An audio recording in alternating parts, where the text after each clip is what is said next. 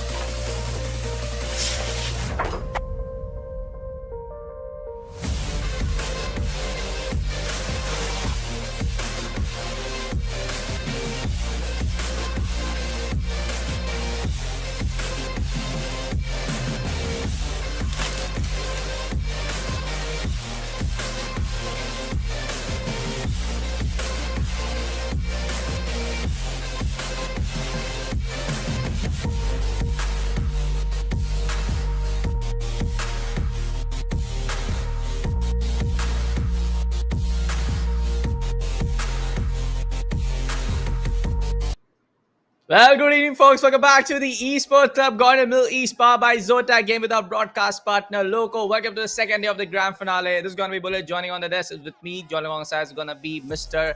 Raider. Raider, welcome to the show. Welcome to the day 2 of the grand finale. Ah man, it's gonna be a nervous day to be honest for me, because 6 matches and after that the result will be delivered. Who is going to become the champion, who is the runner-up, who is going to get those G coins, and who is going to get left behind from 9th position to 16th.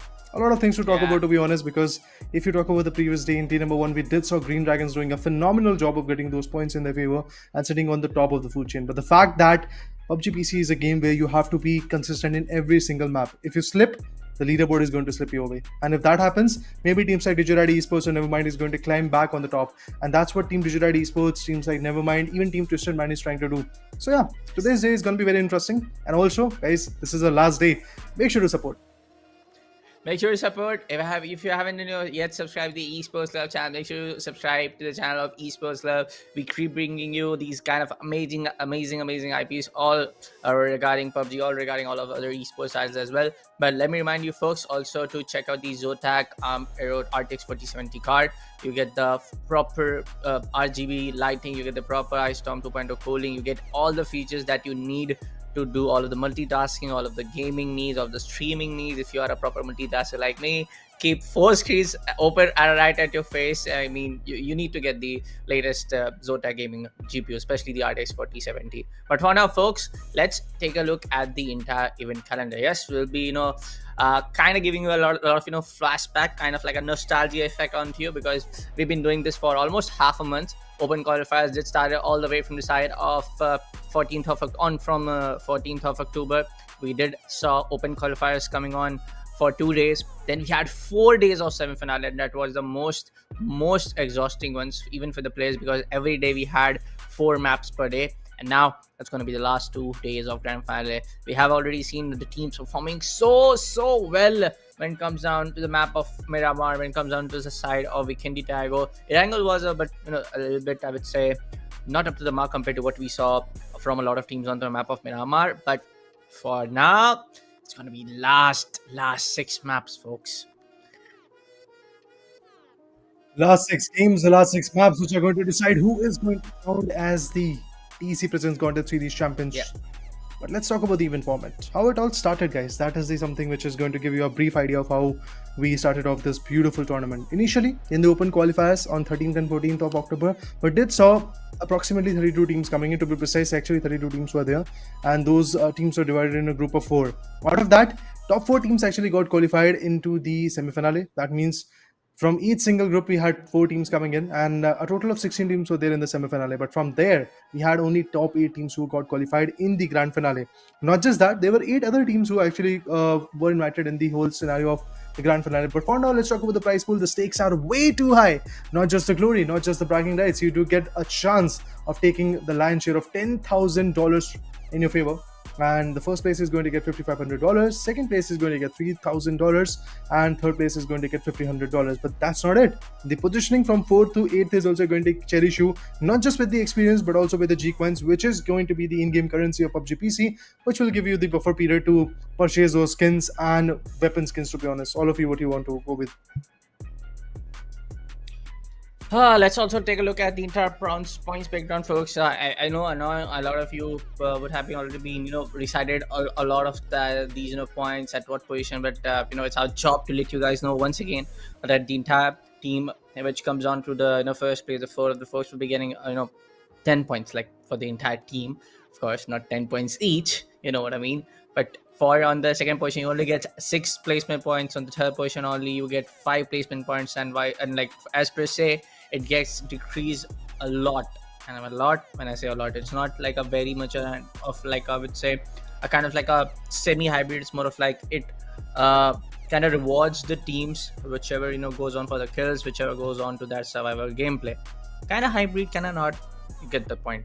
But for now, we can also see on our screens going to be all of the invited teams. We have the GOATs, we have Digirad, we have FUT, we have the side of Twisted Minds performing so well on the previous day of the grand finale.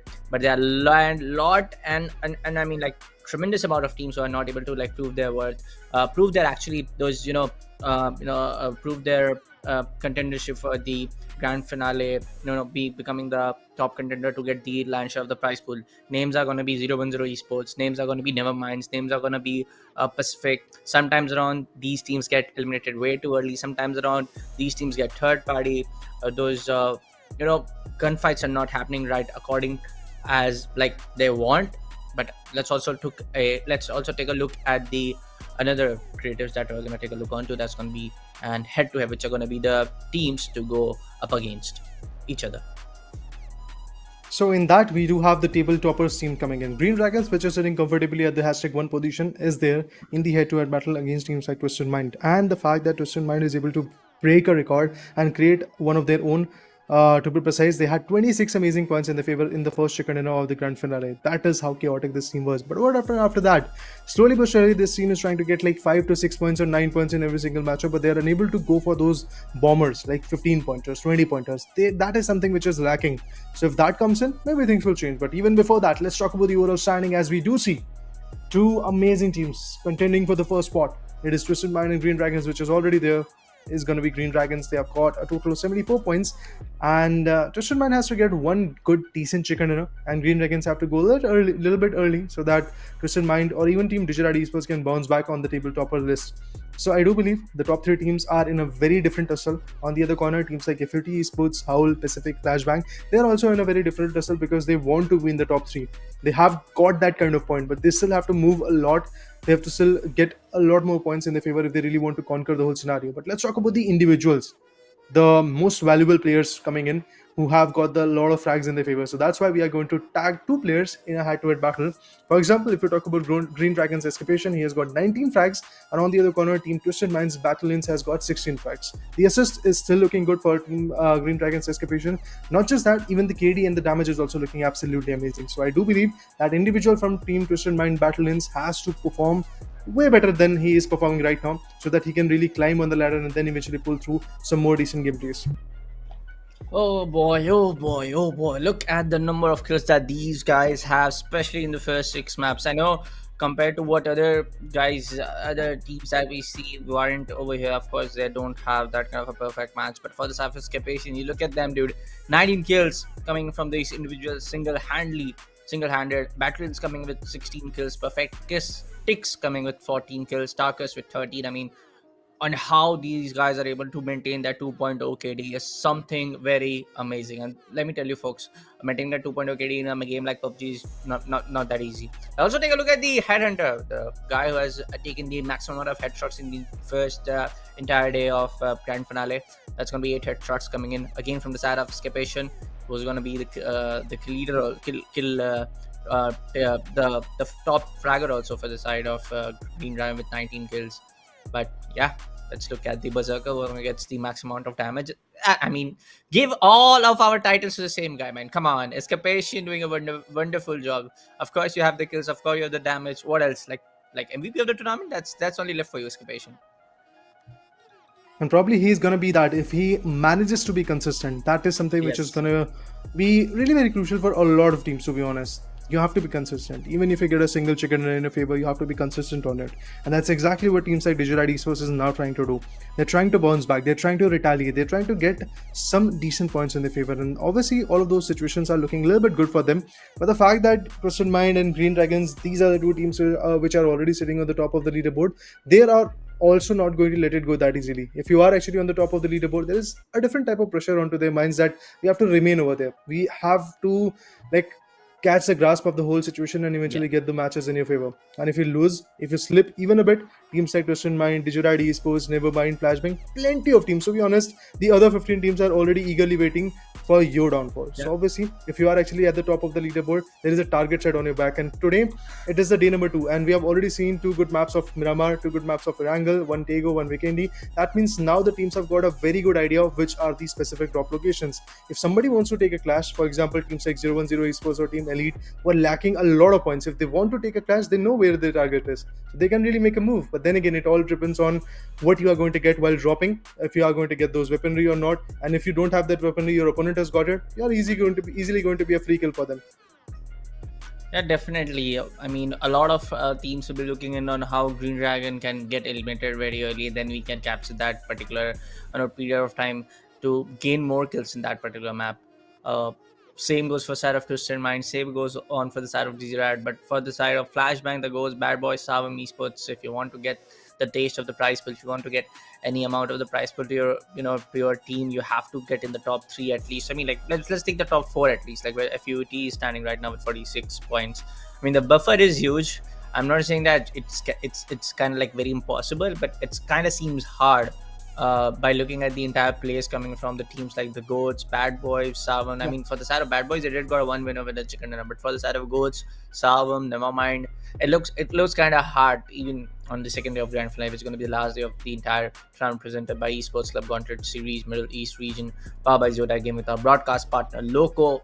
Yes, folks, let me remind you, we got a segment to show you for now. That's going to be the special moments where teams would have been just trying to chase down each other, or maybe we see some frags that's going to come up right on our screens, and this is going to be the moment of the day.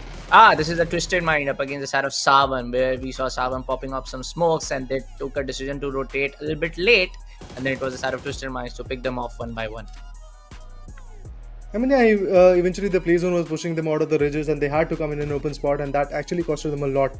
But yes, as we do see the Berserker escapation, there is a reason why he's called the Berserker for now for the day number one, because his performance was something out of the charts. The Yeah. way he performed, the way he individually took up those tries. I mean, this is a title which should have been in the favor of Team Digiride Esports' Hello My Bad or Extends, the way they were performing in the semi-finale. But Yes. no, things have Yes. changed a lot. Yes. That was about semi-finale. That was one stage below where you are standing right now. This is the grand stage. You were a step back when you were trying to perform in the way you were performing. But the fact that in the grand finale we have amazing teams like Twisted Mind is there, we have the Goats, we have many more invited teams like Server Esports, we have Digital Athletics, which is definitely going to bounce back today. I do believe that. So there are going to be a lot of teams who are going to put in their footsteps and eventually get their best out of it. Even Digital Esports is also very capable in performing in the later stages. So I'm looking forward to see, and I won't be surprised if I see more than one chicken dinner coming in from Digital Esports. One chicken dinner that is definitely has to be there. If they really want to climb and maintain their position in the top three, they have to come back with the chicken dinner. Because if you talk about yesterday's chicken dinner, the last one, to be honest, it was a 16 pointer. Well, it was a chicken dinner, but 16 points is nothing, man. Because the teams who are getting those frags, they are still getting 19 points, and they are getting eliminated at third position or fourth position. They are getting those frags. So Digirad Esports is a team which is known in the whole MENA region to be very aggressive, but their aggression somewhere around was lost yesterday. This is the day, this is the time, these are the matches, to be honest. The next 6 matches where these particular team have to perform. Even I would like to talk about Team FUT Esports. Again, a very interesting team, which preferably does not go for the aggression, but they know when they have to go for the aggressive stance. When the points are lacking in the leaderboard, they know that they have to step up and eventually get those aggression points. So today, again, FUT Esports have to step back, and if you talk about Digital Esports, they have to push back. Flashbang, yes, you had a chicken dinner in the 5th match, but after that, a complete downfall is coming in. So all those teams have to once again retaliate, push back a bit. But I would be more than happy to see a team which is actually at the bottom of the leaderboard, like Team Elite, them performing, because I mean, why not? This is a grand finale. Perform for one match, at least for one match, to be honest. That's what I have to say. I mean, of course, that can be the case, man. Because we have seen, I'm pretty sure I've not seen this out of Twister Man getting eliminated very early, but I have definitely seen this out of Green Dragon getting eliminated very early in the first two maps of rank that we saw yesterday. It was the map of Miramar yesterday earlier that we saw on towards the grand finale day one. That Green Dragon were able to take 5 or 6 kills, I believe only 5 kills in the first two phases, only very early in the map.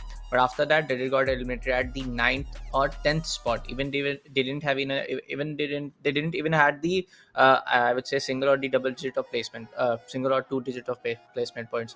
But you get my part, because I feel like, yes, Twisted Mind, DigiRad, and FUT, these are far more better consistent teams when they are able to perform. But for the side of Green Dragon, yes, when they get aggressive, when they get rousy, and they decide to just shift their gears in the right direction, they're unstoppable. But for now, folks, it's going to be the map number 7, which is going to be the map of Miramar. We're going to start off the day for the last grand final day for the entire tournament with Miramar one more time. And yes, we see the plain path going in a very classic manner. It's going to end up towards the side of Campo Battaglia, Terra Once, Cruz de Valle. It's going to also goes towards the sides of San Martin, Graveyard, Minas Gerais, Cantera.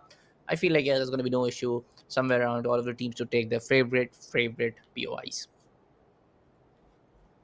Yeah, I mean, it's a diagonal flight path. That means a lot of positioning, a lot of POIs are pretty accessible for them. So I do believe they are going to approach their to their specific locations, and then they are going to take those fights. It's Yeah. starting from prison, going all the way towards Campo Militar region, where Tierra Bronca is definitely going to be the home ground for teams like FUT Esports, because that's what they have been taken in the map of Miramar in the initial day as well. So I do believe the schedule is going to be pretty similar to what we saw yesterday. Two maps of Miramar, then one map of Tego, then Vikendi will be coming in, and after that, to sum up the deal, we will have to see two beautiful angles as well. But even before that, some beautiful M16 tap shots are going in by Lyron coming from DA. And yeah, I am looking forward to see how this team is going to perform today, because this is the last day. These are the last 6 matches. And teams like Digital Athletics are known to perform the way we expect them from. But now, okay, a mortar being utilized. I don't feel that the damage is going to be there, but still they're trying to do the job. And it's a shot for 300 meters, like 345 meters away. So let's see if that connection is going to be made, but it's going to be a complete raining fire onto the players of onto the opponents, to be honest. But if you talk about the overall standing, but you at the same point, if you talk about the whole scenario of the alive players, at that point I have to say 010 Esports is not a very good spot, because they've already lost or either not there with their fourth man. So it is obviously going to create a lot of pressure onto those individuals. If you don't have the full manpower, there is going to be that lack of angles, that lack of energy, that lack of aggression, because when you want to push in, you won't be able to come back with a lot of support from your teams. So that is going to be a very big case for Team 010 Esports. That's why they have to play a little passively in this match. If they go aggressive, yes, the cost can be very, very high to be paid. But at the same point, Pacific Esports, a team who can really pull up a chicken dinner, but till now they were unable to find even a single. So I believe maybe next time we are going to see something in this particular match. We might see something different out of it. But yes, guys, if we talk about the play zone, it is right over there in the center of Elazar. And the play zone is going to be in the eastern directions. To be specific, let's just say the northeastern direction is where the play zone is going to rely upon. And there are at least 7 to 8 teams who are outside the circle. So they have to make a quick move if they really want to go ahead and get the stronghold. See, it's the first play zone. You can really take the center of the zone. But in the later play zones, like for example, the third one, the fourth one, and the oncoming zones after that, you have to be in the edge of the circle, because it's the map of Miramar. You have to abide by the rules of the game. Otherwise, if you are going to be the center of attraction, yes, there is a huge possibility that you might get taken down. In the power grid, we have Team Twisted Mind loading it off. Definitely, you gotta abide by all of the rules in the game. But for now, I believe that because it's the grand finale, Raider, Shashank, I feel like it's more of like how you kind of make your own rules, make your own legacy right now inside the game. Because this is it, folks. This is it. We have been casting this entire tournament from like almost half a month now. It's become like enough habit of we getting on our production side. We trying to discuss about the team. We trying to discuss on how teams can play. So yeah, it's grand finale.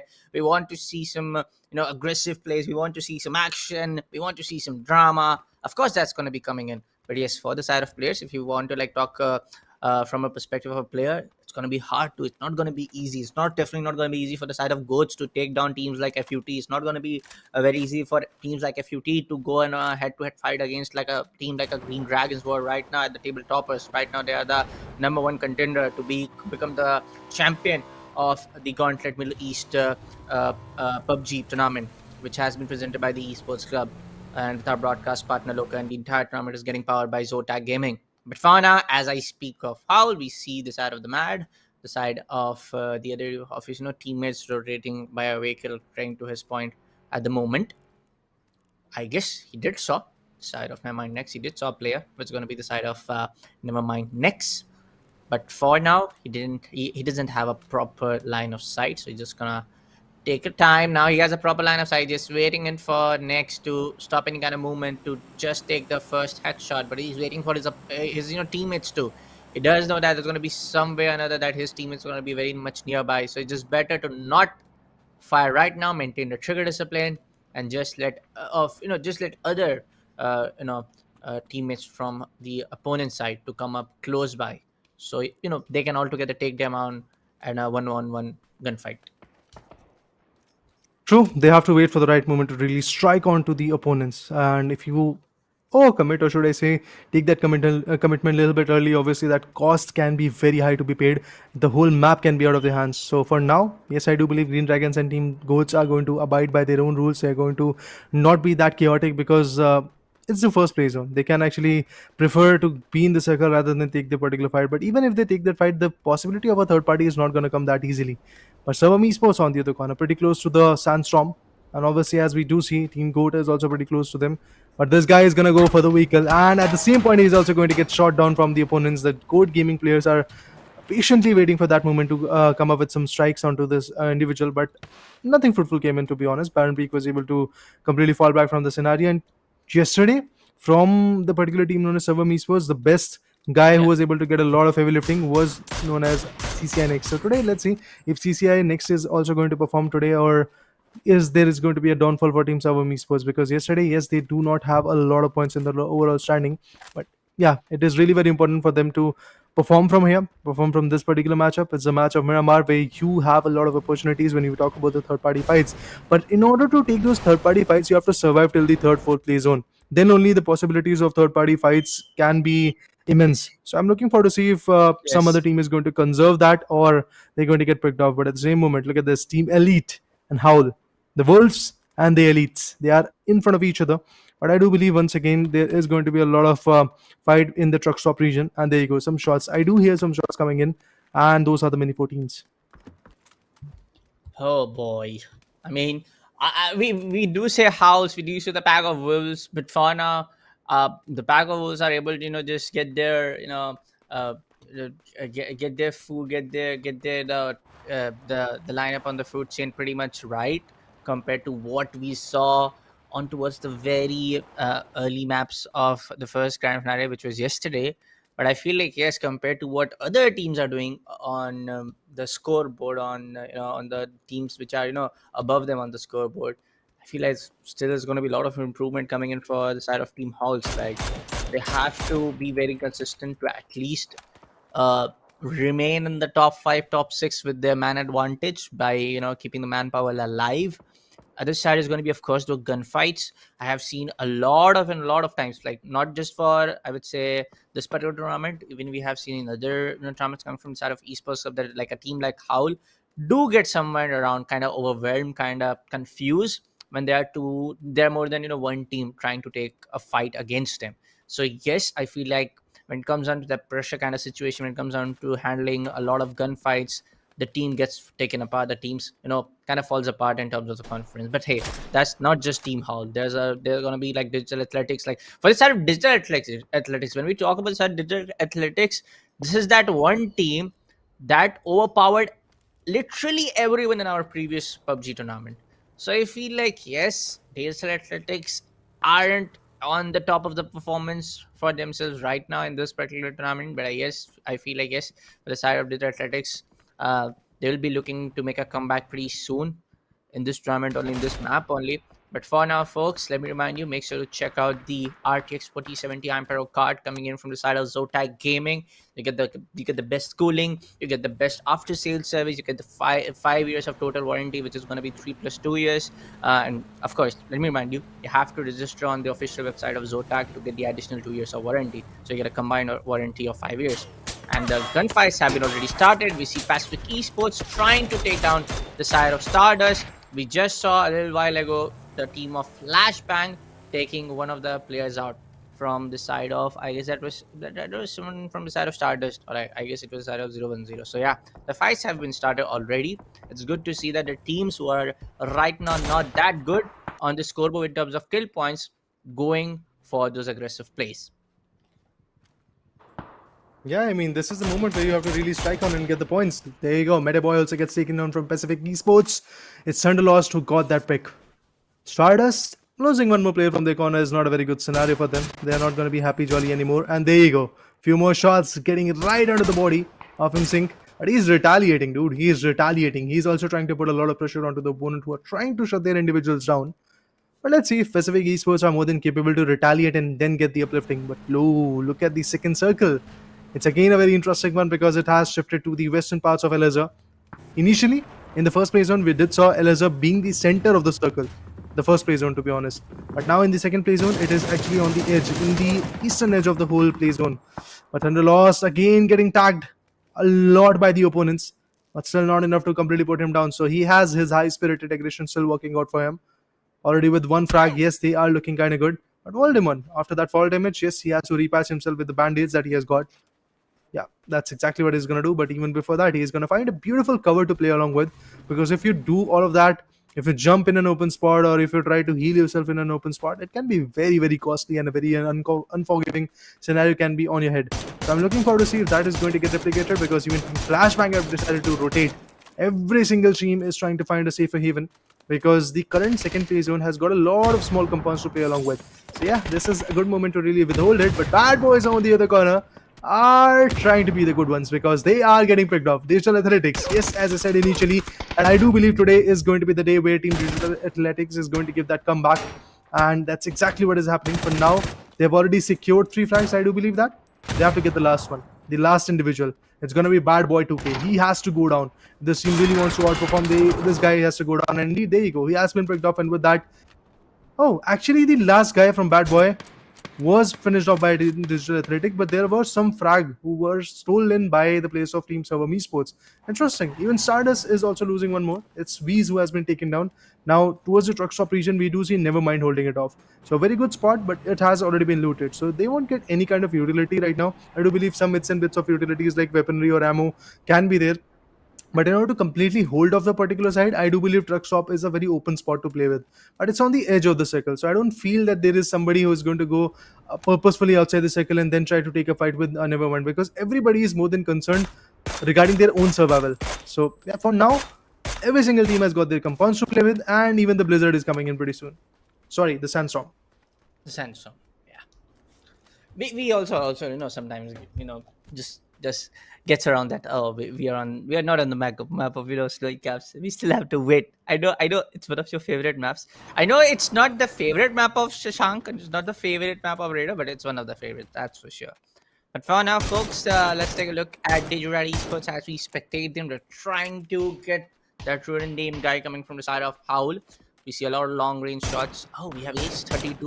It's been a while that we have seen somebody using Ace 32 in this particular tournament. So yes, I want to see a few kills getting from that gun, because if we just comparatively talk about the side of guns, Raider, the most of the time that we have seen is going to be the AUG. AUG is one of the most used gun in this particular tournament for Gauntlet Middle East. Other than that, the most used AR is going to be, in my opinion, I feel like that was M4A1.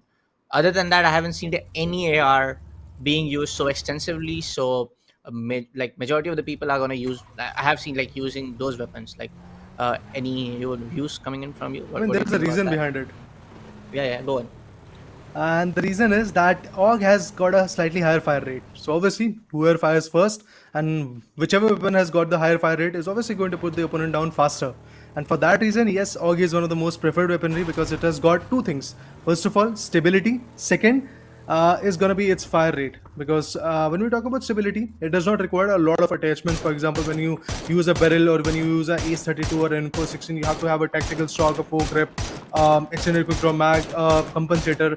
Then only that gun is going to give you the best. But at the same point, if you go for an AUG, all you have to have is just a compensator on the barrel and extended quick draw mag, so that you have superior amount of ammos and a vertical foregrip. That's all, just 3 things, and you can have the best out of it, and it can really outmaneuver the damage and also the fire rate that is coming in from M416. That's why I do believe this particular weaponry is way too useful. But apart from that, I am going to say that the second weapon other than AUG, which has been used a lot, is going to be AK. So yeah, let's see if that is going to be the approach. But even before that, Ace 32 AUGs are being utilized for now. It's Team Digital Athletics who is trying to get in the best, and their 2 good members are already knocked out. So getting a revival is going to be very, very crucial for now. But at the same point, their own survival, the last remaining 2 players have to actually come back with that survival. But there you go, a revival will be coming in. 0-0 Esports, who is there with just 3 individuals, have already lost 2. I mean, their 2 players are already down to their knees, and the rest remaining 2 players from Digital Athletics have got their revival. That means this team is already standing tall, and it's going to be a like 2v4 type of situation coming in. The blue zone grenade goes in, the flashbang are going in. Unfortunate for Glodex, he gets picked off, And right in that shack, right in that compound, we do see another 2 players also holding it off. Great And with one. that, 0-1-0 Esports been eliminated. 6 tracks for Team Digital Athletics. But at the same point, Team Sunshine is there to shine bright like a diamond. And there you go, Lyron gets taken down with the damn good nade coming from Kenpachi. And I was expecting Kenpachi coming back in the game because in the previous matches, in the open qualifiers, I did saw him playing. But after that, there were some other individuals playing for Team Sunshine Esports. But now Kenpachi is back. Hopes are high. Let's see what's going to be the case. Let's see what's going to be the play coming in for the side of Digital Athletics on how they retaliated back in the previous fight as well. Oh! Pacific Esports was trying to get some long range shot with the side off and then the Sunshine, but it's going to be Savin to come up and they are long range gunfight against them. Digital Athletics, we see the other players trying to rotate back out of the scenario, but hey, it's going to be that LMG spray.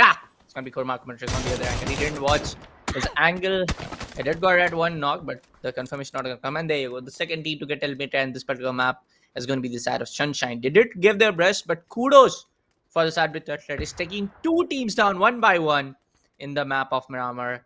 I guess the comeback has already started. They have started to write on the pages of comeback a new story being written from the side of the Athletics in this history books of the Esports Club presents Gauntlet Esports by Zotac Gaming with our broadcast partner Loco.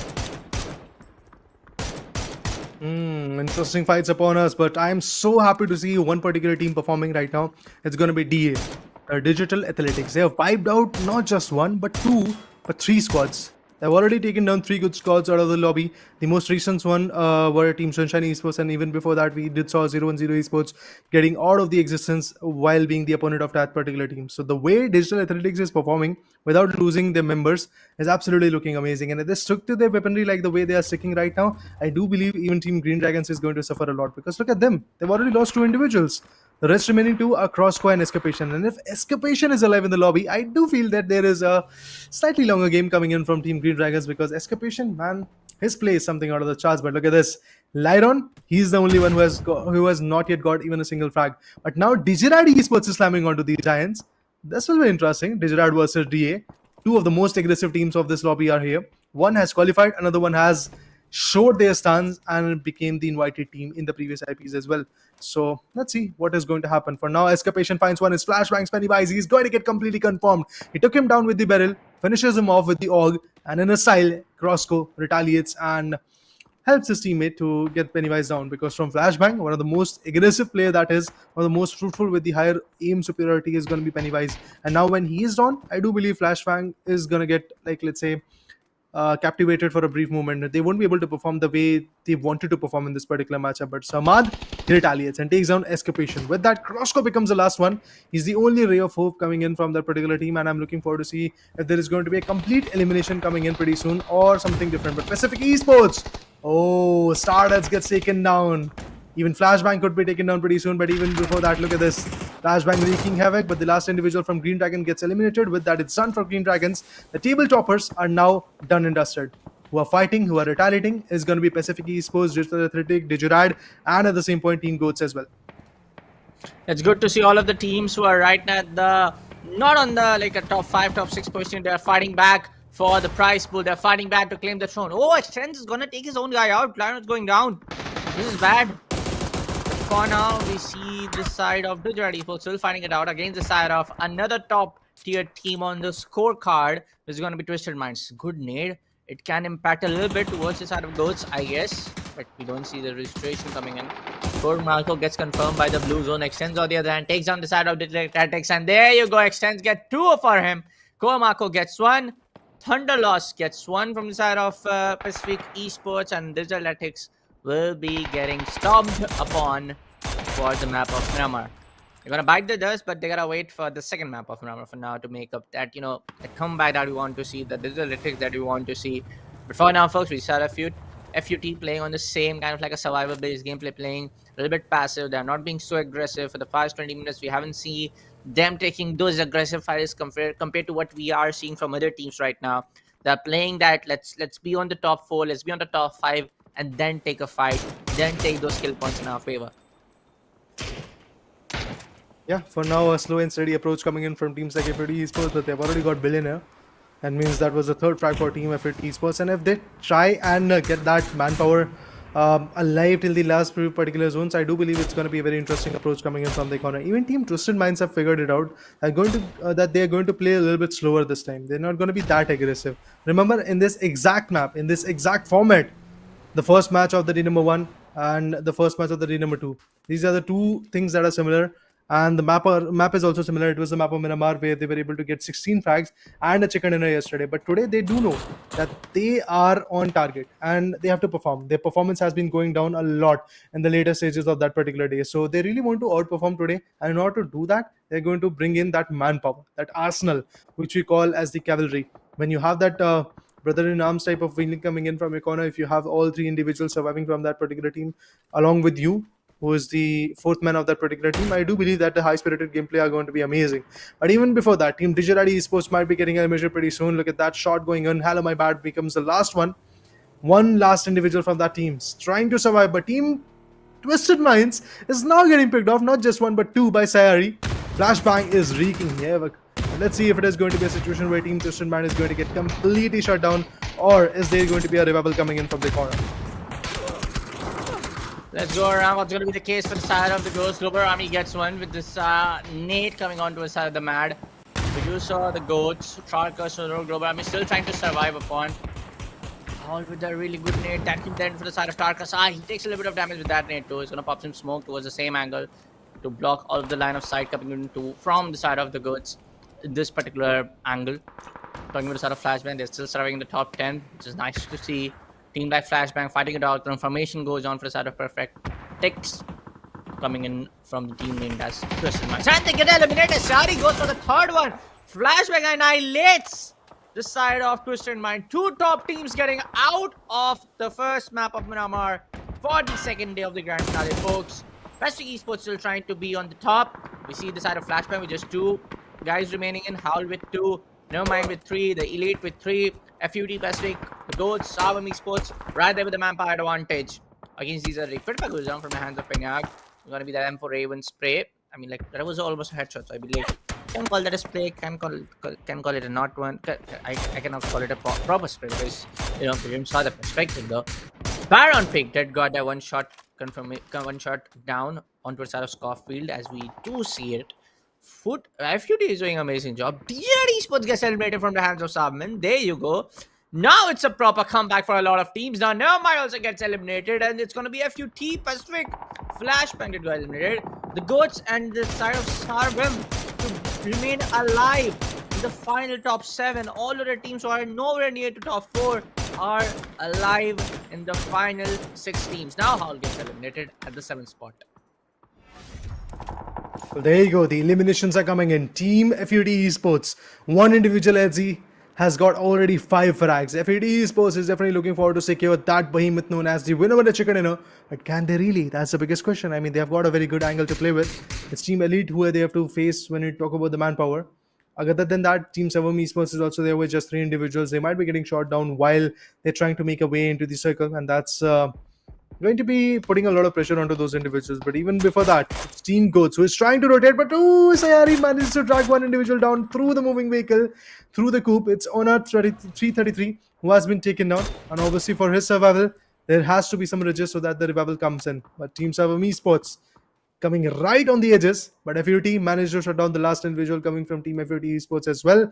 9th frag and Edzi already with 6. What a play from that individual, man. Where was he hiding in the initial day?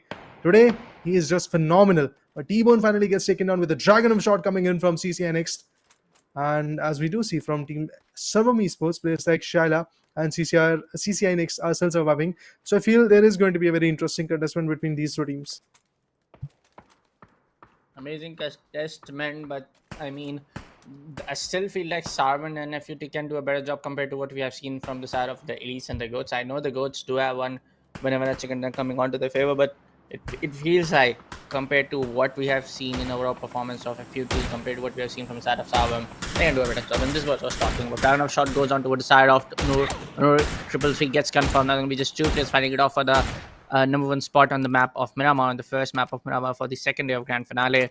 Amazing numbers coming out from all of the teams. Sarvan with 8 crucial kill points. This can be a game-changing moment for them.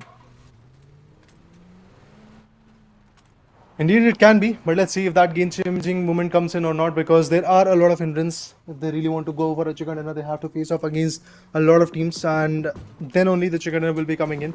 So they have to be consistent, they have to be ready with the plays, but the goats have been taken down right now, right over here. So that's a big loss coming in for those individuals. Now, if goat has been taken down, yes, there is a big chance that FUT Esports might be able to capitalize, but that need was a close one. Let's see, can they capitalize with another one? Oh yeah, there you go, another need goes in. And the same point, we have Team Elite also surviving. So FUT versus Elite versus Servam Esports, but there is a tussle going on between FUT and Servam. And there are a lot of tags, to be honest. As we do see, this is going to be the 7th circle, which is going to get compromised pretty soon. Once that circle starts shrinking down, I do believe there are going to be one elimination of one particular team. But Dead on the other corner gets completely shut down.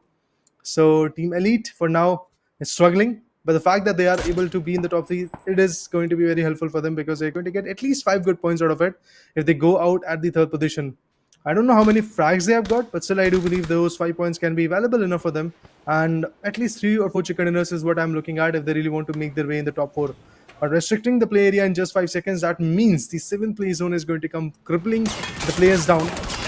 And once that zone starts shrinking down, I believe things will backfire onto them. But Servam Esports receiving a lot of shot. Odin Mavisi is driving. Shaila is right there on the back seat, trying to come up with some beautiful shots. But this vehicle is already in smokes. And the team which can have the advantage out of it is going to be Team FUT Esports. Because look at this, Beam and Ward. Both of them have already decided to completely flank out. And yes, that flank is actually working out. Shaila and CCNX gets picked off. It's all about Odin Mavisi. He's going to be the last man standing, their only ray of hope. And it is looking like a situation where Team Servam Esports is going to be done and dusted.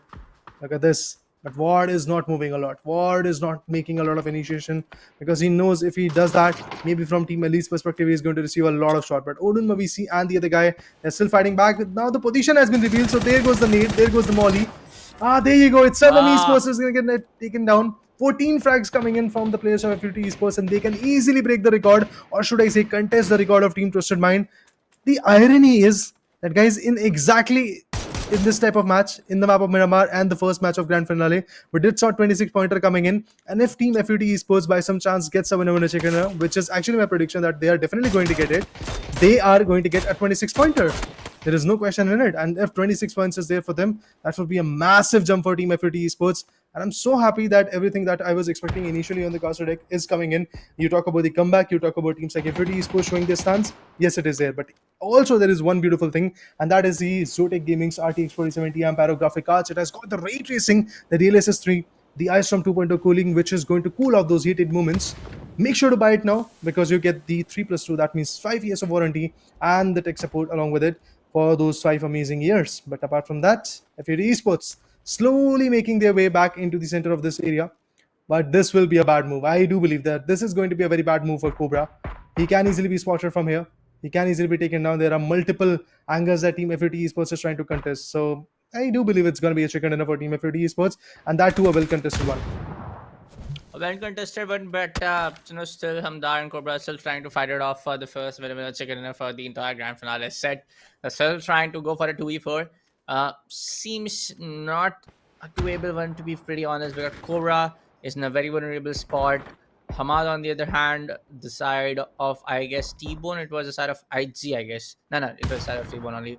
To remain on a longer sniped up position where he can definitely take down the side of Hamdar, or even the side of Cobra if they, get to a spot which is very much, snipeable. Like, talking about the side of Beamy, not the side of T-Bone. It was the side of Beamy to remain on a covering based angle. T-Bone is also very much near towards these two guys. They get an audio key, now they're going to push for it. Cobra gets a lot of damage. It takes almost a 21 plus 10. And Beamy will be able to take the side of Hamdar with that LMG coming in play. And now it's going to be just one guy. It's going to be Cobra. Now, you have to see if Cobra can fight it up to make it a 1v4 clutch or not. It doesn't seem like one. This could be a 16-pointer whenever the chicken dinner coming in for the side of FUT. There you go. A little early, but there you go. The 15th frag coming in. This could be a possibility of 16th one. And there you go. It's an easy winner with the chicken dinner. They had the angles, they had the manpowers, and they were able to establish their dominance initially.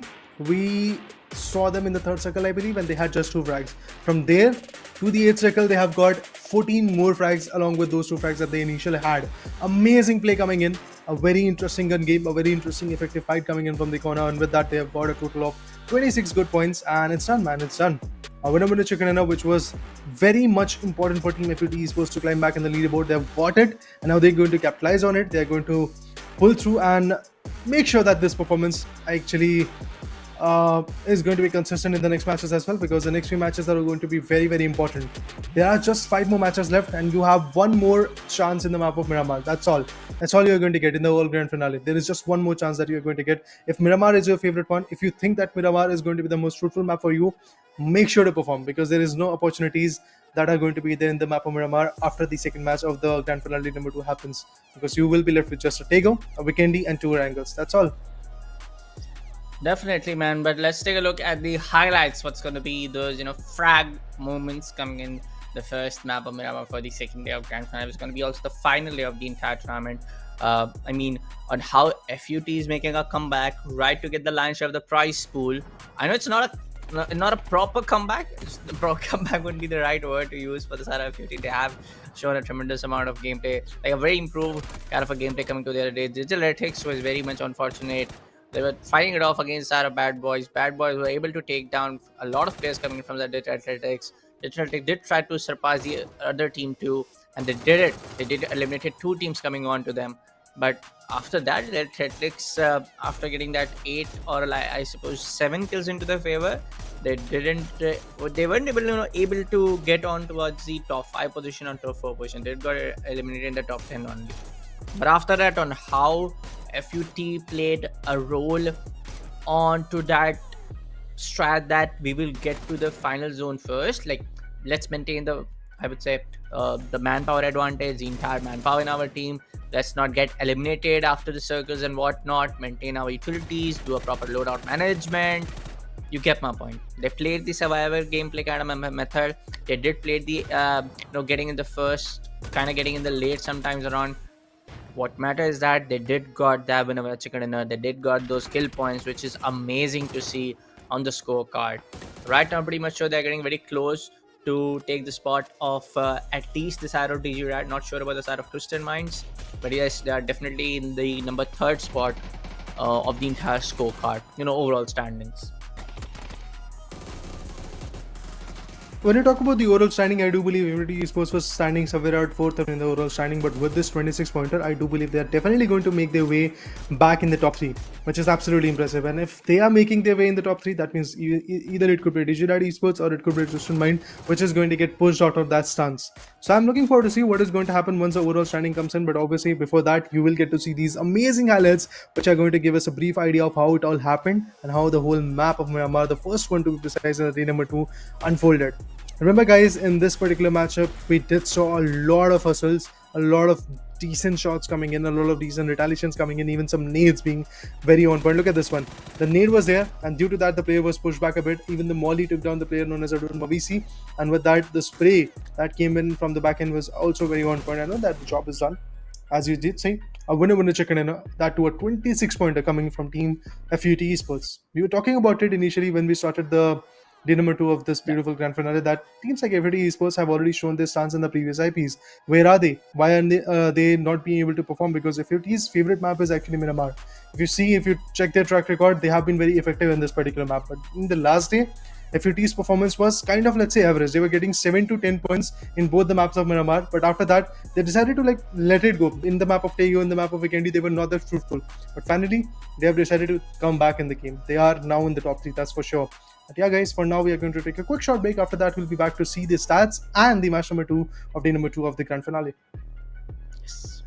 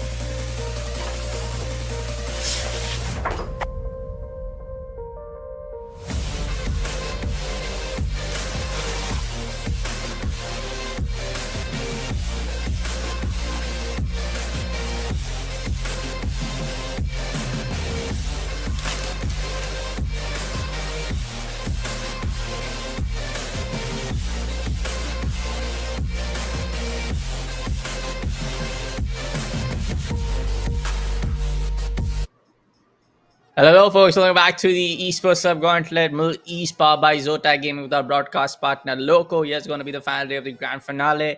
Still on the map of Miramar, on the last map of Miramar, we did saw FUT fighting it off with 16 amazing kill point a game, coming with that one a chicken. Definitely, they are the third, I would say, at the third position for the entire overall standings. But over to you, Raider man. What you think? What's going to be a lot of plays coming in for a lot of teams are still not there in the top 5, top 6. Team Elite 010 Esports, what are you doing? You are unable to get those points. I mean, it's really very vital for them to bring in the A game. 7 maps have been passed, to be honest, but they are still struggling to really find their way back in the game. So I believe it is obviously going to put a lot of pressure onto them. But before that, let's talk about the match standings so that we have a clear preference and a clear idea of how it all happened and how many points these individual teams are going to get. But even before that, man, again the record has been broken. 701 meters There from you go. Servam Esports Odin Mavisi. Yeah. This is more than half a mile, guys. This is more than half a mile. What a play coming in from this individual. Amazing. Really have to see what is going to be in store from these type of players in the next particular matchups. But I'm surprised to see the number of headshots. It's just 12. Yesterday in the map of Miramar, it was somewhere around 18 to 21. In the first map, it was somewhere around 18, and then eventually the second map of Miramar, it was 21. Why I'm surprised? Because Miramar map is a very open map. That's why landing those headshots is going to be comparatively easier job as you compare this to Tego or Vikendi or even Erangel. So in order to in that match fashion, I am a little bit surprised to see that headshot percentage is a little bit on the lower side because the teams are going all guns blazing, and also the util plays were also coming in a lot. So I believe that might be a major reason, because we did saw a lot of players getting popped out by the nades and also getting shot down by the mollies and getting burned a lot. But let's talk about the winner chicken in the team. It's gonna be FUT Esports. I'd see, look at him, 8 frags. I can comfortably say that he's gonna be our MVP. Okay. Let's see, man. I'm not For really this sure, match, but yeah. I okay. Now you say. I mean, yeah. For now, I feel like FUT is doing an amazing job. I still feel that FUT can perform a lot better. Like, keep this kind of performance, maintain, keep this kind of performance right there at the up charts, and they can definitely surpass the side of at least the side of Tristan Mines for now.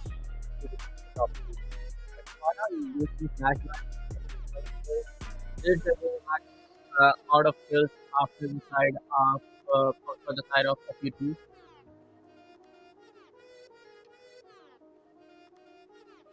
But yeah, moving forward, if we talk about MVP, the most valuable, it's gonna be Team FUT Esports as I'd see.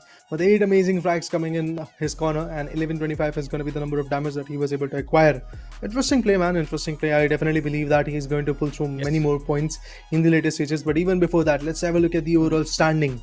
And even before that, we will get to see the overall top fragger as well. A lot of things are about to come in front of us. But in the match number 7, or should I say, after the match number 7 is done, after the 7 good maps are done and dusted, it is going to be Team Green Dragons Escapation, who has got 20 good frags in his corner. So just one more than what he had before this particular 7th match happened. But on the other corner, look at Tarkus. He's moving in. IG is already there. He was nowhere to be seen before this 7th match happened. But right now, from 9 frags to 17 frags, a very interesting journey of those 8 frags have been traveled by IG, and due to that reason, I do believe he can easily dethrone Escapation if he performs the way he's performing right now. And as you can see, the schedule in front of us, 1 map of Miramar is done and dusted. It was in the favor of FUT. Upon next, we have Miramar, then Tego, then Vikendi, then 2 maps of Erangel. After that, we'll get to know who is the champion.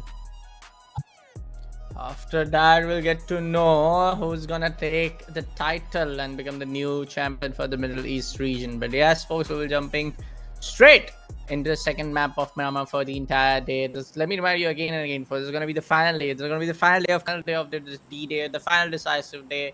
It's still, it's still very much doable for a lot of teams like Flashbang, Pacific Esports, the side of I believe the Goats, and the other teams like Howl and some of the teams who are not there in the top 5.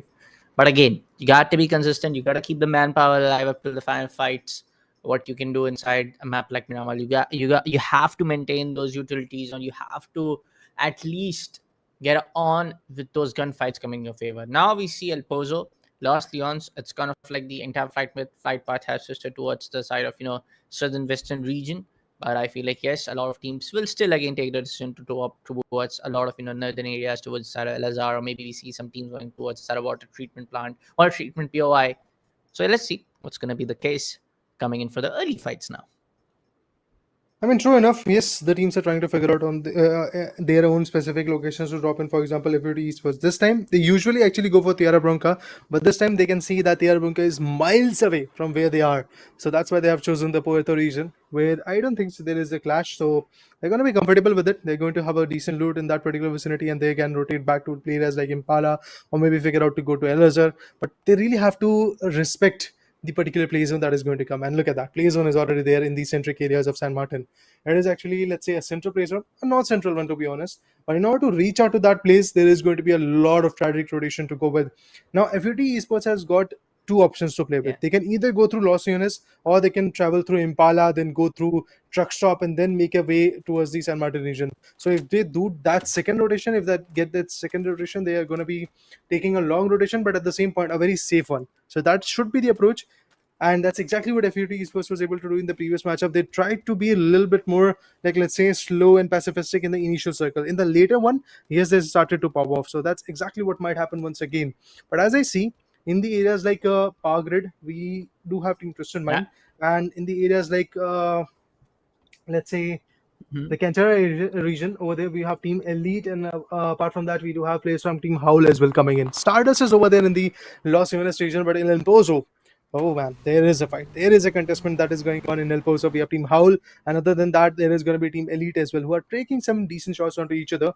But I do feel that there are three teams who are lacking the manpower. It's Team Goats, and it is Pacific Esports and 010 Esports. Again, I don't know why this is happening, but the fact that you are in the grand finale, you're lacking already a lot of points and losing the manpower as well, because your players are failing to join. I mean, it is obviously going to put a lot of pressure, and in turn, I don't feel that there is going to be a stance of a chicken coming in this individual match, because specifically in the map of Miramar, you really need to have that manpower. Let's see, man. But I do feel again and again, like some teams like Sunshine, teams like Bad Boys, teams like Stardust, all of teams are still not able to prove uh, that they are able to take down a lot of teams. Like get on some kind of play where you get 10 plus kills. I want to see that coming from every other team. Even if you don't win the entire tournament, go for it. I mean, you still, I feel they can do this. I feel like they can perform a lot better compared to what they are doing right now. You get my point. This is what I'm trying to say. Yeah, I do believe that. But for now, Green Dragons in the previous matchup went out a little bit early. In this one, they have to survive. They have to pull in the best so that they can survive till the end and they can pull through many more points. But in order to do that, they have to be ready with their utils, their weaponry, and their informations. Because if you don't have the information that you do have an enemy very close to you, obviously you're going to get caught off guard. So in order to avoid all of that, I do believe that for now, Green Dragons is just going to hold off this El Pozo region. The five-story building is in their favor, and they're going to loot it, and they're going to just hold it off until next player zone provokes them to be outside in a circle or be outside in a rotation. But how long the other corner has got a Kar 98, has got some good AKs, has got some good different weaponries to play with. But you have, if you do not have got the Zotac Gaming RTX 4070 Amparo, make sure to purchase it. Links are given right there in the description, because when you purchase it, you get the DLSS 3. But even before that, the Steam Howl gets one knock. The Steam Elite's individual who has been taken down. The other one's vehicle is already in flames. Glodix at the same point also gets taken down. 010 Esports is in a very tough spot. They're fighting against the particular players of Green Dragons, and Green Dragons, after getting that initial advantage, I just feel that they're going to capitalize on it. Let's see on how they are able to capitalize, because we see, like, we see when we see two teams fighting it off, there are going to be few kind of mistakes coming in from the other side, on the winning team can capitalize onto it to win the tag gunfight. There are a lot of less teams compared to what we take the examples of. I have seen the side of Sunshine. I was just talking about the side of Sunshine. Kenpachi takes that Sayari guy with that confirmation. But coming back to the point where I was saying, there are very less teams were able to analyze that, were able to see that, hey, I just popped up a nade, even though the guy is not confirmed or not didn't take the damage, I can still push on to him, because he will be kind of like a concussed, kind of be like being the fact that, okay, I could have been another nade popping off from the other guy. So you have to play those mind games, you have to anticipate, you have to just be on the top of your game sense. This is what I'm trying to say. But there are still a lot of teams who are not able to do, because this is the side of grand finale. Maybe it's the pressure, maybe it's that exhaustion which is getting on to them. But coming back to the same part, man, they have to do something extraordinary if they want to get in the top 3. And while doing that thing which is going to be extraordinary, you have to be consistent. It should not be a case where you are going to perform in one individual map and then lose all the other ones. So I do believe teams like FUT Esports, Twisted Mind, Green Dragons, Visuality Esports, these Yeah. 3-4 teams who are trying to be the table toppers, who are trying to be the champion, because the other teams, they're fighting for their survival. But these 4 teams, they're fighting for their championship. I do feel like that. Their stance is looking that. Their aggression is looking like that. And obviously, we have seen 8 good matches, including this one. So we do have a clear idea of how the teams are trying to enact. Because if a team is there who is trying to become the champion, they're going to be aggressive. They're going to be effective. They're trying to be hungry. And in that fashion, I do feel DA is going to be one of those teams. Starboy, on the other corner, Stardust to be precise, the Metaboy guy has been taken down. Even Pacific Esports is about to receive a lot of shots coming from Data Athletics. It's Code Mako who is taking those shots, but look at that. The Kupachi parked over there, and it is the vehicle coming from Digital Athletics. And the vehicle is getting powered off, and after that, Youth is also receiving a lot of shots coming from Team Summer Esports. But the miscalculation of the bullet drop and also not the precise aim is costing them a lot. The information has been relayed that there is a certain team who's trying to shoot us down from the ridge, but those shots are not being effective. Those connections are not being made, to be honest. And Odin Mavisi Yeah. is the player who was able to get the longest frag of 701 meter in the previous matchup, and that's a record in the whole TEC Presents, the Gauntlet series of Middle East, powered by Zotac Gaming. So I feel he wants to be consistent with it. He wants to maintain that record or maybe break it himself. But in order to do that, he has to be very, very precise with his aim, because this is the only map where he can do that. Because in the map of Vikendi, in the map of Tego, in the map of Wrangel, you won't get that many long shots, because there are going to be certain boulders, there are going to be certain shrubs, trees, and bushes where the players can hide and eventually hold themselves off. So those shots might not get connected in those maps. But this one, I do feel it's going to make him comfortable. And if he has got the precision, he might actually get another one, maybe of 700, more than 700 meters, like 750 meters or 800 meters. So let's see if that is going to be the case. Let's see, man, what's going to be the case. Because talking about this Twisted Mind, I feel like they're still the goaded ones right now, being at the top of the leaderboard. They're still very much on with their gameplay.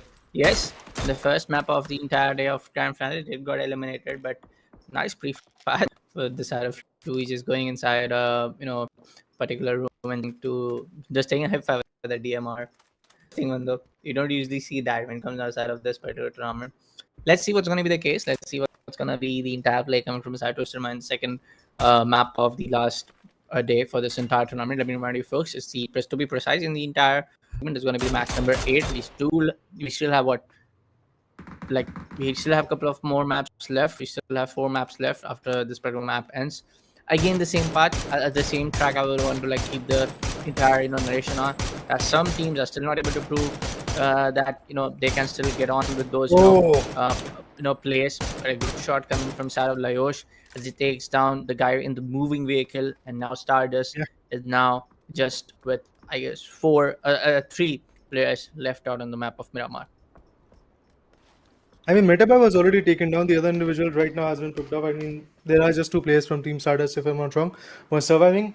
And now the whole meta of that particular team is going to fall down to the survival-based gameplay, because they can't really be aggressive with just 2 players in the game. Green Dragons on the other corner is also getting shot down by the players of Bad Boys.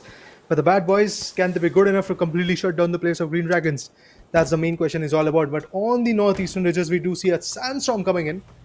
But it's pretty close to any team. Oh, look at this shift, man. It's interesting. Power Grid, Picardo, and San Martin. 3, along with Graveyard, 3 of the biggest POIs that you have in this particular center circle is going to be very interesting to talk about, because this is right in the center where the play zone is forming. That's why that means that the teams are not going to have a tough time while rotating. If the teams are on the southern ridges, they can easily make a move, and there is not going to be a lot of stoppage. But Team Bad Boy Screams is going to scream aloud to get that revival done, because he has been knocked out. Green Dragons on the other corner, they might actually push onto him, but it would be more than better to like completely fall back or have a decent zone, because you are in a very open spot, and if somebody else spots you, they can easily put them down. So that third party aspect can be very chaotic for Green Dragons right now. Yeah, let's see what the side of Green Dragon, if they are now able to sustain themselves after 2 or more teams trying to come out and challenge them for a gunfight. Right now, I feel like it's going to be the side of Green Dragon to move on onto another position. And it's going to be the good call, because we see two of the teams coming in on towards the northern direction of where the escalation is heading upon. So yes, it's time for a goose chase maybe for the side of Green Dragon, but for now it's going to be the side of Grown to have that one single confirmation coming in. They have spotted someone. There you go. I was just about to say they have spotted someone from the side of Bad Boys. The shot goes on from the side of Mini 14. The confirmation also comes in from the side of Crossco. Bad Boy still trying to remain alive.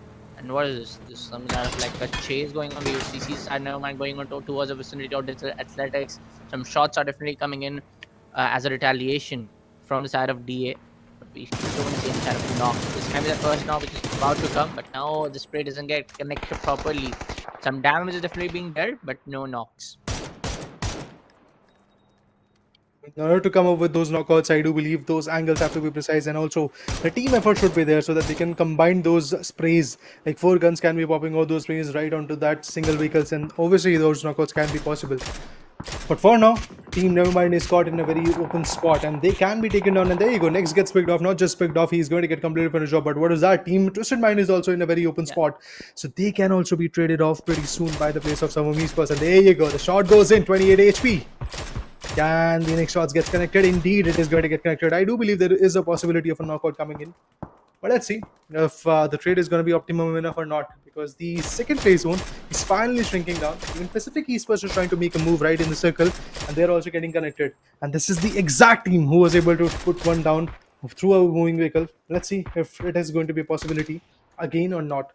So Esports, Shaila, and players like CCNX have got a very decent spot to play along with. But in order to really become the fruitful team, you have to get the output. You have got a decent spot, but you're not getting those frags, not getting those knockouts. So obviously that fruitful spot is not going to be fruitful enough. Why do we call a particular spot very fruitful? Either it can be a very defensive good cover for you, or it can be a very good POI where you can hold off and actually get some good finishes. So for now, I do feel Servam Esports is not getting those finishes, but maybe in the later circle, when the third circle is going to come, they might be able to get a little bit more aggressive. And I believe the third circle is going to go a little bit more towards Pecado region. So if we get to see where the circle is going to get formed, I would be more than happy, because that will give us an insight of how the next particular fight is going to get evolved. And thanks to the production team, we'll get that. There you go. Pretty centric one. Not in Pecado, not in San Martin, not in Hacienda, not in Graveyard. It is right over there in the center region. We just have a very good race to play with, and then a beautiful road to actually go with the rotations. And Sunshine Esports is actually using that road to make sure that they are going to travel. And I believe Flashbang can take some serious shots onto them. Even if FUD Esports is pretty close to them. Yeah, I mean, a lot of teams are getting towards each other. The spread is becoming too small because, you know, the circle is about to get shrinked pretty much. But this is going to be still a phase 3 circle in the next 25 seconds at the moment as I speak, which is going to get suppressed, and the blue zone is going to cover the most of the parts coming in for the map of Miramar. And how the entire eastern shift is again happening in on the map of Miramar. It does feels like, yes, a lot of teams now have a habit of rotating towards a lot of eastern POIs, so I feel like it's gonna be a little easy to anticipate all of those fights coming in. Good nade from the side of Baron Peak is gonna just wait it out, because Pennywise has a shotgun in his hand just ready, and he does get the sound of that projectile. Now he's gonna just back off, but the shotgun isn't gonna spare him. Pennywise takes a knock to the side of Baron Peak. On the other hand, as we spectate the side of Nevermind, right now they are on towards the region, I suppose. That's going to be between the Minas Generalis and Impala, if I'm not wrong, just to be on the ridges. And they're still trying to maintain that 3-man power advantage, because every now and then next do get eliminated when we see the side of Nevermind after the third or the second circle. CCI next gets knocked apart from the side of Samar. Still side of Samar is able to fight it off, because I don't see any of the players from side of Flashbang. The other guy is somewhere in a very big split. Samad is trying to hold this vicinity off by on his own, all on his own, and this can be tricky. True enough, this is going to be very interesting to watch how Servam Esports is going to retaliate from this spot. Odin Mavisi is in a very bad spot, to be honest. He's there in a very small space to play with. The opponent has got a very beautiful S686 as a shotgun, but it's a double barrel one. That means you get just 1 or 2 opportunities, to be precise, in terms of max opportunities that you get to. There you go. The sprays are coming in, still trying to be effective. The flashbang goes in, the stun grenade. With that, the opportunity is there to really make a push. Oh no, the blue stun grenade is going to create a lot of pressure, and that's why Pennywise has to move through the blue zone grenade back to safety. Salman is there who's trying to give the give the cover, and even another blue zone grenade is going to get utilized. But look at this, they're also going to throw the same. They have to go for the healing, but I do believe pretty soon the elimination will be coming in, and that's exactly what happened. What? Yeah. Flashbang Esports got There you go. eliminated by the blue zone grenades coming in from Team Server Esports. This is why we do say, watch out. What is what is there in your bag? I mean, they could have actually gone for a gun game. They could have actually waited it out. They decided to throw those BZ grenades because they knew if those players came out of the compound, they're going to get shot from the back. That's why they had to be in the circle. That's why they had to be in that particular compound. So those blue grenades were the best thing that could have happened over there. And with that BZ grenade being utilized, yeah, Server Esports. Interesting fight from the corner, to be honest. But at the same point, if you're talking about Team Green Dragons, 3 good frags from the corner. Moving it to get many more. Let's see if there is a possibility of some good retaliations from the corner as well. Meanwhile, they are trying to rotate from the southern parts of the whole map. The Pacific Esports is pretty close to them, so there could be some more interesting fights from that corner as well. And as I can see, a lot of interesting approaches, a lot of interesting fights, a lot of interesting redemptions will be going in from here. That's something that we have to really figure out. And the next play zone is also restricting. In just 10 seconds, we'll get to see that restriction coming in. Apart from that, if we talk about Howley Sports, we have got players like Run, players like The Mad, Lehza, and Scofield. Yesterday, yes, I do remember Scofield doing wonders, but for now, FAT Esports is doing wonders by taking down the players from Team Sunshine, and Green Dragons on the other corner is getting shot down by Team Digirad. So the competition is kind of getting eliminated pretty soon. Green Dragons is actually on the verge of getting completely shut down. Those mortars! Oh, T-Bone finds a very crucial pick. Not just that, another mortar is going to take down Crossbuck. But let's see if there is going to be a third mortar who's going to pin all the teams out. Oh man, what a play!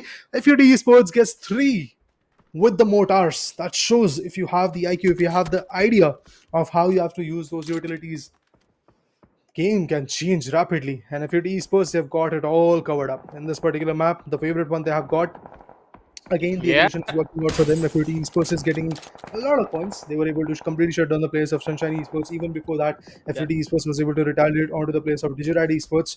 But Digirad Esports, DA, all of those teams are still trying to find their ways back in the game. DA, if you talk about them, they're completely away from the fight. But for now, they are fighting against Team Digirad Esports. Oh, that made Pacific Esports Koetpa finds 1 and eliminates another one. That was Extens who has been taken down. Leosh also gets taken down. Pretty soon, I might see that Digirad Esports has been eliminated. That tag can be coming in pretty soon because look at the members from Digirad Esports. It's just one individual which is surviving. And for him, the survival is very, very, very important. 0-1-0 Esports on the other corner. It's Carla who has been taken down.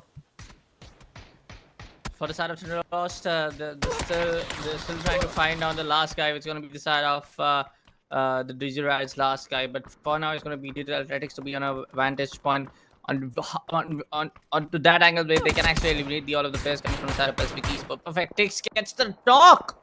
That was a close one. He could have been retaliated in a trade-off. But right now, Perfect Tix is gonna just be on a prone spot and just go. We'll try to just use all of those healables, trying to just remain alive at the best amount of HP. The rich play is just coming in. The rich play is coming in. It's gonna favor all of the teams who are on a vantage point, on a vertical advantage, on a high value of the entire play. So I feel like yes. Teams like Savon, teams like Green Dragon, teams like even for the side of Distillery, if they are able to take down the side of Green Dragon, can make it possible to take that whenever it's going to, combined with 10 plus kills.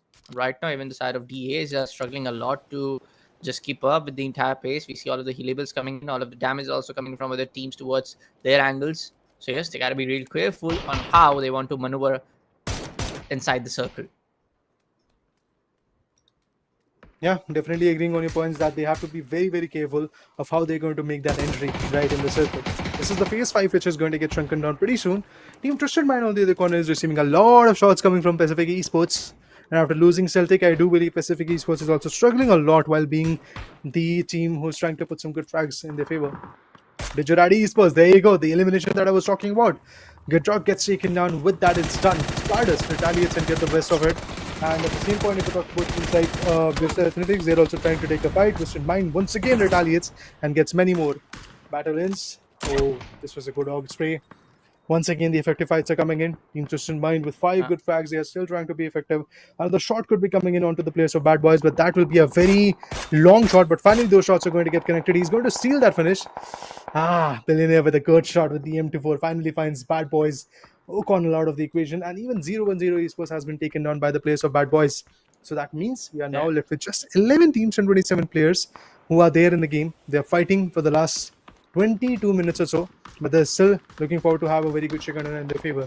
And the contenders for me are going to be Team Twisted Minds and FUT. These are the two contenders. For Howl, unfortunately, I would like to say that their angles are not that good, and also whenever they approach a particular circle, their approach is also not that decent. You talk about their angles, you talk about their areas that they try to travel with, and also the type of zone that they're trying to hold in their favor.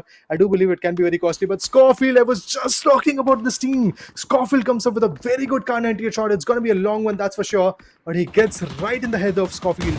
I mean, Scorfield was able to get right in the heads of Team Pacific Esports' player. And at the same point, the goats, I mean, they are about to get cooked alive. Look at those nades coming from FUT Esports. They're not going to stop. One good knockout. Oh, what a beautiful change of pace coming in. The way he shifted that spray was absolutely amazing. But still, FUT Esports is there in the top 10. They've got 7 frags, but they are about to receive the wrath from Howl and also Team Bad Boys. Let's see how what's going to be the entire place for the side of Green Dragon, as Ground will be able to take down the side of the Mad, and Mad gets confirmed as well. Twisted Mind getting inside the circle as they have to move again, because Bad Boys got to get eliminated at the 10th spot, and there's going to be the circle shift happening for the 6th time now. Still, the side of FUT is able to keep most of the players alive from their team. T-Bone gets knocked for the time being. Oh, Ron's gonna get. They're gonna just get the confirmation over the side of T, but now it's gonna be a 3v3, I suppose, against the side of Owl. And we see those nades getting exchanged. This can be the brutal one. Rudan can get knocked apart. I don't see the explosion happening on time. Might be that flashbang or something else, but that was a frag only. But anyways, I feel like that was those smokes coming in. Yeah, that was those smoke in. And now FUT trying to pop in those painkillers. Oh, I don't know how Nail Pop 13 survived that one though. He's on very low HP. He's going to be the lone player who's keeping the hopes alive for his team. When a low touch and gets popped off. And there you go. Stardust gets eliminated at the 9th spot. Billionaire will be the guy to take down the confirmation. And now the top 8 teams after 23 minutes inside the map of Miramar. Let me remind you folks, out of this map, there's going to be only 4 maps left in the entire grand finale stage. On the other hand, the Howl is going to go and eliminate the side of Green Dragon. A big one coming in for the side of Howl. This can be that part where other teams can bounce back on the leaderboard. But still, Twisted Minds, another contender, very good contender, is still alive. Never mind, gets eliminated at the 7th spot. As I was speaking, I kind of jinxed it. Well, IHG is not going to stop. He is definitely going to take the top fraggers title in his favor. That's for sure in the match number 8. After the match number 8, Escapation, you will be at the 2nd spot. That's what I predict. And at the same point, if we talk about IHG coming from Team FUT Esports, he's definitely going to take the 1st position in the overall standing. He's already secured 4 good frags. He's still looking forward to get more. But let's see what happens, guys, next. Because from Pacific Esports, 2 individuals are surviving, but they're still trying to be effective. They're still trying to pull in the A game. And in order to really take the uphold of the leaderboard, I believe Howl Esports has to go down, Server has to go down, Twisted Mind has to go down, then only FUT Esports will be able to rise back to their glorified locations. But trust me, all those 4 names that I just took are also very effective. You talk about their angles, you talk about their POIs, you talk about their gun game. It just looks something out of the charts. Howl, 5 frags from the corner, and the man has been taken down to set his on. Leza, Scorpion, those are surviving, but there you go, Twisted Minds. Finally making their way back in the top 4. They've got some decent facts to come up with, but FUT Esports is now slowly but surely going to capitalize onto him, because the players like Battle Lens is out in a very off-guard spot, and there you go, the shots are going in. 1 good shot is all we need. There you go, the shot gets connected, but it was from IHG. He's going to come to finish him off, and with that 5k coming in from IHG, and even the other guys from Twisted Minds are also going to get picked up. What is happening, guys? What a spray, what a tap shot. Combined effort with the AUG and the tap shots coming in from his teammates. It's Beamy, I believe. They are still able to be very effective. Let's see what happens next. I'll see what's going to be the play. The entire center shift is happening right now, folks. We saw that first eastern circle, but now it's going to be all of those centric zones coming in. And now it's going to be a really good play towards the area of San Martin Graveyard. Let's see what's going to be the plays coming from all the teams. The nades are just going on towards the side of Twisted Minds. Lau, this Lias player surviving from the side of Twisted Mind. This can be that red alert for him, but still he's still alive. Of the covers being used, FUT trying to find another back-to-back whenever it's going on towards the map of Miramar. Still very much a doable one, but still, I would say it's still hard because you have the side of the Howl who are looking on the right kind of momentum. They're playing on the right kind of momentum, and it looks like they can win this one. 29 with that nade in the universe is going to go ahead and eliminate the Zarathustran Mine. It's going to be the Zarathustran Mine to get eliminated at the 4th spot. Yeah, it does look that there is going to be a very big possibility of Team FUT Esports or even Team Howl getting those winner contenders. Servam on the other corner, Odin Mawisi and his teammates are now fighting for their survival. They're fighting to get at least to the 2nd position in the leaderboard, and if that is possible, it will be amazing. But Scofield Ray with his Kar 98 once again. The shots from his corner can be very, very effective. But let's see how those shots are going to get connected, because from now, Howl Esports is now going to be in a very big sandwich situation from FUT Esports, and also from the back end we do see Servam Esports also trying to travel around. So these two teams, these two individual teams are going to pick the players from Team Howl apart. And whenever that happens, obviously the approach is going to be a little bit more beneficial for the players of Team Servam Esports, or should I say FUT Esports as well, because FUT Esports has got a very decent angle to play with. They have got one player, Bard, which is already on the top edge of the game, of the whole POIs, and the other players, like, look at him, already having a defensive cover. He knows where the players are, and he's getting all the insights. But IZ, this individual is not going to stop. He takes down another individual through the moving vehicle. What a play, man. He's again going to get 8k, I believe. At least an 8k. At least an 8k is what I'm looking at. But Shyla is going to steal that finish. Shyla from Servam Esports is going to take that apart. But Howl, Scofield will be the last two players, will be one of the last two players, to be honest. There is a shield already being appointed. Not just that, we have Run also coming in the closer circuit, but Run's position has not been revealed yet. Nobody knows where Run is. He's keeping a very pacifistic approach right now. He's not going to move a lot. He's not going to take any shots, even if he spots an individual, because he knows at this point it's really very important to get the best of the game. But no, he gets spotted actually. He was trying to be the ninja, but actually got shot down by IZ. And now it all trickles down to what Scofield can do, and then the fight will be unfolding between these two players. Oh, look at this, guys. If Team FUT Esports is able to get a winner chicken dinner and take down all the 3 opponents that they have got in front of them, this is going to be a clear-cut 27-pointer. Oh, what? Nice. Oh, man. Amazing. It's going to be a 17 kill. Oh, yeah. There you go. 27-pointer coming in finally from the players of FUT Esports. They are breaking their own record. They are breaking the record of Team Twisted Minds. And in just 2 good maps, they have got 53 points in their favor, guys. In just 2 maps, 53 points. What a play, buddy. What a play. FUT Esports, hands down. IZ, hands down. What a play. What a play, man. What a play. Quite effective, yet quite strategic. Started off with a very slow approach, and in the later stages it was all FUT Esports all over there. Like, wherever you look, whenever you see the kill feed, you are going to see every single frag coming in from FUT Esports, or every single knockout coming in from FUT Esports. They were the best in this particular matchup. Amazing play, to be honest.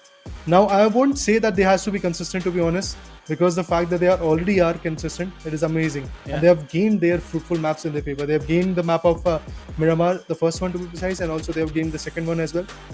Now it all trickles down to what they're going to do in the next map of Tego or Vendi or the next 2 Wrangles as well. All of that situation is also going to be very, very pressurizing for the individuals. But FUT Esports, in just 2 maps, I would like to again say, in just 2 maps, they've got 53 points. Amazing consistency. Not just that, amazing domination.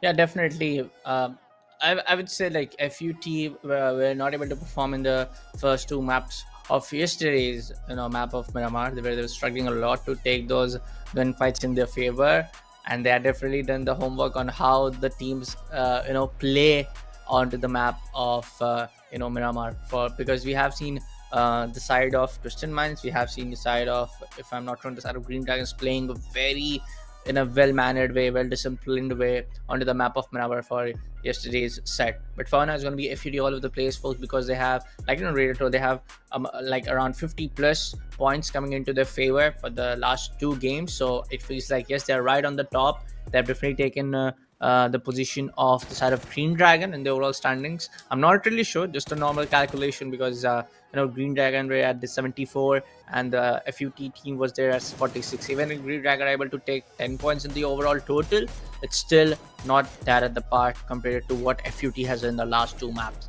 For now, let's take a look at the last map's highlight, folks. JDZ, the side of Pacific, the side of Savam, the side of even Green Dragon were doing some amazing kills, amazing knocks were coming in with those mini 14s and those DMR rifles.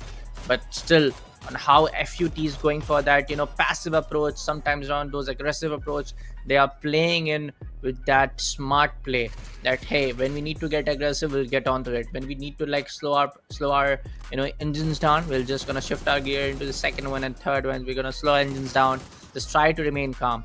Even though we have seen the side of FUT not able to handle those third parties pretty well, but to handle it out, they're not engaging in those third party. Instead of that, they're backing it off, going for some other fight, taking on those kills, and doing an amazing job of grabbing two back-to-back winner chicken dinners coming onto the maps of Miramar.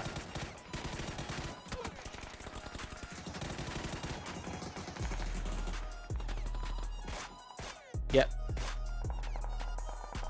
For now, I feel like when we will go on towards the map of Ego, it can be that next chapter, but it still seems like Taego will be a fresh map coming in for a lot of folks, but Weekendy is the one where we'll see kind of like a drama, kind of like again the entire narration get changed, where we might see, I'm not trying to jinx it, I'm just saying, Reda, where we might not see the side of FUT maintaining this performance. But on the map of Taego, I feel like FUT will perform a lot better than this.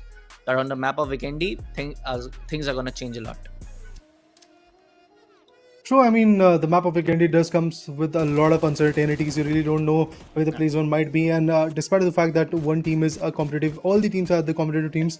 But to be honest, choosing the map of Vendi and playing in that particular map is not that for like favored type of scenario. People do not prefer that map that much. But then again, in the competitive scenario, if you have that edge in this particular map, you can really bring in a chicken dinner and also have the upliftment. That was usually the approach for Sanok when Sanok used to be in the competitive scenario, but now Sanok is pretty much 4x4 type of map coming in, which is completely half to what we usually see like in Angle or Miramar or Tego. So that for that reason, all the maps that are currently in the competitive scenario are going to be an 8 into 8 kilometers of map. You talk about Miramar, which is the biggest one, then you talk about Erangel, second largest, then we have Weekendy, and then we have Tego as well. Every single map is going to be of the dimensions of 8 into 8 kilometers. Yes, the only map which has got the landmass, highest landmass or the biggest landmass is going to be Miramar. Other than that, the rest three maps are pretty much concise of islands. So that is the case which we are going to witness in the next three matches, because the map of islands are going to come in. The map of Tego, it has got the northern island, the northwestern one to be precise, and then you talk about the whole area of Shipyard. That too is an island. The southern one is pretty close to it. So I'm looking forward to see if there are going to be some sudden changes in the map of Tego pretty soon. But apart from that, if you talk about the play, yes, I do believe FUT Esports have done a phenomenal job in the first two maps, but things will change, that's for sure, because the way FUT feels that Miramar is their map, there is going to be some other team who is going to feel that Tego is ours. There is going to be another team who is going to feel that Weekendy is ours, and then there is going to be every single team that will think that Erangel is ours, because it's GOG1. Every single team wants to dominate in it. Yeah. Again, it falls on the part that now it feels like you have to be on point for the decision making, where you want to make a push, where you want to not. But of course, the precise aim on how you're able to take those long range shots, how you're able to anticipate the bullet drop, how you're able to anticipate what are going to be the rotation, because this is not the first day or the second day or the semi-finale. You are playing with those teams. Like I can say the same for the side of invited teams, because you are the invited ones for a reason. So the workaround of a lot of teams, the rotations of a lot of teams, the drops of a lot of teams, the POIs, everything around them, like the maximum amount of game info that you need to read on to their players, about that. So I feel like, yes, the gunfight needs to be very precise. You need to win those gunfights. If not, you will be not able to get into the top 3. You're not getting any kind of prize pool from this entire tournament. Being the lion's share of it, of course, you need to be in the number 1 spot. But talking about a lot of teams, like for the side of Sunshine, especially for the side of Stardust, these two top teams were performing so good when it comes down to the earlier tournaments as well. It comes down to the open qualifiers as well. Especially top of the side of Sunshine, we have seen them performing so well in the open all qualifier stages. So it feels like, yes, they need to get their minds clear. They need to be like, yes, let's analyze what's going True. wrong and let's work on it. I mean, as I said initially, after the day of the end one, that there has to be a room of homework. And that's exactly what has been done by teams like FOD Esports. Like, they were unable to capitalize the first two maps, but right now they're capitalizing those maps, which I guess they feel comfortable in it. But for now, guys, we are going to take a short break. After that, we'll be bringing in the stats and also the map of Tego along with it. Yes.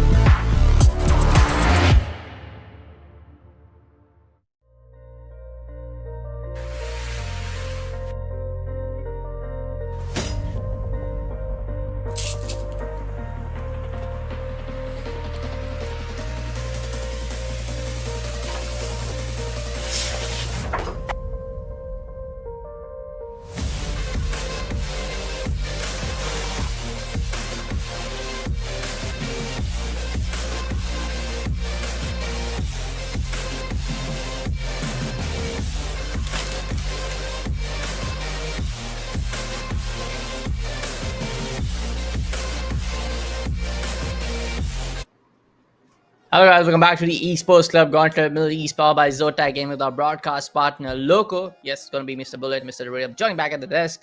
Yes, we are done for the first two maps of Miramar for the last day of Grand Final for the entire event, and it's gonna be none other than the side of FUT to take on the back-to-back winner of Chicken Dinner. Amazing play coming on from them.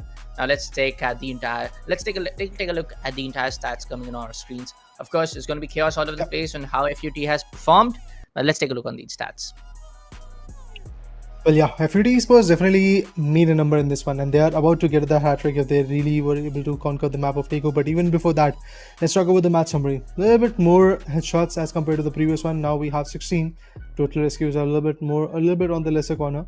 And if we talk about the damages, that are also looking decent. But the longest kill was coming in from Team Green Dragon's drone. But Green Dragon as a whole was not able to survive a lot, to be honest. So that is something which is putting a lot of pressure onto the fans of Green Dragons and also those individual 4 players and their coaches, because they are losing a lot of battles. But moving forward, let's talk about the winner chicken dinner team stats. I believe it's going to be Team FUT Esports, which we are going to talk about. Yeah. LZ once again pretty consistent to what he had in the previous matchup. He had 8 finishes, and right now again he has got 8 finishes.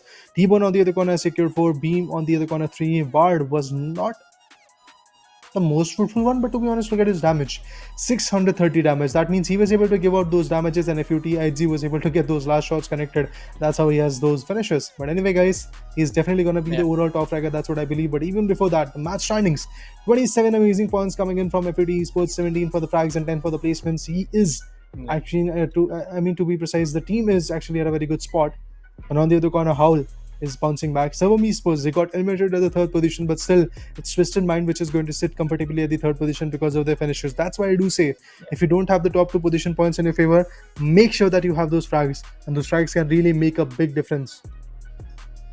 Let's see, man. I mean, like, we have seen those teams, suppressing other teams in terms of the frag, even in terms of how they're getting those, top kill leaderboard on towards, taking those good numbers in their favor. But I again feel that some teams and more than under are still not able to prove their gameplay coming onto the side of maps. But now coming in for the side of overall top fraggers, Fuse AC with 25, Excavation with 20, Perfectix with 19, Madeline's with 17 kills.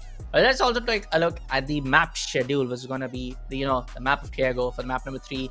McKendy will be map number 4, and the side of 2 Wrangles will be coming from map number 5 and map number 6.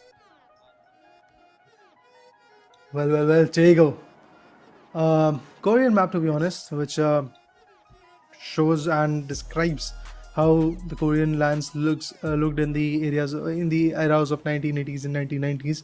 Pretty interesting map, to be honest. But this time the play zone has started from the eastern banks. It is going to go from the eastern corners to be specific from the eastern corners to all the way the western ones. And as we do see areas like Kangnoang or Airport. Other than that, we have terminal also coming in the way of that particular play zone, or should I say the flight path. We do have Palace, Fishing Camp, and along with that, in the later stages, we do have a small island which does not have any kind of compounds, but you can really reach out over there and get some good holding positions, to be honest, if the zone goes in the areas like Hamusa. But I feel that is not going to be the case. The zone could either go to the central areas or to the northern one. That has been the whole trajectory for the day number 1 and the day number 2 of Tego as well. So I'm looking forward to see if that is going to happen or not. But Digitide Esports is going to go for Kangnoang region. Buksansa is going to get occupied by Green Dragons. Stardust on the other corner could actually go for some more different locations to play with. For example, the Kodak region. Servam is going to go for the areas like Ludan, and at that reason they are going to loot off and eventually get many more points. Team Goats, for them, Fishing Camp is going to be the adequate location. Elite might actually go for areas like Hapo, and pretty close to it we do see some secluded compounds as well. Nevermind has gone for the airport. 010 Esports, pretty close to the edge of the northern island. So I'm looking forward to see if there is going to be a fight between 010 and Pacific Esports pretty soon. Let's see what's going to be the case. Let's see what's going to be those players coming in from a lot of teams. What's going to be the players on how these some non-performing teams, when it comes on to overall leaderboard, were not still able to get those numbers right on the chat. It's still going to be really hard for them to get the entire plays done right. So it feels like, yes, there some teams, like especially talking about teams like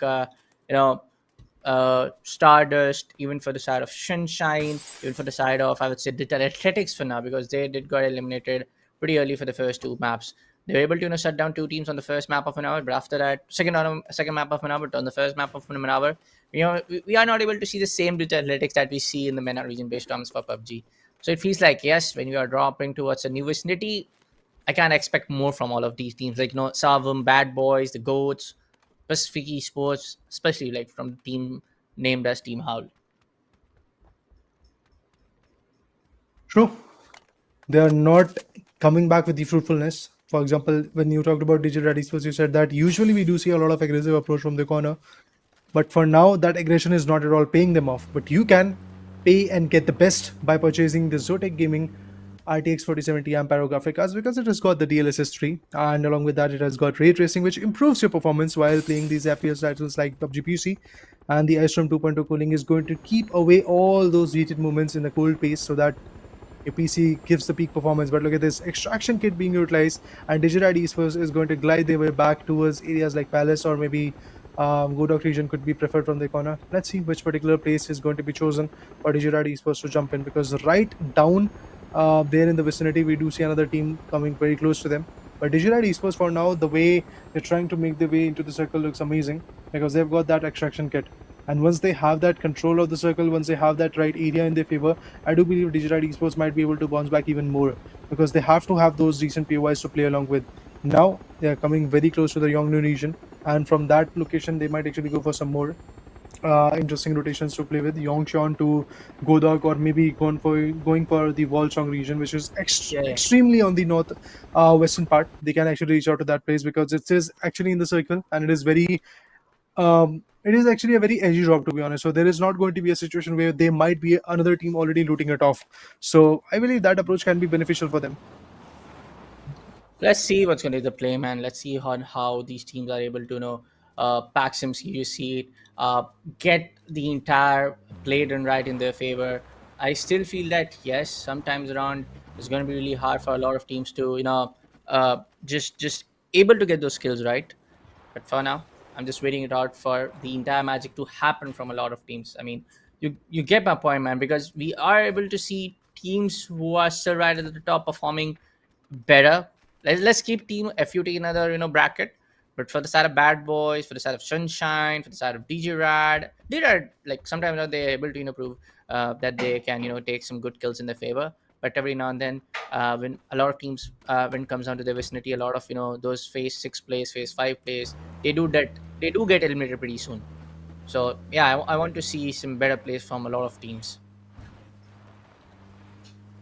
Well, there are a lot of teams who are, in order to play and in order to perform, in order to retaliate and get the best out of their favor. But in order to really retaliate and get the best out of a game, you have to have that manpower. And that's what FUT Esports is working from the past two maps. They're trying to save that manpower for the later battles. And initially, all they are trying to do is just be safe. A Team Elite for now is going to lose their Cobra. The Slithering Snake has been taken down. And Pashi is going to get that initial frag from Team Sunshine Esports. But even Sunshine Esports has not been that fruitful in the past few matchups. If you ask me, personally, I do believe their rotations are not looking that good. Even another shot from Team Sunshine Esports, Decatronics, is going to get connected. He's going to pick off a player known as Dead, and he's going to make sure that he's now dead. Some more smokes, so they are able to loot it off. But the whole Team Elite has been taken down. That is not good, buddy. Hamdar and Dead, all of them have been picked off. With that, the whole perspective of Team Elite surviving in the game and getting the best out of it is already done and dusted. But FUT Esports this time is also receiving a lot of shots from the players of Bad Boys. And usually we do see FUT Esports playing a very safer game, but this time FUT Esports have initiated a fight. Not really initiated, to be honest, because Bad Boys was the one who slammed onto their compound. There's kind of a defensive approach coming in, but it's still working out for them because they have got that initial frag. We have got that initial frag, and they can do wonders if they want to. Pennywise gets down the side of Lyosh. It's going to be the side of Flashbang, trying to be on that, looking for that tour whenever chicken as well. Both the guys will be confirmed pretty much good. It's going to be a 4v2 scenario for the side of Digital Athletics. I feel DJ Adams, really sorry, but I feel like for the side of Digital Esports, they have taken a decision to. The other two players have taken a decision to just leave this POI and get into a safer side. On towards the side of Green Dragon, we see the side of Grown taking a kill to the side of Peniac. A good one coming in again for the side of Green. I really want to see that fight going on. But we see the side of Howl going to the same vicinity on their, like where the side of, I guess, Sunshine was there, right? But for now, we can see the side of Sunshine and Stardust taking up those grenade exchange. Sunshine and Savam can be those two teams to take a gunfight pretty much early on towards this POI that we see on the minimap. It's going to be Shiara coming with the first kill of Decatrons. It's going to be the barrel spray to take down the side of Decatrons. Yes, no confirmation yet. It's going to be a 3-4 now. Iconics is not able to read on that audio cue. Sheila confirms, makes the down again, makes another knock again to the side of Kenpachi and gets a confirmation as well. It's gonna be the side of Baron Place trying to fight it back, but no, Baron Peak will be getting knocked down from the hands of Iconics, and Iconics will take the confirmation real soon as possible. But no, it will get eventually spoiled from the hands of Nail Pop. That was a really long kill. Stardust Mini 14 play, and it's going to be just one player Crossberg to remain alive on the map of Tego. Well, there you go. Nevermind is still taking a lot of shots onto the place of Green Dragons. Now, Green Dragons is trying to make their way back into the northern areas, and it feels like that they're going to receive a lot of shots, and that's exactly what is happening to them. But they're still trying to maneuver around and trying to get some different POIs to play along with. Oh, this could have been risky.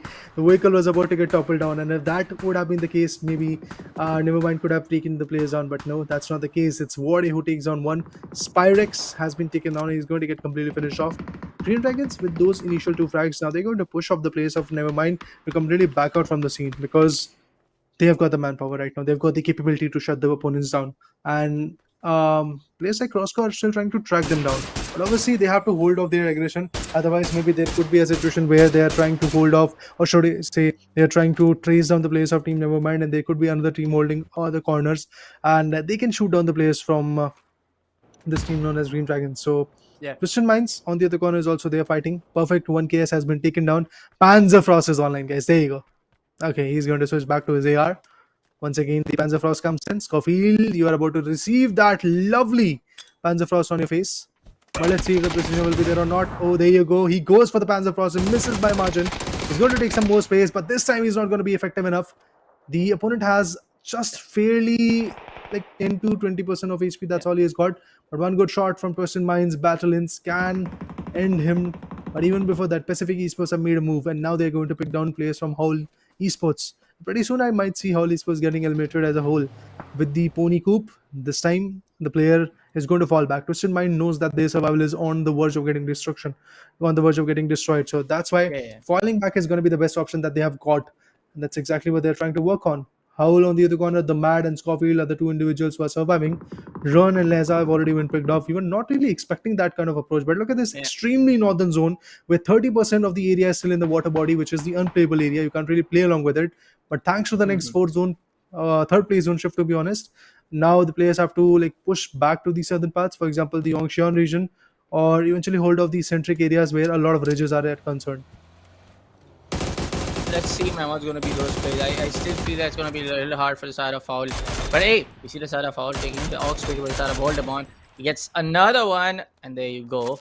I was going to go for a reload. 4 kills are already into the favor of Foul, but there will be no 4-man coming in from their side, because Ron and Laz have already confirmed from the side of Esprit when they're taking those fights. Scofield and the Man are going to be the last two remaining players.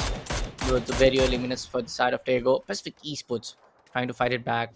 Celtic with those mini 14 shots coming in. But for now, it feels like if the entire shift is happening for the east, there's going to be a little bit of problems for a lot of teams, because we're going to take a pause now, because the Ox play, Wish and Midway, double knock coming in. Mystic and Nail Pop 13 are trying to maybe escape or maybe go towards to help their teammates. They're really far away. Never mind. They're towards the other end. So yeah, for now they still just need to just play it on the entire game with just 2 men now. True, mate. But let's have a look at what happens next. Team the Goats. Till now, not a lot of points from the corner, but in this particular matchup, maybe things might change.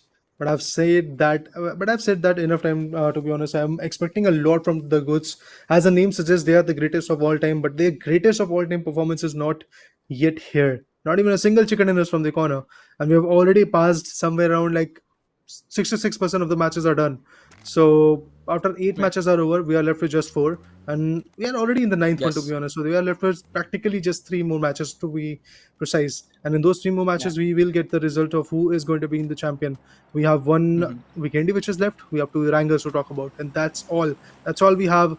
And this tournament had its own breaks. Like there was some days where the competition is off, where the teams got the chance to read and get the homework done and dusted, get the idea of what the opponent is capable of and how they have to perform in order to really take the control.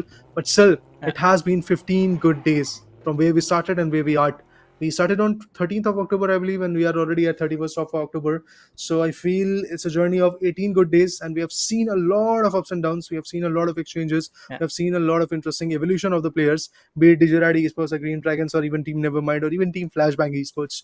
But the fact that currently all of those teams are struggling, and the teams which are on the top of the leaderboard could be Team Green Dragon or could be teams like FUT Esports. So it's a battle between the experienced one and the not so experienced one. Oh, sorry, should I say the achievement filled teams and the experienced one, to be precise, because the other teams have also got the experience. You talk about Digirad Esports, you talk about Sunshine Stardust. We have seen them performing exceptionally well, but the fact that they do not have that many achievements when you compare them to Team Digital Athletics or FUT or Savam Esports is never going to like get diminished, because when you have stats in your favor, you are the superior one, that's for sure. But in order to build those stats, TEC has got this beautiful tournament, to be precise, known as Gauntlet Series, and this is one of the oldest IPs coming in for the Middle East region from TEC. And there you go, the IP is showcasing the talent.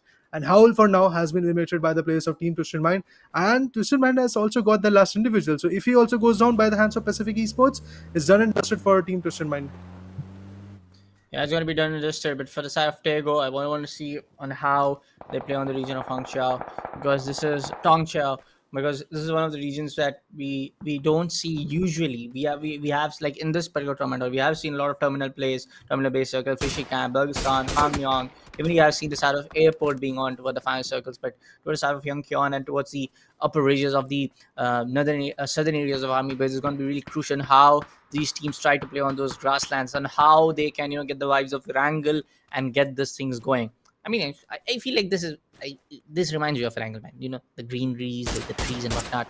But then coming back to the game, folks, it's going to be the side of Ghost Darkers to spot someone, and that's going to be the side of 010 Esports. 26, 25, 35, and there you go. Western also comes up with the help, but that is going to be towards the side of Sub-Zero, and Global Army and Tarkus together take down the side of the 010 Esports. The last players remaining in from the side of last few players remaining in from the side of 010 Esports. Another map not being well captivated from the side of 010 Esports for now, and I feel like they don't have much time even like to get the comeback to get in the top 4. Yeah, that is definitely the case. The time is running out, the matches are running out, and even the competition is running out. The leaderboard is definitely looking a little bit more risky. But yes, for now we are looking at another fight, and it is going to be FUT Esports who is going to get pit another one, and it is going to be Team Goat who loses Takas. A very crucial pick from the corner, to be honest. Was not really expecting that this will happen, but there you go. The elimination is here. FUT Esports, T-Bone and Beam has got one finish each, but IZ and Ward are still hunting for many more. And I do believe Ward and IZ might be able to get something, because look at them. They're trying to have a fight against Bad Boys, and they're already shooting them down. They're already putting a lot of pressure onto those individuals, but still, that output is yet to come. So let's see when that output is going to be there. The Porter, the UAs, the mortar, the grenades, everything is going to get utilized. And with Yeah. that, yes, there will be a lot of pressure onto those players. But now Digital Athletics scored Marco in a very open spot. He can be taken down with some precise plays. But let's see. With that individual is going to get caught off guard. Oh, that's a very bad spot to go with, to be honest, because you have taken down a knockout. But how are you going to get that finish? Because there is a watchtower over there. Not a watchtower, but a tower, whose base is going to become the cover for that guy, and he's going to get a revival back. But he is going to call off his teammates so that they can now push in onto the place of Team Digital Athletics. That might be the case, but even before that, we have Team Bad Boys also receiving a fatal shot onto them, and due to that, maybe a revival is going to be the next option. Yeah, let's see what's going to be the play also coming in from side of FUT. This can be that another third whenever it's a back-to-back coming in from the side of FUT. They have that kind of the man advantage, the manpower being alive for their team. They're slowly steady trying to get towards the safer heavens of Yongshaw, but Nail Pop just gets the side of next, gets the elimination done, but it's going to be retaliation from the hands of Zalknade with that barrel shot. But no, it's going to be Bad Boys to get eliminated from the hands of FUT. Another big opening coming in from the side of Yard BB. Nevermind gets eliminated from them, and I feel like Stardust is also able to eliminate other team. Right now, only top 10 teams are remaining inside the map, remaining alive towards the region of Yongchon. And, you know, the ridges are not easy to hold. It's all about maintaining the AR spray. It's all about getting those mini 14 and those DMR shots right into your favor. It's also on how you get down with those smokes and nade plays. For the side of Molotovs, I don't see much Molotovs being played on the map of Tego. Might be up towards the drop and the loot rate, but I feel like yes, the nade and the smokes need to be right. Celtic trying to take down the side of Crossberg. As we see right now, he will be able to connect some, but the connection was made towards the vehicle. But on the other hand, it's going to be good part to take down the side of Crossberg, and the confirmation is also done and dusted. Few other players are remaining alive from the side of Sunshine, and it could be the end of the story for them. Oh, a stunt man over here. Megatron GX is still trying to remain alive. He's going some other vicinity. This can be dangerous. There you go. He gets out of the vehicle.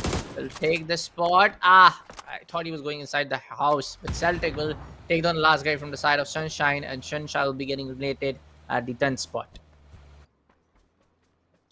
One more team done and dusted. A lot of bloodshed, to be honest. We have already seen Team Tristan Mine, Team Elite, Howl, Sunshine, Bad Boys, 010 Esports, and Nevermind getting out of the equation. The rest remaining 9 teams are still trying to tackle around and get the best out of it. And I do feel that this area of Yongxion can bring in a lot of interesting fights. But Green Dragon this time has survived. That's a good thing. Twisted Man has been taken down, but Green Dragons is surviving. That means they are going to get something fruitful out of it. If they are going to survive like till top 3, they're going to get those position points, and also they might secure some good finishes as well. So currently, the battle between FUT Esports and Green Dragons is going to go off. But at the same point, FUT has picked 4 players down. Stardust is the next team that he might actually chase out. So let's see if there is going to be a possibility of some good shots between both giants. T-Bone, yes indeed, he's going to get picked off. Damage is coming in. The pressure will be immense out of that individual, but a good spray from Ward. And he's going to pick him down. Not just that, he's going to take down ImSync as well. That damage was effective. Can he go with the nade? He might, but he decides to let it go. And they know that the players are caught off guard outside the circle. The play zone will be immense. And with that, there you go. The 5th frag coming in for the players of FUT. This is what the timing is all about. This is what the gun game is all about. You know when you have to fall back. You know when you have to retaliate. You know when you can get the job done. And you know when you have to like completely bail out from the scenario. Right now, in the Yongxian region, I don't feel the zone is going to come. Zone might actually come in an open spot, and there you go. Yes, the zone is in an open spot. We do see just a small span of compounds coming in for the players of Green Dragons, but in the later stages, that compound is also going to be out of the play zone. So that's why Green Dragons will be the team which will be at the very bad spot, because when you have a hard cover, and from that, if you're trying to rotate, yes, you are going to get caught off guard a lot. But Green Dragon Escapation has spotted some players who are trying to come outside the Yongxian region that are from Savam Esports, and also Team Goats have got their own player right there in the Yongxian compounds. So rotating and then holding on that side for both the individuals of Savam Esports or Team Goats is going to be a tough spot for them. But Digitide Esports, unfortunately, they have been taken down by the play zone. Still, it's going to be a very small play area coming in for all of the teams. I mean, there are still a good amount of teams left. Top 7 teams trying to fight it off for the winner with chicken dinner. For now, we do see top contenders. PP is still alive. Green Dragon is also still there. Sarum is coming for a slam. I don't think there's going to be a clever one. We see the side of Crossco going down for the side of Odin Mavasi. Mavasi is down. Only gonna be just one player alive, I guess, from the side of Sava. Just the 2 those nades are coming in. Crossco barely surviving, going 11. Kurtpa on the other hand takes on the side of T-Bone from the hands of Kurtpa. It's gonna be T-Bone to get suppressed from the team named as FUT. The top performing team for this day, folks. The top, I would say, they have taken 2 back-to-back whenever the chicken are coming into the favor. Shia on the other hand takes the damage over the side of Fonor. The goats are also coming in to damage down the side of Savam. So there's going to be a 3rd party over here onto the edges of Yongkon. And now it's going to be Global Army and Western. And the last 2 player remaining in from the side of goats. Global Army. Oh, good. The job done from that Molly. And I was saying on how those I am missing all of the Molotov plays, and we finally see a Molotov toast. Yeah, the mollies, the nades, every single utility is still being utilized at this point. But there you go. Some more sprays are going to be there with the AUG. The connection is yet to be made. The molly goes in. It could be Shyla who is going to get picked up, but no, the connection is yet to be made. On the other corner, if we talk about the individuals coming from the coach, they are still surviving. FUT Esports still looking very chaotic, but as he gets picked off, there could be a possibility of a complete downfall of Team FUT Esports, but no, they are retaliating. They're trying to fight back. They're trying to bring in the best. Green Dragons on the other corner is also taking a lot of shots, and with that, there you go. Flashbang gets completely shut down. Servam Esports and the goods are in a very different type of fight. They're also trying to initiate a lot of damage, trying to initiate a lot of picks. But Digital Athletics, a good stun grenade going in. FUT Adsi has already been taken down. His revival is completely out of the hands. So this time our top fragger is going to go empty-handed because he does not have any kind of frag, I do believe that. But now we are in the top 6 teams. Even if FUT Esports is not going to secure this chicken dinner, the fact that FUT Esports have already got 53 freaking points in just 2 matches is just something absolutely amazing.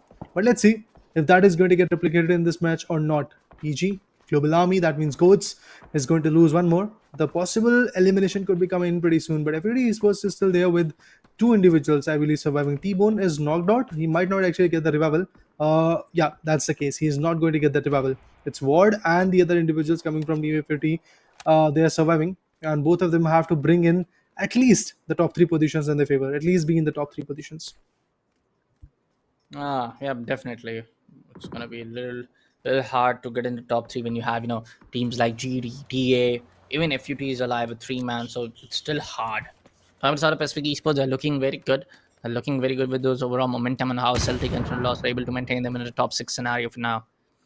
Sara of Ultima and Kurtapa is not going to be there. Kurtapa has done quite a good job before getting eliminated. He has taken 3 kills in his favor, and I feel like he has done his job of not letting his team down. For now, Lyron on the other hand takes on the side of Beamy, gets a confirmation as well. Digital Athletics. I want to see how many kill points is Diaz are at, because on towards the previous day also we have seen DA only confirming at a total of I guess 18 or 19 kills in today's matchup. Add on to that 8 or 9 kills that they got on the first or the second map of Miramar, just 35 kills. But there you go, Lion gets suppressed from the hands of Ward. The Osprey are going to go down, and Ward is now going to be the lone player surviving from the side of FUT. If he's able to get in the top 2, I mean, like, he has done his job for now. True. He has done his job. He has got those finishes, and now he's trying to go for the placement point. So I do believe it is going to be a possible scenario, but with the M79 launchers, there are going to be some smoke covers. Ward might not survive. The shots coming in from the back ends of Digital Athletics are still being effective.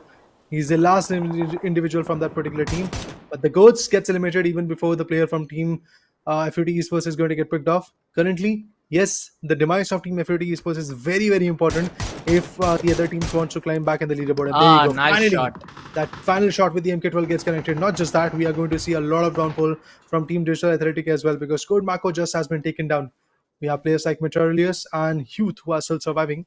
So there might be some interesting fight between both of those giants. But if this is a chicken dinner coming from DA, that would be amazing. But I feel it's a Green Dragons chicken dinner.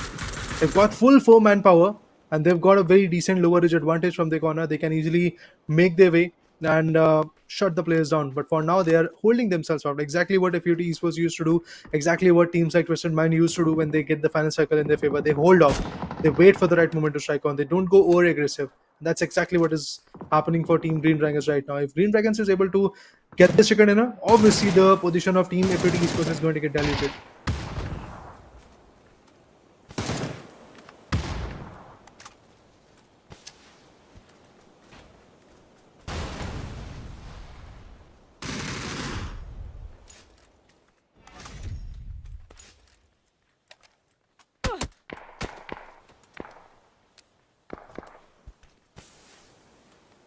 Now it's going to be the side of DA to coming on towards the other end to take down the side of Pacific Esports. Let's see what's going to be the play. All of the smokes are coming in. Green Dragons also just remaining alive, just being just sneaky players over here who can do and actually take down the side of DA and Pacific Esports both, because they have the man advantage, clear man advantage coming in like in a 4v2v2 scenario. But for now, you need to be very careful. For the next 10 seconds, the zone is going to punish you a lot. Heath on the other end. He's gonna go towards the southern edge as he's gonna find someone. There you go. He is a little bit of more damage compared to what he is dealing with. Oh, good shot from the Og. Barely remaining alive on 11 HP. He did the job. Huge goes down, and there you go. This could be the whenever chicken dinner coming from the side of Green Dragons again. Oh yeah.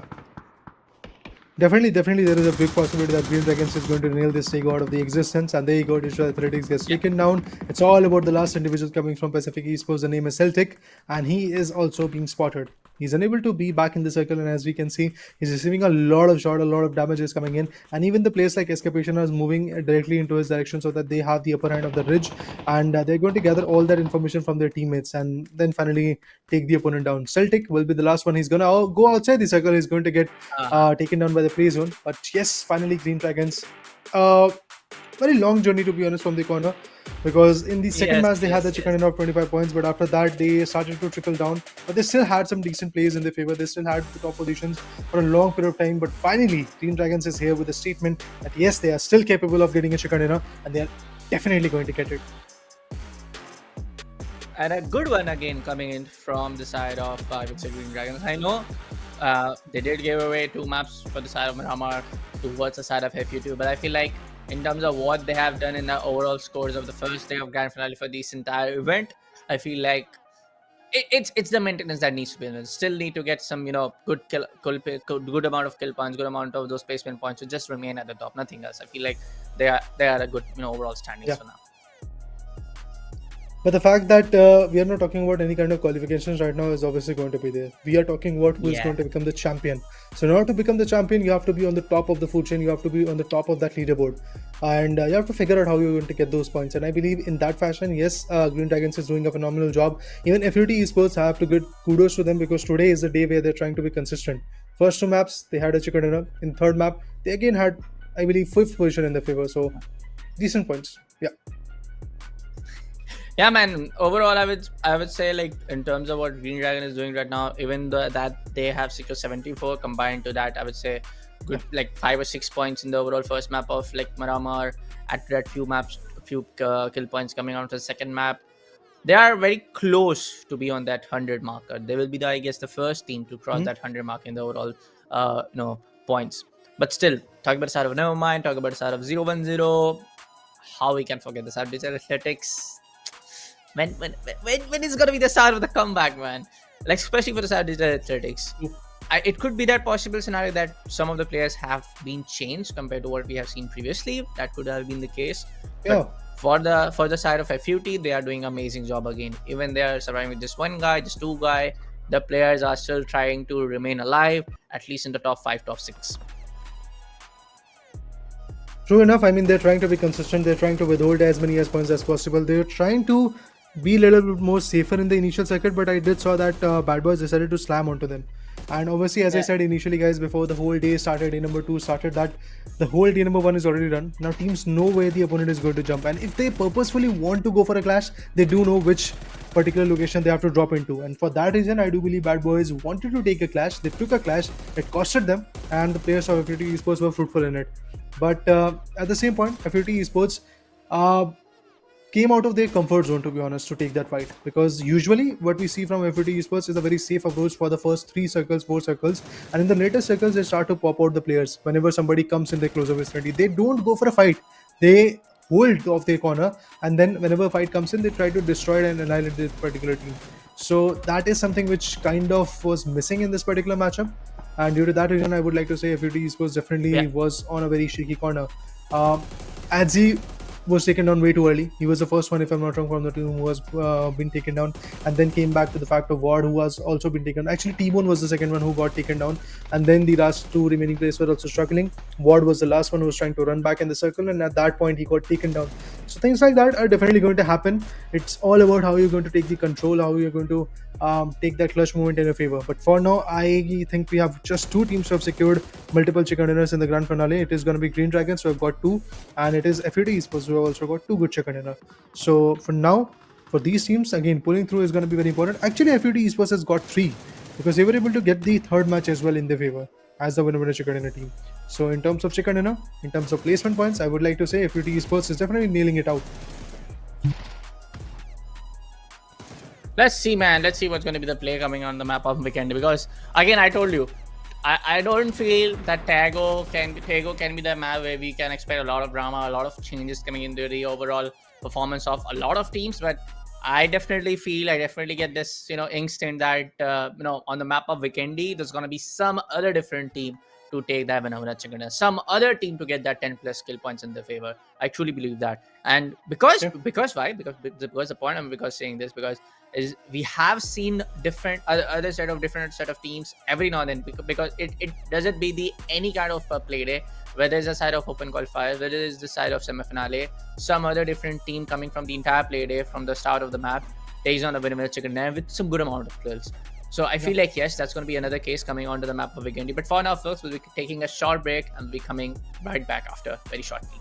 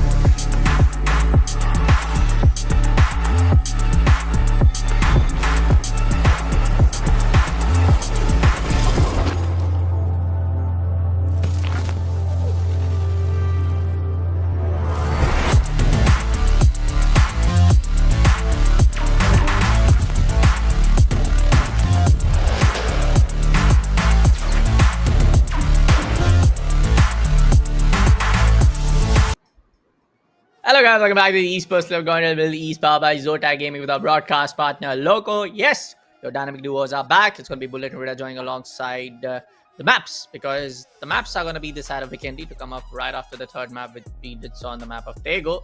And I did told you guys, on the map of Vikendi, things are going to get tremendously changed, over dramatic, add any kind of adjectives and adverbs that you want to add a raider. But yes, I do feel that there's going to be some different team to dominate on the map of Vikendi.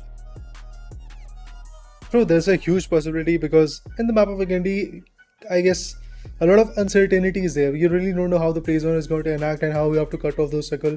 And apart from all the other situation, you don't know how the opponent is going to react to that. But even before that, let's talk about the stats of match number 3.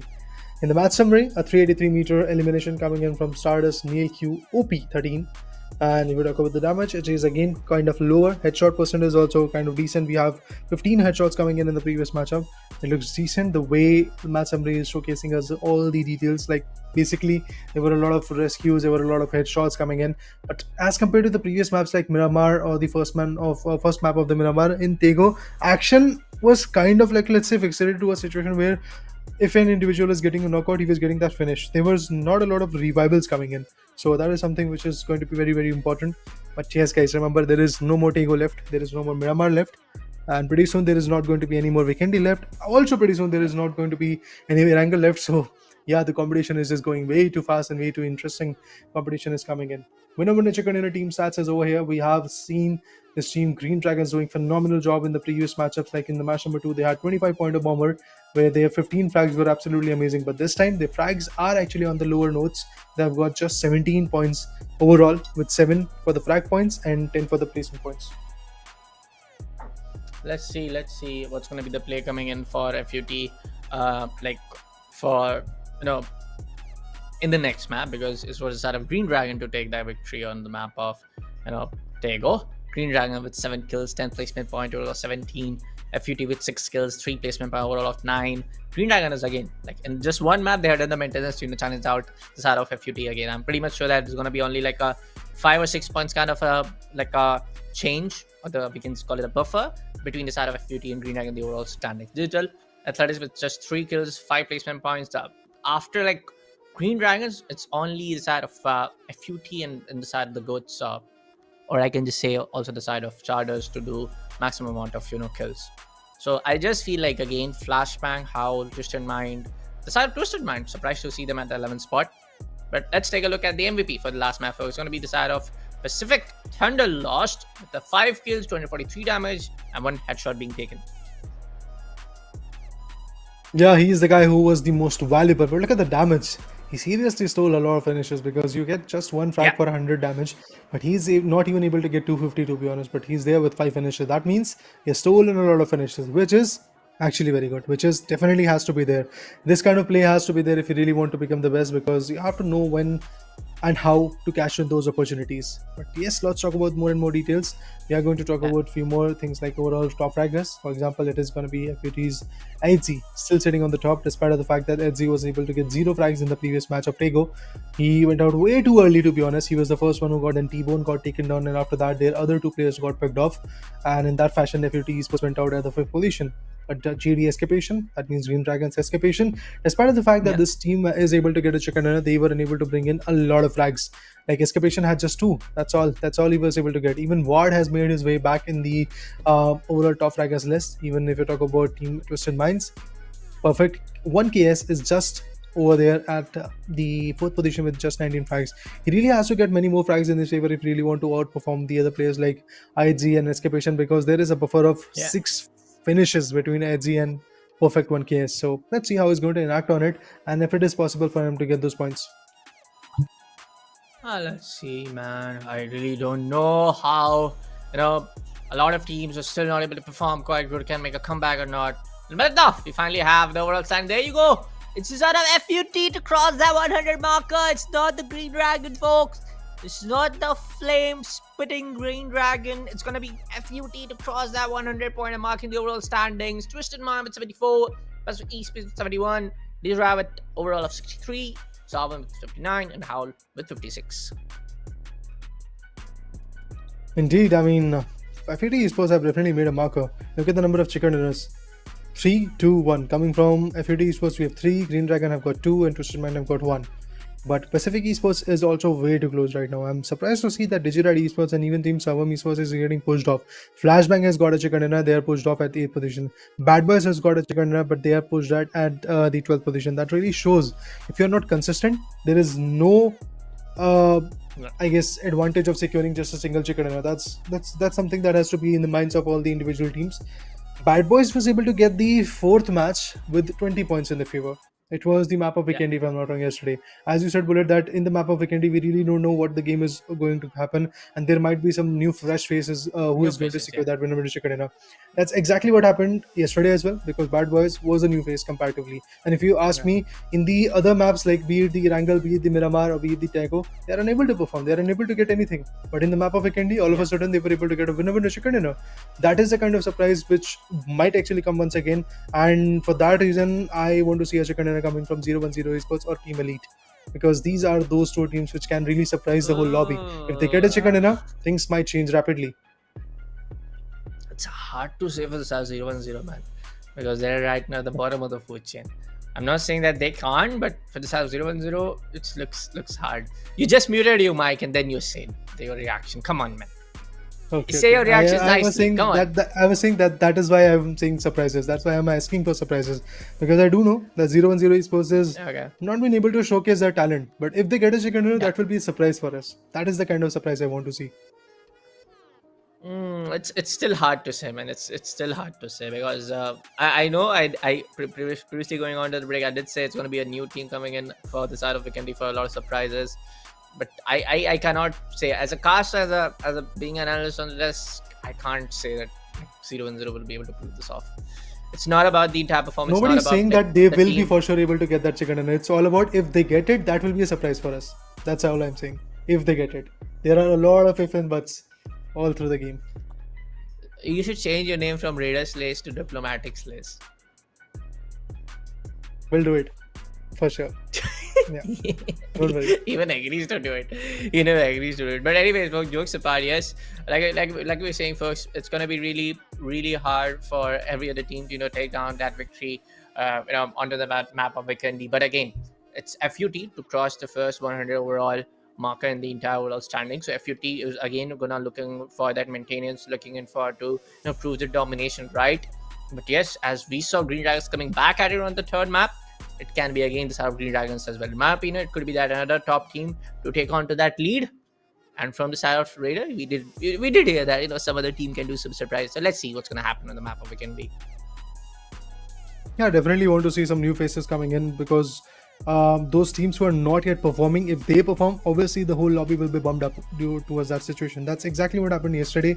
But yeah, today if 010 Esports or teams like Nevermind or some other team who are unable to perform, for example Team Elite, if they get a chicken dinner, that will be amazing. Even Pacific Esports, despite the fact that they are still there in the top 4, Pacific Esports is yet to find a chicken dinner. If they get it, that will be amazing.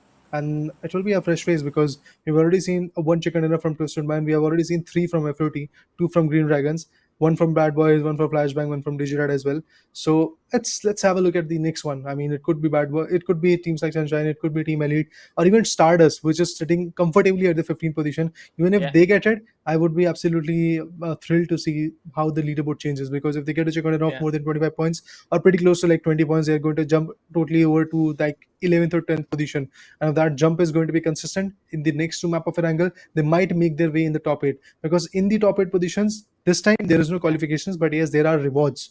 If you are in the top 8, you are going to get the G coins from 4th to 8th position, and if you are in the top 3, you are going to get some chunks of the $10,000 of reward that is on the line. And if you are actually on the first position, obviously you will be called as the champion, and $5,500 is what you are going to get. Let's see who gets what, my friend. Let's see which team is gonna surprise that at the map of Vikendi. Like I said, it's not easy. Like I said, it's not no, it's gonna be those top teams like Twisted Mind, Green Dragons, FUT, Pacific Esports to get those top dominating form from them. But again, we can't underestimate any side. Again, we cannot just say that okay, some other team can just gonna come in and go for the skills. But hey, look at the circle. Oh boy, this is going out of hands, folks. all the way towards the central, like kind of like a like eastern centric shift coming in towards Lavini, and this can be a tricky one because we don't see a lot of teams going on towards Lavini. We have seen teams dropping towards Alambia, Glacier plus Lap Camp. We also did saw a team dropping towards our Castle. Compared to the entire drama, also compared to the overall, the entire pacing and the momentum of taking those gunfights and whatnot, I feel like teams are gonna take it slow. They're gonna go for those looting scenarios. They're gonna go for those initial looting. They're gonna go and just like no, just play it real slow. Slow and steady wins the race. It's gonna be that case in the map of Vikendi, in my opinion. True enough. I mean, they have to be a little bit more Yeah. precise about the drop locations that they're going to loot and eventually the place that they're going to come up with. So, for that reason, I do believe, yes, it is going to be a game where a lot of slow approaches will be coming in from a lot of particular teams. So, let's have a look at what happens next because in the later stages, we might find a lot of teams in the closer vicinities. And obviously, if the survival is there in the initial circuit, we will get to see a lot of chaos in the later circuit. So, that is something which might not be a surprise for a lot of individual teams. But for now, I'm looking forward to see how the game is going to unfold from here because every single team is now focused on their loots. They're not focused on their fights. They're not focused on their retaliations. They have to Yeah. get the best out of it. And once the loot is pretty much done and dusted, then they might be able to fight back. So let's have a look at what happens next, guys. Because for now, teams like Digital Athletics, whom we did thought initially that they're going to perform a lot from the day number one of the Yeah. open qualifiers when we heard that the name Digital Athletics is going to be there in the grand finale. We thought that the performance will be absolutely amazing, but somehow the next gen superstars that Bullet used to call them is going to perform. They are retaliating, they are getting the right output in their favor, which is actually quite good. We really have to see some new faces, be it the map of Vikendi or the overall standing as well. If there is a new player, if there is a new team, if there is a new individual who is on the top of the overall top fraggers list, that's amazing. If there is a new team who's sitting on the top of the overall leaderboard, it is again quite amazing to see because then only the competition will evolve. Let's see, man. Let's see. Talking about the side of Salvam, talking about the side of Goats. Salvam and the Goats have done a pretty good job of keeping those consistent kills at least. Not like even talking about the side of placement and being top 4, top 5. They have done a pretty good job of taking those maintenance kills. Talking about the side of FUT and Digirad, I feel like FUT is another very good team. Like what they have done today is something that we won't forget for a long, long time. Because taking more than 50 points in just 2 maps is not just easy. Talking about the side of Noors, Triple T, I guess they have spotted that player coming from side 010. Other two guys is actually chasing them down, and Carla will be surprised. But this nade and this molly can be a little bit bad. That was a Molotov coming in. Global Army System both will be kind of like they have to like fall back entirely. 010, they have already lost one man. This can be a tricky one. Where are you, Glodex? You have to come for the backup. You have to help down your team. As usual, once again, 010 Esports is now caught in a very bad spot, and as I can see, there is going to be interesting rotation. But the guy was prone; he takes one down, but instantly gets the karma. He is also going to get picked off. It's Carla who has been taken down. But now there will be some strong grenades being utilized. There will be some grenades also being utilized at this point. Global Army had to fall back, had to move back a bit. But Western on the other corner is going to finish off the kill. He's actually going to knock him out, not finish him off. He's going to knock that individual down. Glodex is finally trying to make sure that he's going to make an entry. He's going to find the fruitful output out of this game. But Glodex will be the last individual has got weaponries like an SLR and an AR in his favor. But G36 now being utilized to take down the bear. We have yesterday seen one more team getting shot down, getting actually ripped apart by the patrol bear. But now they are being hunted. Digital Athletics on the other corner takes one down from Team Servam Esports. Is Odin Mavesi, who has just been taken down. Now again, a lot of stun grenades, a lot of grenades, and utils are going to get dumped. But look at this guy. He's going to peek through the window. He's going to shot anybody who's going to come through that angle. And that's exactly what is going to happen. But he has received a lot of shot onto himself. And just one single bullet is all we need. But even before that, Glodex finds one. It's just Starkus who has been taken down. 010 Esports off to a very bad start. And there you go. They get taken down. The Goats annihilated that particular team. Let's go, and the Goats are gonna perform like a goat. Annihilate the opponent team, and now it's gonna be again the side of 010 to get eliminated very early, folks. By the emotions of my voice, you can get my point. Why I'm trying to say that sometime around. It's not just once, not just twice. 0-1-0 is falling apart on every other map. Look at how the last surviving guy was trying to hold it off.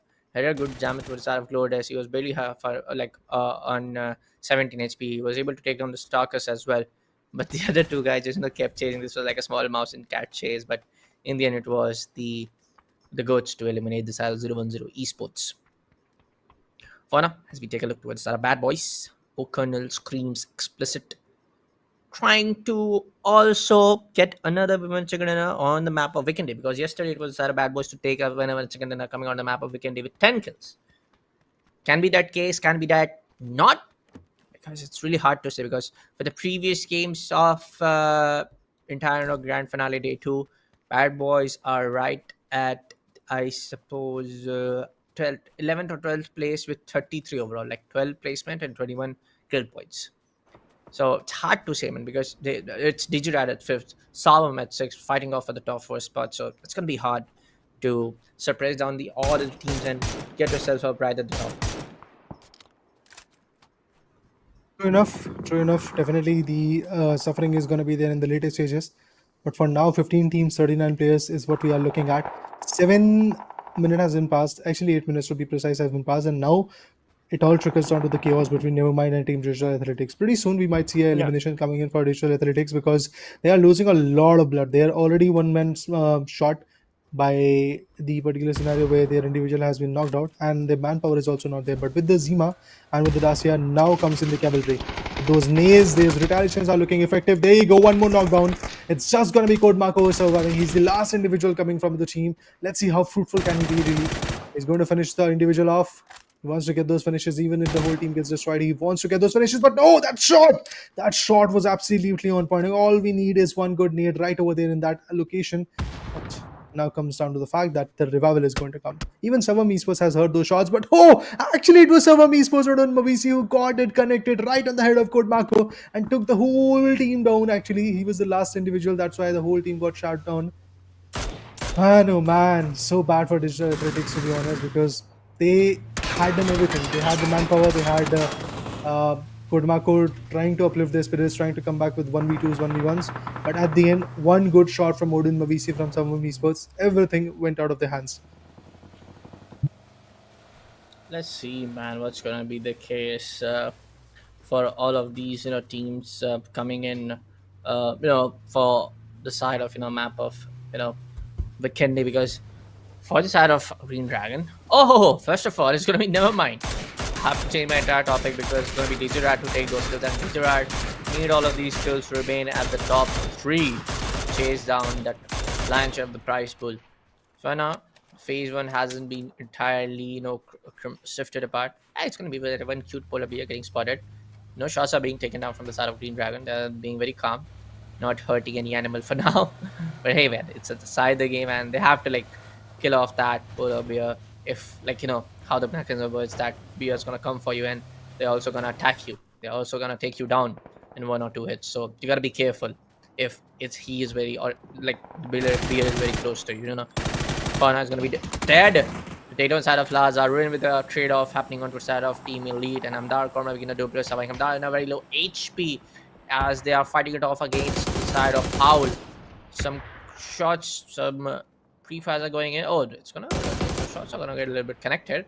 Ruren trying to find some cover. On the other hand, it's gonna be iconic takedown side of Scofield from some other angle. There's gonna be a 2v2, a proper 2v2. Howl up against the side of Team Elite. And look what Cobra is doing. He's trying to find a flank. He's trying to go from a flanking angle. It can be done. It cannot be, because Hamdar is also going to rotate against it. There you go. He gets the side of Mad. Now it's going to be a 1v2 in this one, but in case on the side of Hamdar, and Cobra is going to be lone press. Now it's going to be a proper 1v2 against the side of Team Howl. They're going for the revival. And this is what happens when you are playing in a huge split. Yeah, definitely. I mean, it's a very tough spot for Team Howl to retaliate with. Team Elite on the other corner after losing Hamdar. Yes, now Dead is also going to be on the verge of getting destroyed. Another nade goes in. This could actually find Liza. There you go. Eats away a huge chunk of HP. But from the back, we do see a lot of shots coming from Sunshine. The shot gets connected.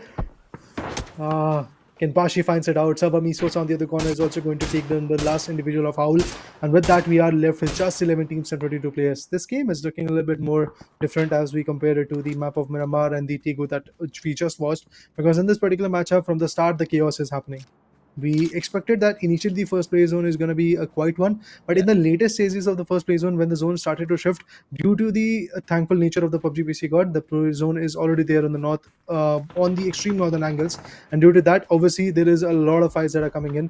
There are a lot of difficult rotations that are going to happen, and with that, we do see a lot of teams who are faltering down. But Stardust, they are picking up the frags, they are picking up the points. Neil QOP once again is going to be in a closer circuit. He might actually shoot down few more individuals of the team known as Team Twisted Mind. There you go. Stardust. Missing is also taking those shots.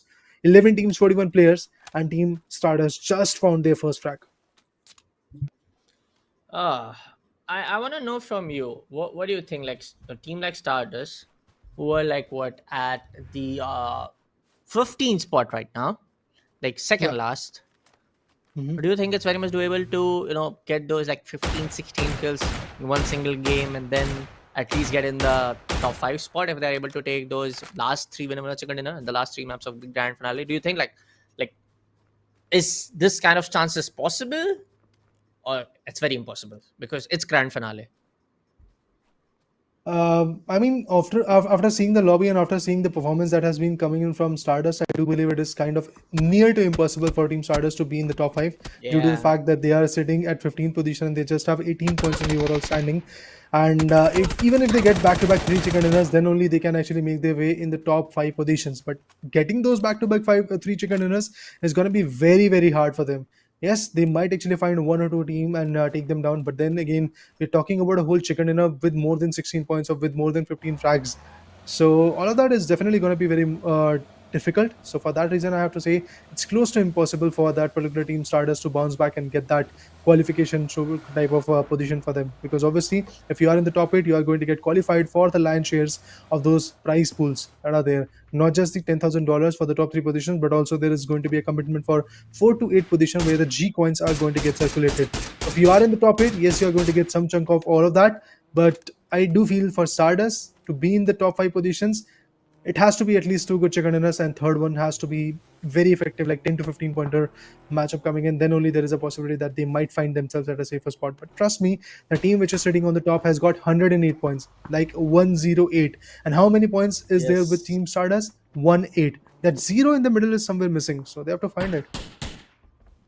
It's not easy. I mean, like zero is fine, nearly easy, but to get that 1-0, extra 1-0, like the two other two digits, and in your third numeric digit, it's gonna be really hard.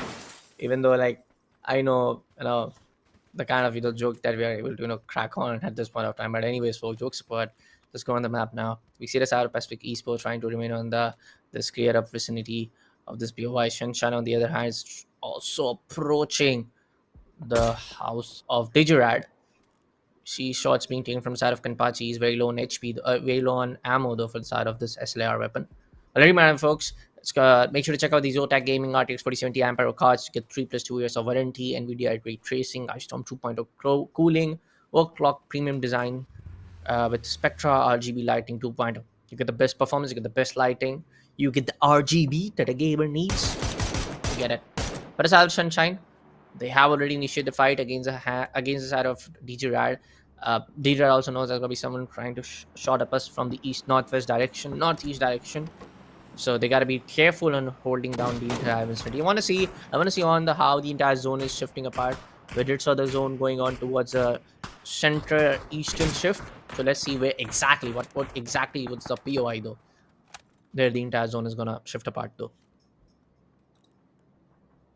Well, once the Mainly play zone towards gets shifted, yeah. obviously a lot of chaos will be coming in, and I'm looking forward to it. I mean, the third play zone is actually on the verge of getting destroyed, but there you go. FUT Esports receiving a lot of shots from Stardust, and not just that, we have Pacific Esports also taking the shots. Kadim Singh finds one. It's going to be Ward who has been taken down. He's going to get completely finished off, that's for sure.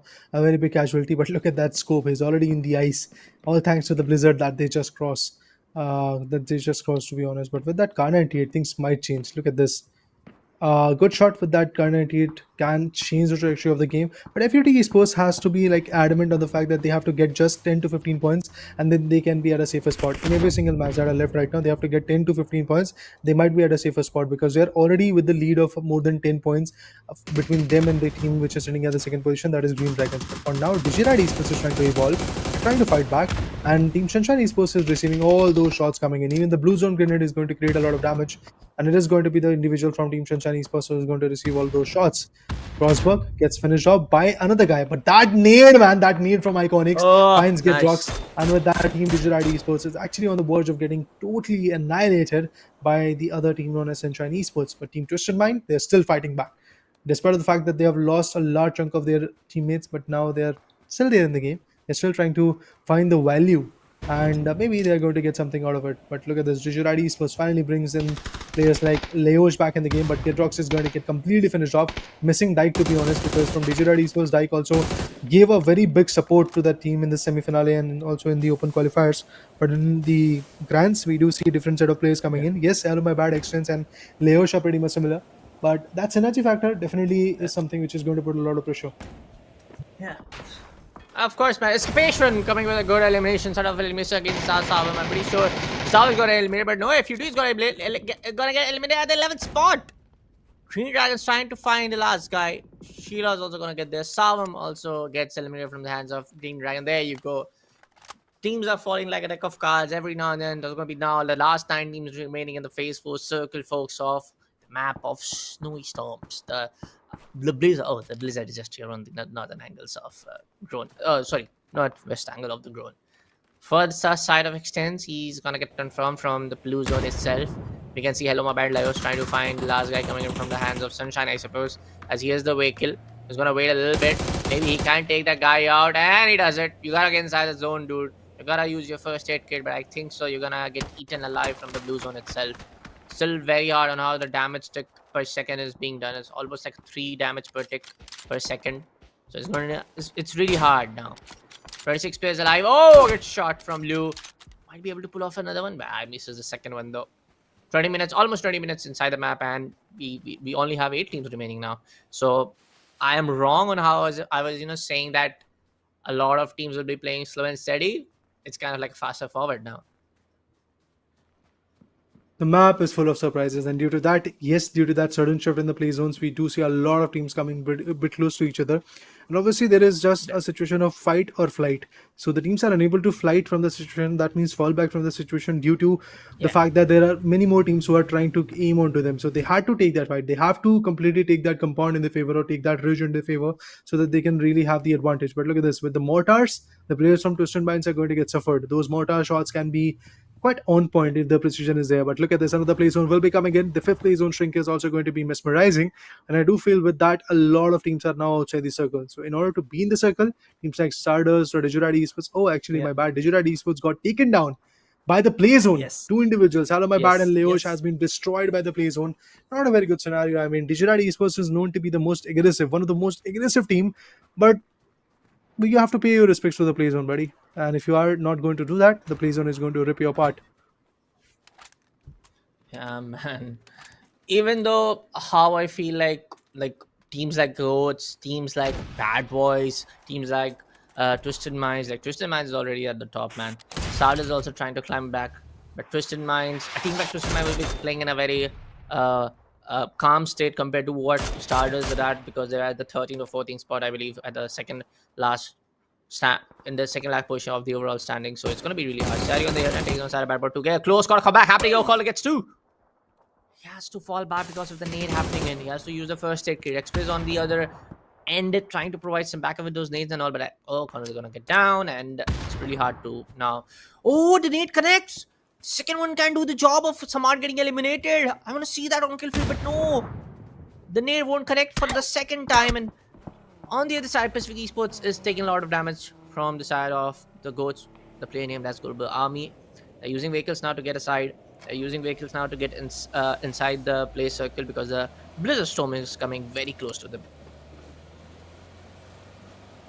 Which will obviously obstruct the vision and also, for a moment, dish out all the audio cues coming in. But even before that, through the whole snowy terrains, we do see a lot of shots coming in out of the players of Team Twisted Mind, and it is Green Dragons who is trying to eliminate one of their most daring competition, to be honest. FAT Esports also went out a little bit early in this particular matchup. That's why there is an opening for Team Green Dragons to once again go ahead and secure a chicken dinner. And if they do that, obviously they're going to increase their position a lot in terms of the leaderboard. So I'm looking forward to see if that is going to happen or not.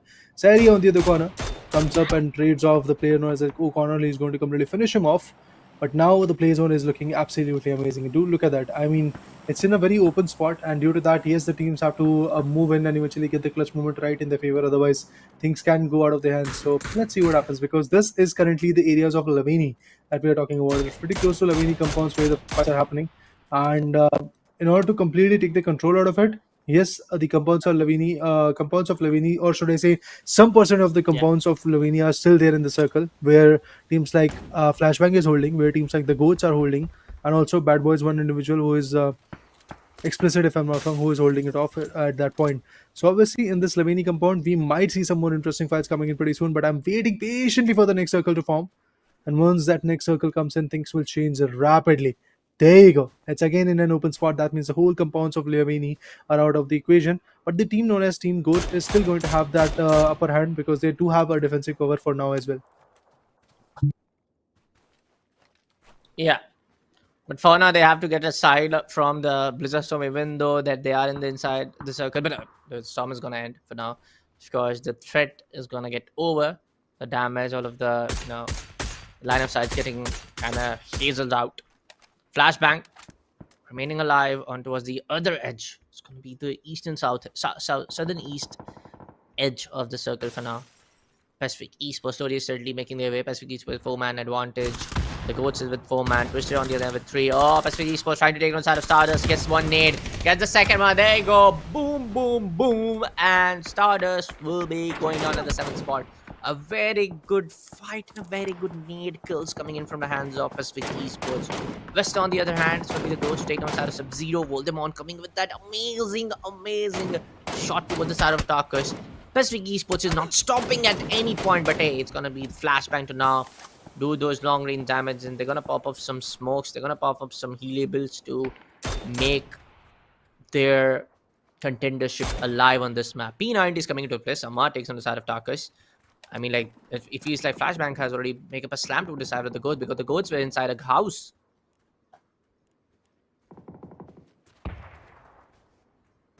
The Goats are still holding a very decent compound in their favor. They have got that only defensive cover that is there when you talk about the artificial covers.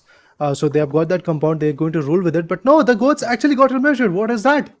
They had a decent spot to play with, but eventually got crumbled down by the players like Flashbang or Team Pacific Esports, who also taking some damn good shots onto them. And with that, as you do see, a complete annihilation of that particular team is here. Even Bad Boys for now has been taken down. It's a 4v3v3v2 type of situation coming in, where Flashbang has to play their cards right.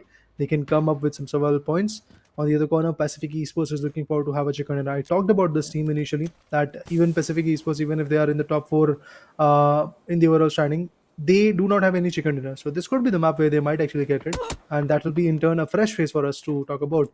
But Pacific Esports for now is also receiving a lot of shots. Voldemort, to be precise, is also receiving a lot of shots. But for now, he's unable to reciprocate it. And I do believe Pacific Esports is also trying to play in a very safer manner, where they're trying to survive with those shots that are coming onto them, but at the same point not reverting it, because they are saving those utils, they are saving those ammos for the later fights, and they are trying to, I guess, wait for the moment where Team Twisted Mind and Team Green Dragons are going to have their own fight. They are going to take each other down, and then at the end, whoever is going to be left is going to get picked apart by the players of Team Pacific Esports. Exactly what Bad Boys did yesterday. Let's see what's going to be the case, because Bad Boys for now, they're not present inside the circle. They're not present inside the map. They got eliminated way too early at the 4th spot itself. So it's going to be very hard for a lot of teams to make a comeback. Look at the entire pacing. It's those top 4 teams who are there. Flashbang at number 8, Green Dragon at number 2, Pacific is at number 4 in the overall, and Twisted Mind is right there at the 3rd spot. So all of the teams who are there, the top 8, top 7, fighting it out for the contendership. Quad Park gets down the side of Escapation with that mini 14 shot being confirmed almost. It's going to be the loot package. It's going to give a lot of cover towards Escapation. War Day with that amazing nade. Quid on the other hand. Oh, Green Dragon gets eliminated. All of them just right behind the small cover of the loot package. The loot drop. Twisted Minds up against the side of Pacific in a 4v3 scenario, up for the fight of winner with a chicken dinner. And it's going to be flashbang also with that 2-man standing. Well, for now, Flashbang is only aiming for the position points. I mean, once they get the clarity that they do have a clear side onto an opponent, they might actually take some shots. But even before that, it's a battle between Twisted Mind versus Pacific Esports. Both of these teams are coming in a very close vicinity pretty soon because the 7th close is going to push them pretty close to each other. Even Flashbang has to then come out of their covers and be in a very good spot. But have to see how that whole situation is going to get converted because Twisted Mind has got their Dacia, their Zimas to travel along with, and that's exactly what they're going to utilize to travel back to a very good boulder. And I do believe Pacific Esports has still got those needs and some utils, for example, the flashbangs, or maybe even a Panzer Force could be there. But even before that, Lu gets taken down, Spyro gets taken down. What is happening? The players from Team Twisted Mind are just falling short of breath. And look at that nade that I was talking about. Knew that these players were trying to save those utils, and now look at them. Even Celtic has got 4 nades, man. 4 nades, 6 smokes, 1 molly. What a survival gameplay that is coming in. Even Pacific Esports has got 10 frags. If they get a chicken dinner, this could be a chicken dinner of approximately 24 points, or maybe just 21 points or 22 points to be honest. And there you go. They have gathered 11 frags altogether. That means they just have to gather next 3 and it will be done and dusted. But perfect. Perfect might not survive till the end. He's receiving a lot of shot. The blue zone grenade is obviously damaging him out. But still, at the end, it could be a situation where Team Flashbang could actually spot him and take him down. For not about the Pacific, Celtic, Voldemort in the loss is still trying to go for that whenever chicken and low. Very much doable for the Pacific Esports on the how to man. Just one guy left out. Scoring Perfectix and Flashbang with just 2. Pacific Esports are doing exceptionally good job of maintaining the manpower, maintaining the entire pacing and the map of weekend. This is what I'm talking about. You will see a team was so not on point with the 2 days, overall performance compared to day 1, and they will be taking the benefit of chicken and home. That's exactly what's happening. They're able to maintain their manpower. They're able to maintain their looting. Oh, good nade from the side of Celtic. Perfectix gets taken apart with that frag nade, and now it's going to be flashbang in a 2v4 to battle out for the winner with a chicken and a battle out for the placement of advantage. But Celtic gets on the side of Sari, and it's going to be one more nade, maybe another one for the side of Kidpa, and they go boom. Pacific Esports to take the benevolent chicken with 14 amazing frags coming right there in the favor for map number 4. So that means now we do have 24 good points coming in from that particular team. Pacific Esports is definitely going to have a significant jump. They had approximately 71 points before this match. And with this 24 points of an addition, 95 points is what they are looking at. And they're definitely going to dethrone and take down the 3rd position. That's what I do believe. They are definitely going to take down the 3rd position in their favor. At least the 3rd position, to be honest. They could actually go for the 2nd one as well if the leaderboard favors them. And if the top 3 teams could have not performed a lot. Because I do know that Team FUT Esports went out a little bit early. Green Dragons on the other corner survived, and Green Dragons was the team which was taken on in the latest span of time by the players of Pacific Esports. It was a combined effort between Pacific Esports and Twisted Minds that resulted in the demise of Team Green Dragons. So it looks like, yes, this jump is definitely going to be significant, and that's why I do say this map is going to be full of surprises. We did saw a team which was performing but not getting those chicken dinners. Finally, they got their chicken dinner, and that too in the map of Vikendi.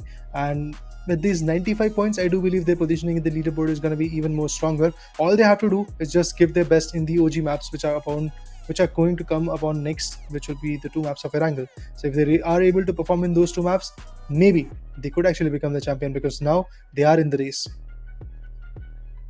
Let's see, they are definitely in the race, but is it so powerful? Is it so, I would say, on point with those entire scoreboard on how it is looking? Because Twisted Minds at 74.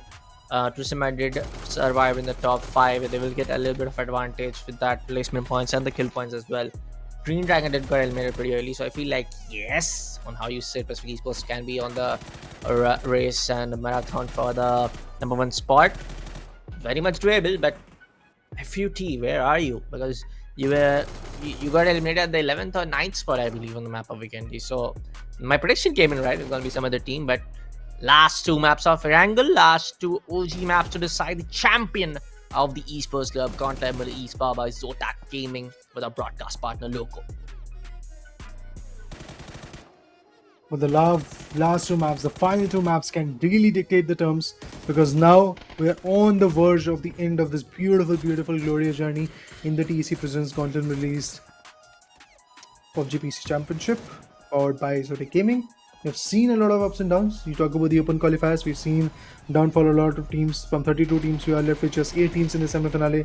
Other 8 were the invited ones. And out of those invited teams, I would like to say that there are kind of a decent amount of chicken dinners also coming from the corner, because Twisted Minds have got 1 chicken dinner. Green Dragons, well, that's a qualified team, have got 2. And 50 Esports, it's an invited team, have got 3 of their own. Other than that, the other invited teams are Pacific Esports, which is the 4th team who has got a chicken dinner. So out of the 10 matches that we have already witnessed, 5 are coming in the favor of teams who are invited, 5 are coming in the favor of team who are qualified. Interesting facts, to be honest, guys. Interesting stats that are coming in front of us. But apart from that, yes, guys, the last 2 matches, Erangel and Erangel, is what we are left with. The base map, the map where everything looks kind of like, let's say, calm and composed, because you don't see that sudden shift of the play zones. Yesterday it was there because we did saw all the play zones coming in the southern vicinities. But if today, as we did saw the first 2-3 maps happening and coming back with the zone in the northern areas or the central areas, if the zone is actually going to go in the northern and the central areas of the Erangel map, I do believe teams are going to find themselves comfortable. But for now, I believe we're going to take a short break, and after that we'll be back with the stats of match number 4 and the match number 5 as well.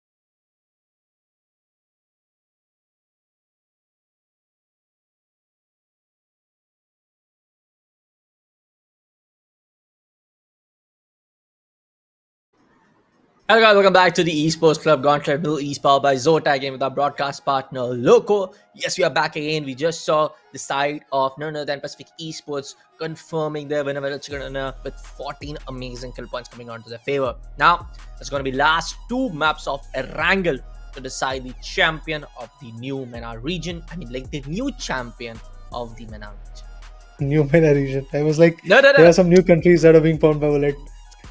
But yeah, let's talk about the match summary, guys.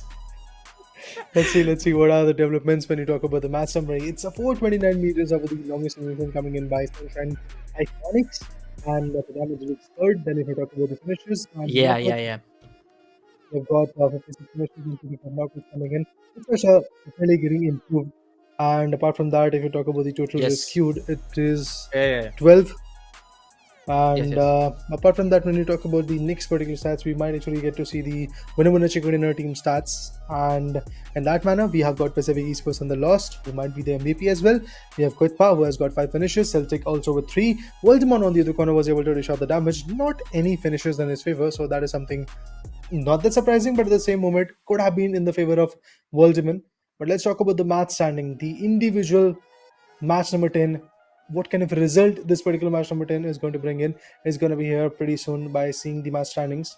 So let's have a look at it. The match standings will be here, and there you go. We've got Pacific Esports, which is sitting on the top with 24 amazing points, Flashback on the other corner with 11, and the other teams now are at the single digits. But once again, 0-1-0 Esports and Team Elite are very, very consistent, but at the bottom charts. I mean, you have to show some respect, man. Come on. But hey, jokes apart, folks. Yes, Team Elite 0-1-0, FUT. Again, like a team like FUT is getting shut down at number 14 spot, so it's not going to be a surprise to see the side of Elite in 0-1-0 as well. What Video is trying to say, folks, yes, Elite and 0-1-0 Esports are not able to perform so well from the day one itself of the grand finale. So yes, let's take a look at the MVP, and it's going to be just after loss with 6 kills, 566 damage, and 2 amazing headshots coming in from this guy. Again, folks, the last 2 maps of Rank is going to decide who's going to be the champion of the Middle East region, the new champion of the Middle East region for the Esports Club Gauntlet series, which has been powered by Zotac Gaming and with our amazing broadcast partner Loco. So yes, last 2 maps of Wrangle, last 2 I almost say last 2 hours, almost I would say last 3 hours, where we'll get to see who's gonna be the new champion of the Middle East region for PUBG. Yeah, the next few matches are definitely going to tell us who is the crown champion of this particular region. But apart from that, let's talk about the overall top fraggers as well. I do believe it's still going to be Adzi, which is going to be sitting on the top. And yeah, there you go. FUT Esports Adzi is right over there.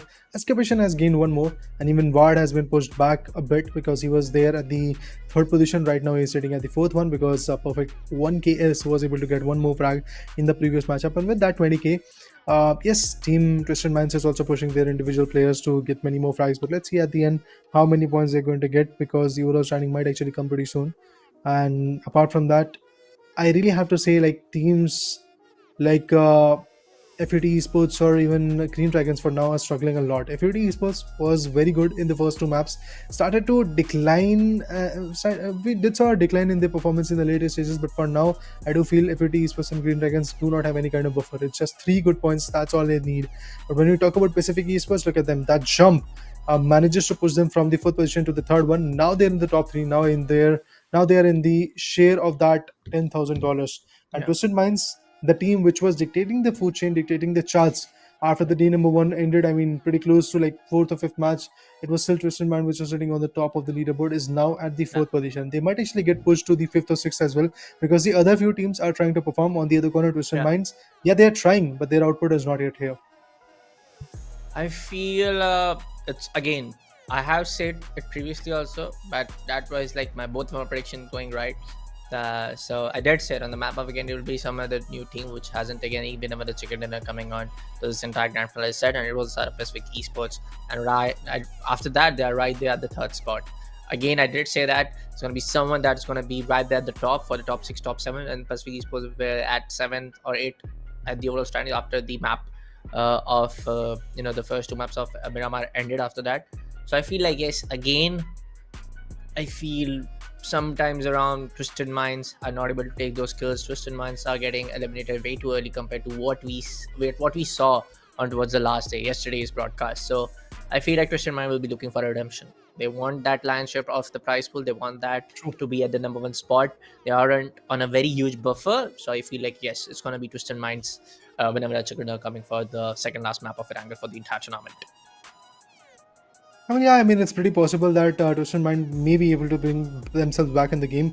But if you ask me personally that what Twisted Mind is capable of and how they're going to perform, I again think that there might be a fresher face coming in the match number 5, match number 5 for the day, or match number 11 to be precise for the grand finale. But in match number 12, we might see some interesting picks coming in. But for now, guys, we are going to take a short break. After that, once the break gets over, we'll be back with the map of Erangel. That will be the 5th map for the day.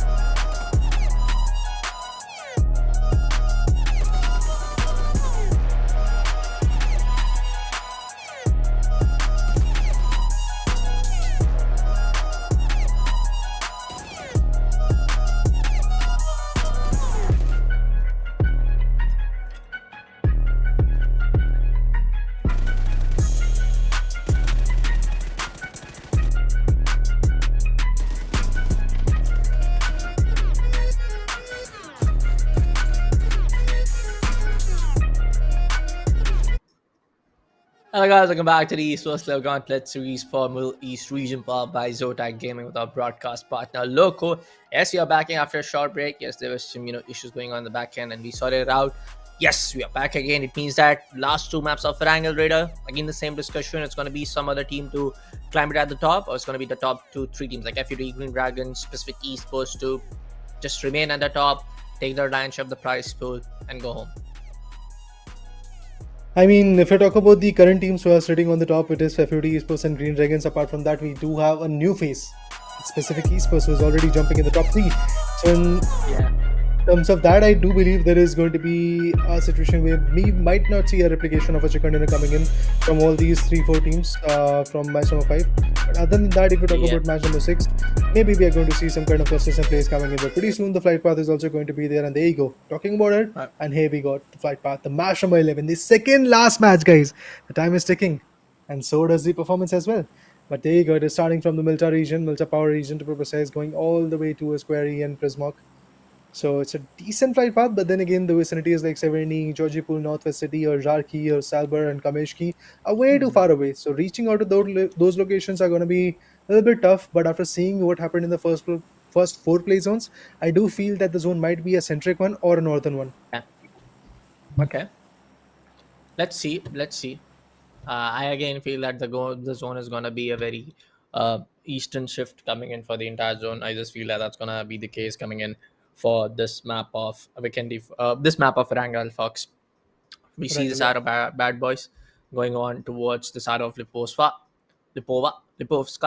Target side Pochinki. We see the side of Sarvam, also the side of Team Elite going on to that same POI. However, side of Sunshine, the side of 010, we see the side of 010 going towards the edges of Quarry. We see the side of QT going towards the side of Prismok.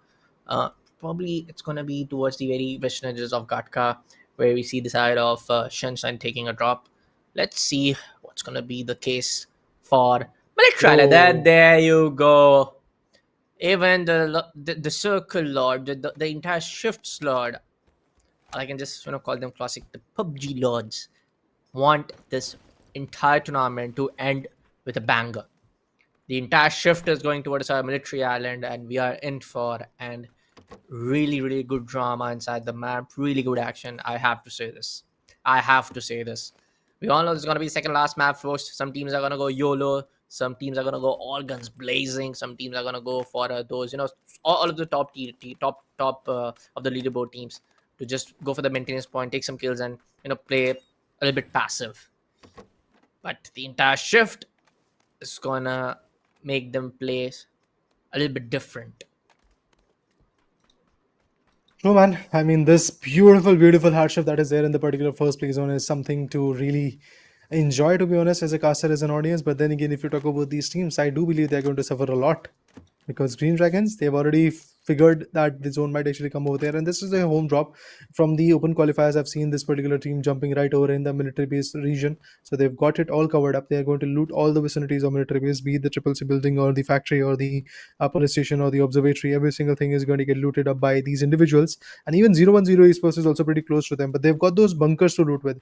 And the fact that they are surviving with just 3 individuals, they are there with just 3 individuals, is obviously going to put a lot of pressure onto them. But they are not in the military base right now. They are in the areas of pretty close to the areas of Prismok. It's Quarry region that we are talking about, where the particular play zone, or should I say the particular play area for Glodex, is being unfolded, and they've got the extraction kit ready. That means they're going to completely use that extraction kit, and this is the best time, to be honest, to use that extraction kit, because there is not a lot of team, or should I say there is not a lot of cluster of those teams already in that particular area of military base. So that's why they can glide in and glide safely back into the safety. But look at this, with the usage of a PG-117, that's the motorboat that these individuals are going to utilize. They are going to rotate back to the military base region, or possibly the Nova Rupna edges. They have to. They don't have any option of doing anything right now. They have to go inside the circle, because the circle shift is something that always takes on the 60, or the, I would say again, called more than 50% of the play in the first phase itself when it comes to the map of rank. Talking about Saudi Athletics, right now they are at the 10th spot with 46 overall points, 10 placement points, 36 kills. Now we see the Sal 010 Esports using the E point to just maneuver around just take a hard trip towards the side of hard rotate towards the side of military base.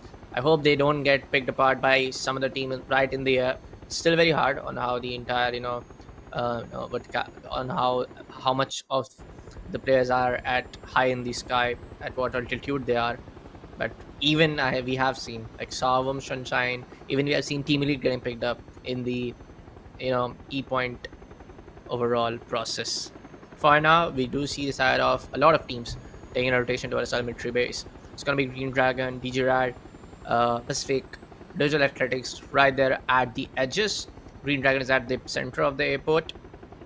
So airstrip. So sometimes around, you have the option to gatekeep all of the teams coming onto your region.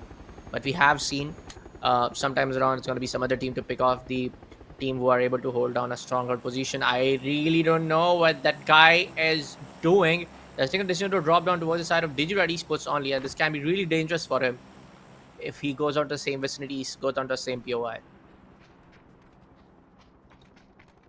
Yeah, I mean, it's going to be a well-contested fight if we chose to do that. But as we can see, yeah, there are multiple players who are trying to glide in. It's going to be 0-1-0 Esports. It's going to be the players of Green Dragons who have spotted them. And they're taking a lot of shots, but they've chosen to go for the bunkers, not for the compounds. So they might still live up to the next fight. There you go. That's exactly what they're going to do. But there is an approach where Green Dragons can completely go ahead and slam in because they have seen just 3 parachutes being opened. That means it's a 3v4 type of situation. They can really control it. But the fact that the opponents have also got their guns and weaponries before even choosing the extraction kit to be played, I do believe it can be a little more critical for them to play with. They have an AKM and an SLR to play along with. Even if you talk about players like Ward, they've already moved in. He's already closing in onto the bunkers. And he might actually take some good fights out of it. Let's see what's going to be the case coming in for the side Green Dragon. Right now, they're just at the strip. We see the side Nevermind trying to rotate it off towards the military island through the jeeps, through these vehicles. There's going to be the side of Team Howl on the other end of the bridge. Right now, they're going to go towards the same area where the Digirize is holding their angles at. This can be a little bit deadly. But they're taking a decision to go towards the very eastern side of the entire map. So that's a good call. Good turn coming in, good decision coming in. We see some of the line of fires coming from both sides. But for now, Dija's very far away, so maybe some long range shots can do the trick. But hey, that shot did also got connected. 23 tag coming in either from the side of Stance or from the side of Hello Mapper, because both of these guys are using that MK12. Let's see on how Nevermind holds their ground against the side of Digirad in this long range engagement. True, man. There are a lot of long-range fights coming in, and as we can see, Digirad Esports in the past few matches have suffered a lot. They have not gained a lot of points. This time, as we can see, they are holding off a bridge, and it's going to be the Nova Ripno one. They're trying to attack around the players. It's Howl Esports who is also trying to make their way in. Look at those tap shots. They're not that precise for now because the other guy who's driving that vehicle, that UAS to be honest, is trying to jiggle around so that he is going to avoid those shots. And he indeed was able to do that. But Leosh is now going to be in a very tough spot. The slam onto his compound is already here, and the other individuals are also pushing in, but this guy decided to completely bail out from the scenario. He's going to fall back, and through that, Digirad Esports might actually have another round to fight back with. But for now, as we do see, a lot of shots are being sprayed upon, a lot of damages are being revealed. But the Dragonov, that shot can be very effective. But Digirad Esports, even Extens is there on the Mount Everest, on the peak, at the highest peak of this particular map, and he's holding it off. And he's getting a lot of interesting fights. Yesterday, I do remember in the later stages in the, I believe, last match we did saw Flashbang holding off that particular corner. But today, it's Digirad Esports holding it off. Let's see what Stardust can do at this point of time. We see the shots going on from the side of all. Good spray. Some of that is going to get connected too. A little bit of damage is being dealt apart. They are against a top tier team right now, folks. Stardust, who are at the bottom of the food chain, going against a team who is right there at the third or the second position, I believe. FUT can do wonders right now. There you go, 120 tech. Mystic goes down. It's going to be a now 3v2 scenario. It's going to be actually trying to find one of the guys who's coming in from the side of Stars. It's going to be Zerpy. Those flashbangs are coming in. And that answer is going to be a nade to get the confirmation to the side of Snake. A little bit of that blood is going to bleed out a little bit faster, a little bit more. Still, his location is being given away with that projectile coming in. Now, two of the guys from the side of UT, Eggs and BB boats are now trying to push it out. Oh, in the wrong direction! It's going to be Zerpy to take on the side of IC, and now it's going to be Beanie. They're coming in against the side of Zerpy. Now this is going to be a tricky one. All of the nades are coming in. All of the crossfires are coming in from the side of Sunshine. Nail Pop gets the side of Beamy. No, things are falling two apart for the side of FUT. Is going for a rev. I guess Nail Pop knows, and there's some anticipation shots coming in with that Scarl. The revival is done. It's better that Nail Pop just stays, way too far with these, two guys, because they are way too deadly. Goats are coming for a third party. They're already here. They'll take down. Ooh, T-Boat. There's the side of Global Army. Right there in the open, he was trying to do some trick. And they have to pay the price. Global Army will get almost getting bleeded out. The nade is also coming. Western needs to move away. And there you go. They're down with 3 man. Down with the 3 last individuals surviving, but FUT Esports, look at them. Edzy. I don't feel that Edzy might actually be able to get a revival, even if he's going to get it. Stardust is going to push onto him. It's Snail QOP who is trying to push onto this particular corner. But Stardust, Cavalry is not here. I mean, the other free players from Team Stardust are also feeling it. The pressure will be coming in, even if I talk about Team TG, that is Team The Goat. They're also taking a lot of shots onto the players of Team Sunshine Esports. And I do feel things are not looking that easy for Team Sunshine Esports, because their individual players are caught off guard in an open spot. And with that, Team Digital Athletics is also receiving a lot of shots. FUT's Edzy is once again knocked out. And maybe we are going to see some more eliminations. Howl on the other corner retaliates and takes down DGR's Get Drogs. That means Digiradi Esports is now once again at the downfall. That nade, Code Marco finds it. A crucial nade coming in, a fruitful one to be honest. IG is going to get completely finished off. Team FUT Esports. Again, another loss could be coming in for them. There you go. One more nade. It's Youth who has been picked off.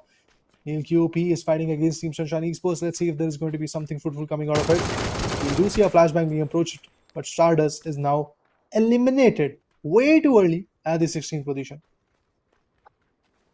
Yeah, man. It again, feels like on how teams can still try to take down the top dogs coming in on Fraud, how Twisted Minds, Pacific, and the Green Tigers are at. Sawan getting picked apart. 2 of the players are going down, almost getting bleeded out. Hamdar on the other finds the side of Spyro. Oh, it's going to be the side of Digital Athletics. Be on a very close affair. Marcus gets one. He's going for the second one, but no, he will get shut down from the hands of my VC. Code Marco being the last guy now. Up against the side of Owen Mavisi. Another nade is getting cooked apart. This can be very deadly. And there you go! There you go! Oh my god, what was that fight? Saban Esports gets annihilated from the hands of DA. On the other hand, we see the South Team Elite fighting it off. Dead on the other hand, finding a nade towards the side of Pinyag and Suprix. And there you go. Twisted Mind gets eliminated from the hands of none other than the side of Team Elite.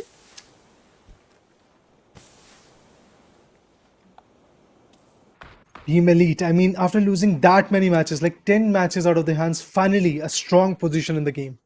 With that 3 finishes, that's definitely going to bring in the momentum for them. But to be honest, it's way too late. They are already at the bottomest position of the leaderboard. They are stuck at the 16th position. They don't have a lot of points in their favor. And from here, even if they are able to bring 2 big chicken dinners of more than like 25 points, I do believe still they are going to make their way to like basically top 8. That's all they're going to get, not more than that. But yeah, if that domination, if that aggression could have been there from the start, maybe things could have been different. And now Nevermind is already pushing onto them. So I feel even their existence after that fight is in a very, like, let's say, questionable stance. So I'm looking forward to see what happens next. Pyrex has got that M249. The generator is online. Oh, that nade, man. That nade coming from Tarkus. Way too on point. The GOAT managed to take down FUT. A team which was sitting on the top of the leaderboard is now done and dusted, which will be bringing in the chance for Green Dragons to bring in the A game. And if Green Dragon survives and takes on some decent points in their favor, I do believe things will be way more comfortable for them. The other corner, Code Marco takes one down from Digiradi Esports with the Dragonov. But look at this next play zone. It's the third one, and it is going way too close to this community base bridge. I believe whoever holds that small compound that is there pretty close to the bridge on the right hand side can actually be very effective. But it's down the ridge compound. That means again the pressure will be falling in exactly the way Team Elite is feeling right now, because they are down the ridge. They won't be able to make a move. If the circle gets shifted, which has already been shifted to be honest, as you can see in the mini-map, Nevermind can rotate easily. But what about the other individuals? What about the players from Team Elite? Because if they come out, they are easily going to get shot down.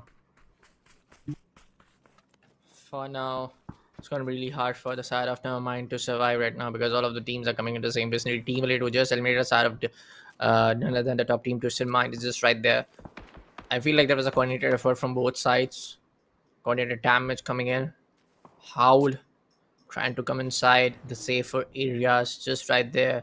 Just a little bit apart is going to be the team of Bad Boys. Howl is slowly, steadily moving away with the pack inside the safe circle. Some of the players are still outside the blue zone, and it's gonna cost them a little bit more because the damage is getting 2 HP per second. These are on the other hand still able to hold off their high grounds over the military island, and they have already suppressed down one of the players coming from the side of DA.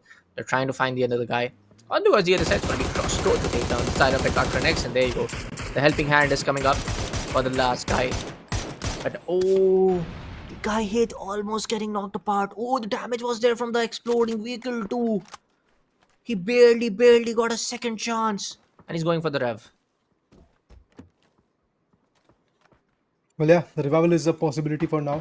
But even before that, look at Green Dragons. They're fighting against Team Sunshine Esports, and they are stuck at the southern edges of the military-based region. That is the military-based compound, to be precise, that we are talking about. Team Goat is not stopping. They are putting down the players from every single team. Whoever they spot, they're going to pick them down. Now, currently, it is going to be Flashbang's Pennywise who has been taken down. Crossbuck is out of the existence. That means the other two are trying to fight back. But what is that? Weston finds the last two as well, and it's done. Flashbang has been eliminated. They're out of the existence for this particular matchup. Match number 5 on the most fruitful map that could have been there. But no, that's Prey with the AUG holographic side worked out way too fluently. And another frag coming in for the players of Green Dragons. Remember, guys, if Green Dragons performs, Team FUT will be out of the charts from the first position. They might actually drop down to the second or maybe even third one. Let's see. Talking about the side of Green Dragon, they are now able to make their safer way towards the side of the play area. Green Dragon will be also looking for another win over Chicken as they are trying to, get on with it. For now, for the side of Digital Athletics scored Marco. I'm happy to see the side of DS still remaining alive. Oh, if I'm able to see it right, it's going to be an unfortunate disconnection coming in from the side of Metralius. There you go. He has been disconnected. As we can see that, disconnected logo over there. But Digirad finds the entire pack off the side of all. Even they have, yes, they did. Howl gets eliminated at the 10th spot. I was just, waiting for the confirmation on our screen, folks. Sunshine also gets eliminated at the 11th spot. Only 9 teams to remain alive. There you go. And how they can do the entire trick is going to be really harsh.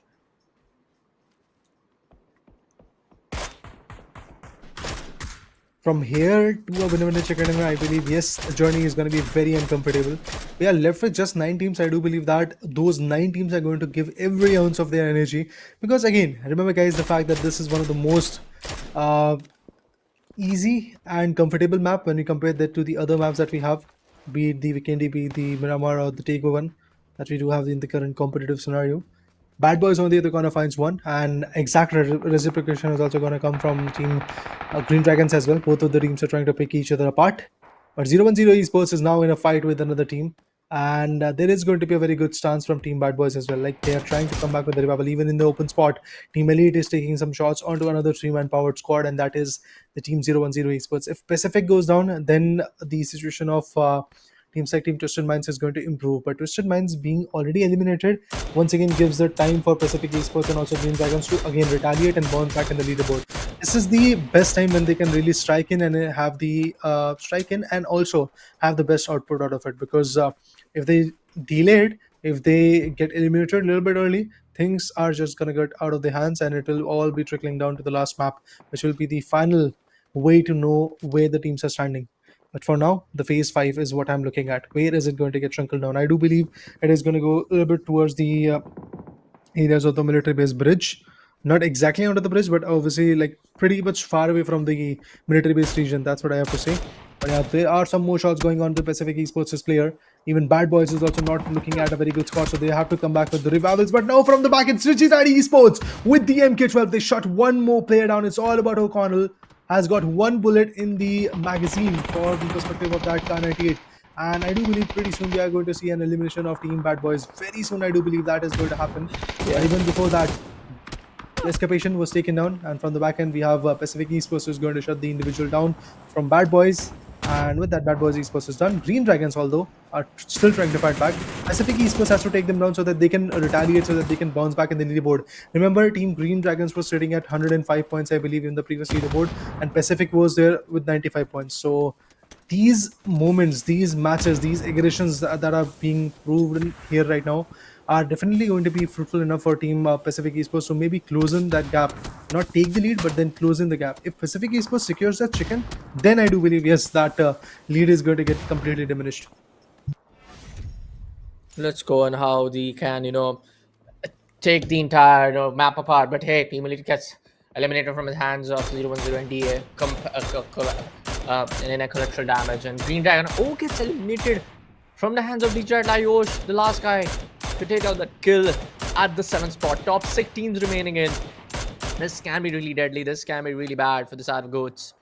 For the side of DA. For the side of Green Dragons. DA alive with 2 players right now. 0-1-0 with 3. DJR with 3. Nevermind with full man advantage. PCA with full man power. And also the Goats. I feel like it's going to be the Goats to take down this victory because they're in a good positioning. They're in a good utility loadout management. With the amounts of smokes and the nades that they have. Digital Heretics also have a good covering over here. But they have to move the entire positioning if that particular house, that small house, is going to definitely go out in the phase 6. Lodax takes down a really good shot with the Mini 14.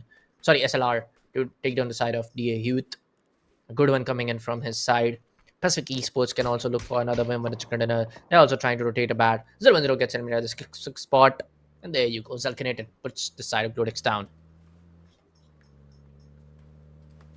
We are already in the 5th circle, and we have Pacific Esports with a full 4 manpower. On the hindsight, if you talk about the players of Zalkinature, that means the team Nevermind. For the first time today, I've seen them surviving till here. Otherwise, they were going way too early, but this time they have survived, and that's a good thing. Even DA has survived and managed to be in the top 5. That's something good to talk about, to be honest. But DA is definitely not going to make it to the top 3 because they are on the edge of the circle, and there are not just one team, but 2 teams already aiming onto them. It's going to be Team Digirad Esports and also the other team known as Nevermind. Both of those teams are already aiming onto the players of Team DA, and that's why whenever Team DA decides to make a move for the circle, they are definitely going to get pinpointed by either Digirad Esports or Nevermind. Let's see. You put your bets on Digirad or Nevermind. Let's see. I feel like yes, Nevermind as I see the mini map. But I will again place my prediction under the favor of the Goats. If they are able to move their entire positioning towards the side of Nevermind, they will be still safe from the angles of Digirad, and they can take down the side of Nevermind in a pretty good fashion. So I feel like yes, from my prediction, it's going to be the Goats. From you, it's going to be either side of Digirad or Nevermind. Let's see that. But for now, folks, as we see, only 17 players are left out in this very, very I would say small play area, but as we see the kill for MK12 shots going against Skyrix from the hands of Weston as he takes a really good headshot. The Goat needs to move their position, entire position towards the side of Nevermind, and they can do it. They have a good amount of time. But hello, my bad. 99 tag, barely surviving on the 1 HP. That could have been brutal. All thanks to the luck, all thanks to his chances. He survived onto that. Oh boy, they have a good chance. Good, a little bit of that luck play coming in the game in this for this team.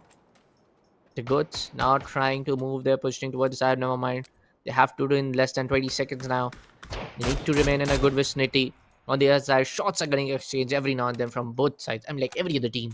Last 5 teams remain alive after 23 minutes. Well, yeah, the survival is not looking that easy for a lot of teams, but still it feels like that Team Digital Flix might be able to find some.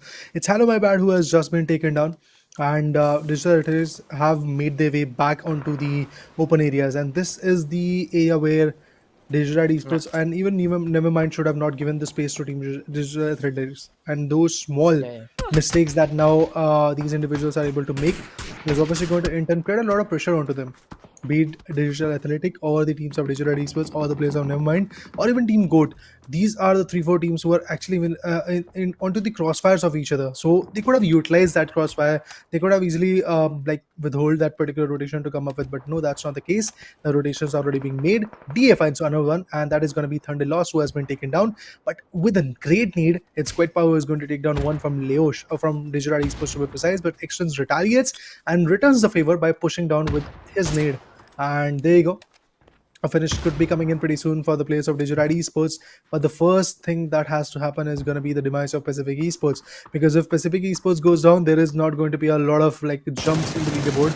But on the other corner, Huge finds a very crucial pick, and it's going to be Harlem My Bad, who has been taken down. But in order to revert it, we do see another spray coming in. Extends finding valuable picks at this point. He's finishing off the players of Team Pacific Esports as well. And the last man is going to be Thunder Lost. He's the only individual who is surviving right now. Even Team Digital Athletic is about to get destroyed because of the fact that they are left with only Code Marco. And look at the angles that Thunder Lost is able to come up with. So a flashbang going in, and he gets spotted. A lot of sprays, still trying to effectively damage out the player. Even Extends is holding off his own sweet corner to play along with, and he's waiting patiently. Some more flashbangs are going to be there. With that, there you go, it's done. Now we're in the top 4. Digital Athletic gets taken down. The Goats, Neverminds, Dijar, and Pacific Esports is what we are looking at. Pacific also gets picked off. Now we are just with Digital Esports and Nevermind and the Goats. Oh boy, this is going to be really deadly for all of these teams now. Digirad finds the side of next. This can be the trade-off. Or Talkers comes in with the Pinyago. Not mind a very bad spot. And there you go, the Goats coming with 5 kills onto their name.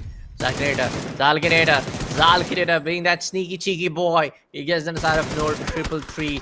Gets the confirmation as well. Going to this one man. Oh, the nade also comes up from the left side. He's barely at 3 HP. He's gonna get bait. He's gonna be dead very soon.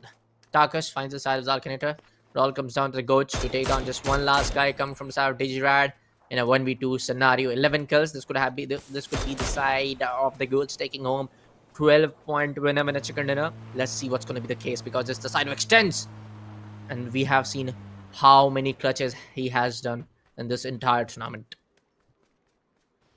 True, man. I mean, in the whole scenario of the semi-finale, he was one of the top fraggers. So I do believe there is still a stance that Digital Esports can pull off, but look at that play zone. They're actually on the edge of the play zone, so Digital Esports is now at a very uncomfortable spot. And Team Goat has got the whole complete cover of the play zone, so they can easily utilize it. But in order to, like, I guess, change the game, what Digital Esports Extends has to do is, first of all, find Tarkus, and he has to put him down. Once Tarkus goes down, the other guy who is actually down the ridge can also be picked apart, because of the play that he's going to come up with. But look at this, Western is slowly but surely climbing on the ridges, and now he's going to put the player down. But Tarkus spots him. There are some retaliation fire. Oh, he finds him. A valuable pick, to be honest, but he has no idea that Western is also at the same angle. And if he spots him, it can be credible. Oh, there you go. He has heard the audio cues. He's got that information. Oh, there you go. Digital Esports is about to take this chicken in a home. Both the individuals are going to heal themselves. It's a 1v3 scenario. Digital Esports have to fall back a bit. The guy who has been knocked out is obviously going to relay all the information. But is there no first tickets for Western? I want to see that POI, man. I want to see that individual, what he has got and how he's going to play, because he's currently on the edge. Okay, he does not have any first tickets. He has just got some bandits to play with. But Digital Esports is more than ready with the first tickets. They have already repassed themselves. They've got some smokes to play along with. And that's exactly what he's going to utilize for now. It all trickles down to a 1v1 fight where Extends has got his vest blown out of the proportions, but his helmet is pretty much intact. On the other corner, the exact similar situation is going to happen to Western as well, where his helmet is intact and vest is pretty much obliterated. Now all the information that Tarkov was giving while being prone, while being knocked out, is completely evaporated because he has been taken down. Now it's a clear 1v1 fight coming in. Digital Esports is going to pop last of his boosters as well, so that he is going to get 100% boost, and even a single percent of that HP can actually help him a lot. And look at Western, he has got an AK, a very superior weapon, to be honest, but he gets spotted and he takes the player down through the smoke. It was Digital Esports' last individual who gets picked off, and it was the chicken dinner coming for the Goats finally. And as we did thought, a new face can be shining, and that's exactly what happened. The Goat had a chicken dinner, a amazing one, to be honest. But the fact that Digital Esports was actually on the verge of taking it home was something scary, to be honest. It was very close. It was very close. The smoke actually went out at the exact time when the player from Team The Goat decided to aim onto that angle. Otherwise, things could have been a little bit more favorable for the players. Yeah, Goat coming with that second, I believe.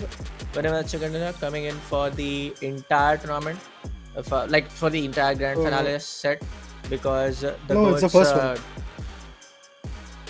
It's the first one in the entire grand finale. Okay, so I will still have to That's say why I that. pressed this. Yeah, so we have to say that they are a bit late. They are late by a quarter mile, man. They are late by a quarter mile, because after the 10th matchup, they were right at the 36 kills and 19 placement points, and now they are at what I feel like around 75 kills, 75 overall, maybe. But for now, let's take a look at the entire highlights coming in for the map number 5 of Erangel. And now we only have just one map left to decide the champions of the Esports Club Gauntlet Middle East, powered by Zotac Gaming, the broadcast partner Loco. Just one map away to find the new champions of the MENA region, the Middle East region. One more match, one more journey to be complicated, and eventually with that we will get to know who is the champions. But even before all of that happened, in the previous matchup, if we talk about the 5th one, we did saw a lot of wreckage, a lot of clash, a lot of retaliation. Digital Athletic were looking kind of good for a moment, but they were caught offside, or should I say caught in a very bad spot, off guard outside the circle. But that nade, man, that nade actually stole my heart. What a play coming from Takas, exactly at the angle where T-Bone was holding it off, and he was able to take down the players of FUT Esports. The fact that FUT Esports was absolutely amazing in the first 2 maps and had, I believe, approximately 9 to 10 points in this 3rd map. After that, in the 4th and 5th one, FUT Esports is going way too early. In the 4th map, they had just 1 point, and in also this particular match, I believe they had just 2 to 3 points in their favor. That's all. So it is not looking good, but at the same point, it is looking good for Team Green Dragons and Pacific Esports. Those teams who are trying to dethrone the players of Team FUT Esports, they are getting the chance to really bring back the game. But look at those shots from the GOAT. In this particular matchup, I have to say, somehow the GOAT was very precise, and somehow they were able to pull through the whole game in their favor, despite of the fact that they joined with just 3 individuals. Let's see on how things can, change a lot for the side of DigiRad, because I feel like DigiRad did a good amount of kills. Almost they did around 9 or like with 8 kills, if I'm not wrong. They put down the side of Digital Athletics as well. But for now, it's going to be really hard to say, man. DigiRad Esports in the top 4 not. Even for the side of Pacific Esports were able to get in the top 4, but amount of kills, not that promising though. Right now, folks, FUT is standing with 109 overall. Green Dragon 106, Pacific Esports with 95. I feel like Pacific Esports have also crossed that 100 overall pointers mark. Twisted Mind with 81, DigiRad with 68, Flashbang with 62. And after the 4th positioning, the buffer is huge. So I feel like it's kind of done and dusted. Twisted Mind's at 4th position because DigiRad is at 68. Yeah, I mean, I feel like that, yes, that is going to be a possibility, but if DigiRad gets a big chicken dinner, maybe like 18 or 19 pointer of 19 finishes of a chicken dinner, maybe things might change. Still, there is a very low possibility of that happening, to be honest. But yes, in the highlights, you'll get to see those picks coming in. Stardust and the other individuals are also very chaotic in the whole game, and the way these players were coming back with those nades and sprays, it was amazing to watch. Even the players from Team DigiRad Esports were struggling a lot in the later stages, due to the fact that DA pushed from the back end, and also it was Nevermind who was trying to take some damn good shots from the players. Servam Esports all of a sudden, yes, they were flashed, but still those stun grenades, as soon as the effect of that stun grenade, the concussion went out, the spray came in, and it also gave the other guys the upper hand to really retaliate in the game. But I believe we are again watching the highlights, seeing the best moments, and we have seen this particular nade, we have seen this beautiful AUG A3 holographic shot, side shot going in, but still at the end I have to say that the precision slowly but surely is definitely working out for a lot of teams. Specifically the GOATs in this particular match had that A game literally showcased all over the game. Let's see. For the side of Bad Boys, hashtag 9 was the position that they got. They got eliminated very early. In the top 10, not very early. I mean, like, for some teams, I have to say this, man. not being harsh, but when some teams perform kind of like not up to the mark and they get eliminated very early now and then on the previous maps of the grand finale, or just like take all the maps coming from the side of open qualifier, it gets onto our mind. I know this should be the case, but yeah. But a lot of teams were able to pull this off. A lot of teams are now able to like get those whenever chicken coming in at the last second map. For the side of Goat especially, it's kind of too late now. I have to say, it's kind of too late. It's good that you are not leaving the lobby. Kudos to giving you 100% still if you know that you are there at the 8th and 9th position. It's hats off, but I feel like this consistent play should have been coming in from the first map itself. I mean, if they are in the top 8, yes, they are going to get those G coins if they are from the 4th and 8th position, 4th to 8th position. So that's actually kind of reward for them, kind of good reward for them, to be honest, because sorry, every single individual from that particular team is going to get something out of it. Like if you talk about the 8th position, I do believe 500 G coins will be credited in every single player's account, which is again going to be quite beneficial for them because they can utilize those coins to purchase the skins, purchase those weaponry skins or the vehicle skins and stuff like that. But man, oh man, what a match, to be honest. From the start, we did saw chaos coming in thanks to that sudden shift in the placement. But for now, we are going to take a quick short break, and after that, we'll be back with the match number 5 stats and the final map of the grand finale.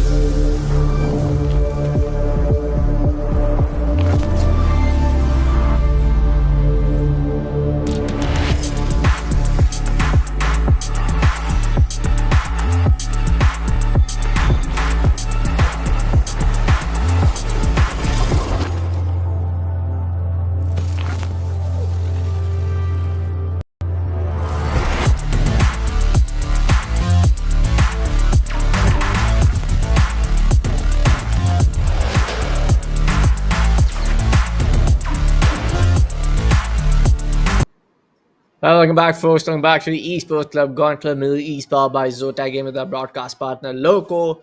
One map away to crown the champions of the MENA region for PUBG. One map away to decide whether it's going to be the side of, let me remind you, folks, let me tell you, folks, very clearly, either it's going to be the side of Foot, either it's going to be the side of Green Dragons. I also feel Pacific Esports can do wonders on the last map of Wrangle. It's also very much coming for the side of Twisted Mind. Only these 4 teams will be able to pull this off at the number 1 spot. It's going to be the battle of the best for now. Yeah, definitely. I mean, if you talk about the first position, there are just few names that are pretty close to it, to be honest. Yes, FUT Esports was one of those teams who started off dominating the day, but then in the later stages, if you talk about the map of Tego, from there the downfall started, and it has actually just escalated. Downfall just escalated in a very bad fashion. Let's talk about the summary. Let's talk about the stats of match number 5 so that we have a briefer idea of how the match number 5 unveiled and how many points the individual teams have got when it comes to the whole scenario. But even before that, the match summary will tell us that there were a lot of headshots, to be honest. In the second map today, we saw 21 headshots, but this time, yes, it is actually going to be 20 headshots coming in from the players who were there in the game. Other than that, 29 rescues. That means a lot of revivals was also there, and yes, due to that, the number of damage is also quite high because the players were damaging them. They were getting revived. They were getting again back in the game. They were again getting back, no doubt. So that is the kind of play that we did saw in the map. Other than that, if we talk about Team GOAT, we have Tarkus from his corner who had the longest elimination. But let's talk about the winner chicken dinner team stats. It is definitely going to be Team GOAT if I'm not wrong. We have 3 individuals from the corner.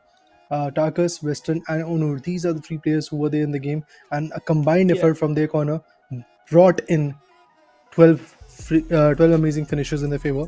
And due to that, yes, the damage is also looking good for Tarkus, and I do believe he can be the MVP for now.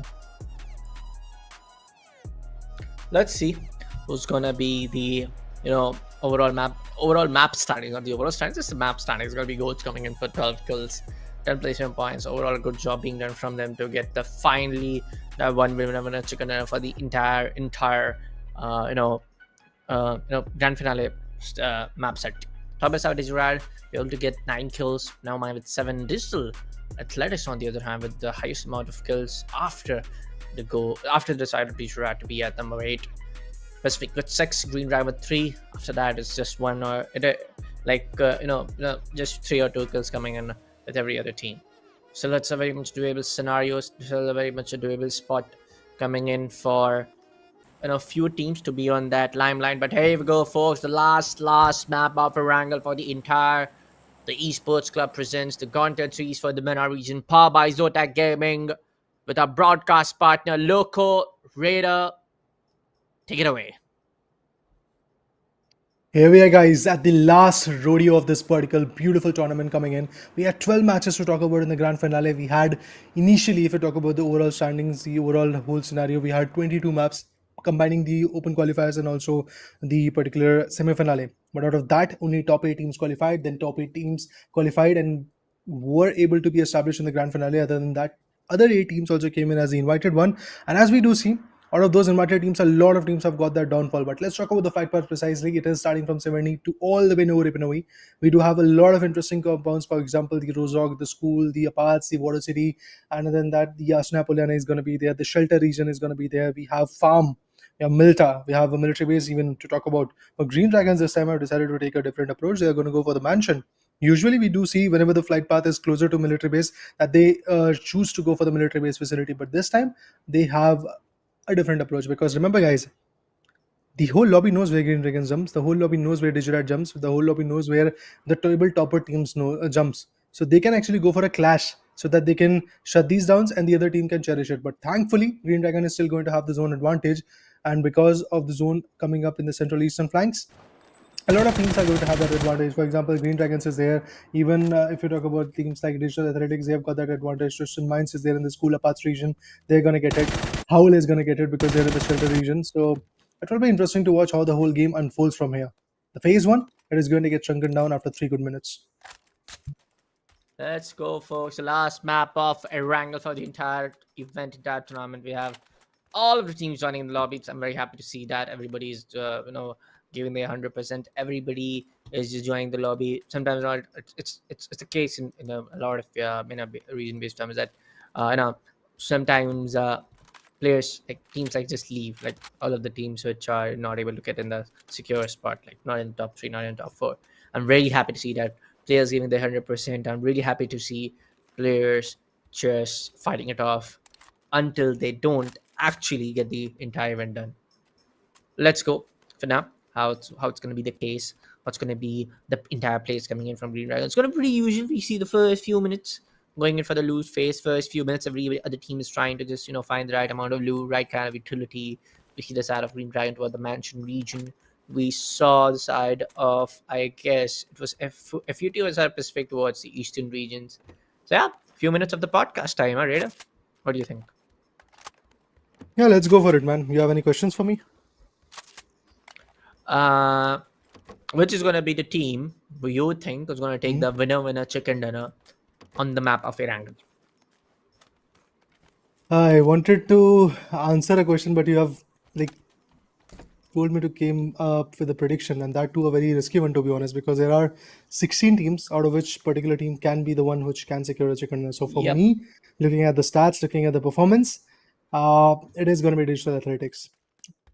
I mean, they have to be there. They have to perform. The team who is known to be aggressive, the team who has shown their stance in the previous IPs as well, they are unable to get even a single one. So I am going to put my cards onto that particular team for now. Okay. So if you're placing your prediction on Digital Athletics, will you think like which is going to be the team, like who are there in the not in the top 5 or the top 6 to get the most amount of kills in this map? I mean, in the overall standing or basically in this map, just in this map? No, just in this map. Okay. Again, it could be Digital Athletics who can Okay, get those okay. frags. I mean, if they want to go with the chicken dinner, they have to be aggressive. If they want to actually utilize that chicken dinner to make a very fruitful comeback in the leaderboard, I believe chicken dinner and those serious finishers are the only combination that is going to work out. Cool. For now, we see some gunfights already taking place between the side of Stardust and Savir. You want to check out that perspective on how Savam Esports will be battled out against a team like Stardust. For the side of Goats, which was deemed to take down the last map of Wrangle in their favor, it's gonna just be here to just wait for the side of Team Elites to make a mistake. Talking about the side of Sunshine, they are able to knock off one of the guys come from the side of Nevermind. Actually, 3 guys, so it's going to be just 1 guy left out in the gun. And probably trying to find where's the last guy with those, all of the players are scattered around in some other vicinity. So yeah, they're just like finding out the last guy coming in from the side of Nevermind. I mean, getting destroyed that early, I really was not expecting that kind of approach from Team Nevermind. Even Servom Esports, look at them. They have been eliminated. Stardust completely annihilated that particular team. DA, yes, they have started to pop out and they are picking up the players of Twisted Minds. And they are able to do that. Yes, the 3rd and 4th position is going to get cleared away. Even Youth is going to get picked up. That means once again, DA is receiving a lot of shots and they are not being that fruitful, to be honest. Because if you get 1 frag and you lose one of your own team, I don't feel that's a good trade. I mean, if 1 player of your team has been taken on, you should at least have 5 frags in order to compensate that, because then you get those position points also in your favor. But DA is now surviving with just 2 individuals. That's all they have got. So I feel, yes, it is going to be a very tough and a bumpy ride for them from here. Let's see what's going to be the case. What's going to be the entire pace coming in from a lot of teams. It's still, I would say that some teams can still do that job of taking amazing kills in their favor. We're still not in the top 5, but at least some get the limelight in their favor. Because if you are a team who is able to take around 18 or 17 kills, because that would be highest in the entire tournament. Maybe we will remember for you for a longer period of time. Just saying, like, make the maximum utilization of the entire tournament, entire chance that is getting onto you. Spyro takes a lot of damage with a nade, barely surviving on that 60% AC. Is gonna pop up some kills. Look at those nades. They're just popping it off. But they gotta be ready. It's gonna be somewhere other. The Athletics are waiting for the other side. Code Mark will be able to take down the side of Screams. Scream was not even looking on the other side. Bad Boy 2K gets one. It's gonna be a 4v4, I suppose. Sorry, 3v3 now, I suppose. Yes, those nades might be a trick. Spyro could be taken down, and there you go. What a nade! What a well tossed nade. Twisted Might gets eliminated. On the other line, it's going to be Bad Boys to just serve it now. Two players, Explicit and O'Kernel. Just the side of this Athletics to get eliminated. Two from the hands of Bad Boys. All those nades going boom, boom, boom. Actually, three of the biggest teams have already been taken down that early in the game. It's kind of surprise for me. Server Esports, an invited team. Digital Athletic, another invited team. Twisted Mind, another set of invited team. All the invited teams are getting picked off. The rest remaining five now are trying to struggle around and now are trying to put the best out of the whole game. FET Esports now have to survive till the end if they really want to conquer the game. Even Pacific has to do that because Twisted Mind is already done dusted. Team Elite is also eliminated. The GOATs are now trying to perform. But the fact that the goats didn't had a lot of, like, let's say, interesting points in the favor, a lot of decent points in the favor when we talk about the whole overall standing, it is obviously going to put a lot of pressure onto those individuals. And in the end, maybe those guys are going to be there in the top 8, but not in the top 3. I do believe taking the top 3 positions for Team Goats is going to be a very big challenge. They have to come up with a very strong chicken and a very strong statement. Oh, I was talking about it, but all of a sudden the whole team has been taken down by Stardust. Thanks to them. One more team goes down to the dust. Another one bites the dust. That's what the case is all about. It's going to be very hard for now to say, folks, because, we expected the map to go around for 20 minutes, 25 minutes, but I feel like at the rate of on how the top tier teams are getting eliminated every second, I feel like there's going to be a quick play coming from all of the teams taking those quick fights in this last map of Eranga. The entire shift is happening on towards the region of Yasna Poliana, a good region, in my opinion, a very good compounds that you get to hold off your team in a very safe manner. But yes, how are you gonna get inside? Are you gonna battle off the teams in the process? That's the main question. Yeah, definitely holding off those compounds and eventually getting the right output of it is going to be very important. And as we do see, Pacific Esports is right over there trying to shoot the players down. 11 teams and 38 players is what we have right now. We are already into the 10-minute marker. Pretty soon the 10-minute marker will be coming in. That means out of the 30 minutes or so that we get usually in the map of Erangel, 1/3 of the job is already done. That means we are now going in that region, going in that time period where maybe there are going to be some crucial fights as well, because the second play zone shift is going to come. It might actually come towards the shelter region. I'm looking forward to see where the circle is going to form. And trust me, the next particular play cycle is also going to put a lot of pressure onto those individuals, how the performance will be getting implicated, how the aggression will be getting implicated. There are a lot of things which can go south for a lot of individuals. But yeah, at this point, I am definitely feeling that the pressure will be increasing onto the individuals pretty soon. Let's see what happens next, guys, and who pulls through the game and who gets the right output in their favor is going to be the even major. Tratando de controlarme, no me quiero ir al infierno, pero ellos quieren llevarme. No quiero nada con tu novia, está empezando a molestarme. Soy suave como el Vicrepo y por eso quieren montarme. Así, she let the bounce, Aussie. Shorty bad, yeah, she know she a 10. If she bring a friend at my posse. Quisiera superar la soberbia, pero sé que soy un Magdari. Big body, bell, no suburban. Sentada linda con ese fari. La avaricia me hace comprar todas las cosas que yo deseo. Soy un cubano famoso, igual que mi tío Maceo. No dejes que la envidia te envenene, baby. Andar con Bambi te conviene. Beefsteak, Wagyu. If you want the beef, I'ma dog you. Me lo estoy comiendo por hula. And master spending that hula. Baby. Sé que él no puede controlar su ira, porque tú hangas conmigo bien tranquila. Y mezclamos la lujuria con tequila. When you see the boy pull up to BSC, yo no dejo que la pereza me impida. But it's more than my 2 liters. Sé que hay 7 demonios tratando de controlarme. No me quiero ir al infierno, pero ellos quieren llevarme. No quiero nada con tu novia, está empezando a molestarme. Soy suave como el Vicrepo y por eso quieren montarme. 7 demonios tratando de controlarme. No me quiero ir al infierno, pero ellos quieren llevarme. No quiero nada con tu novia, está empezando a molestarme. Soy suave como el Vicrepo y por eso quieren montarme.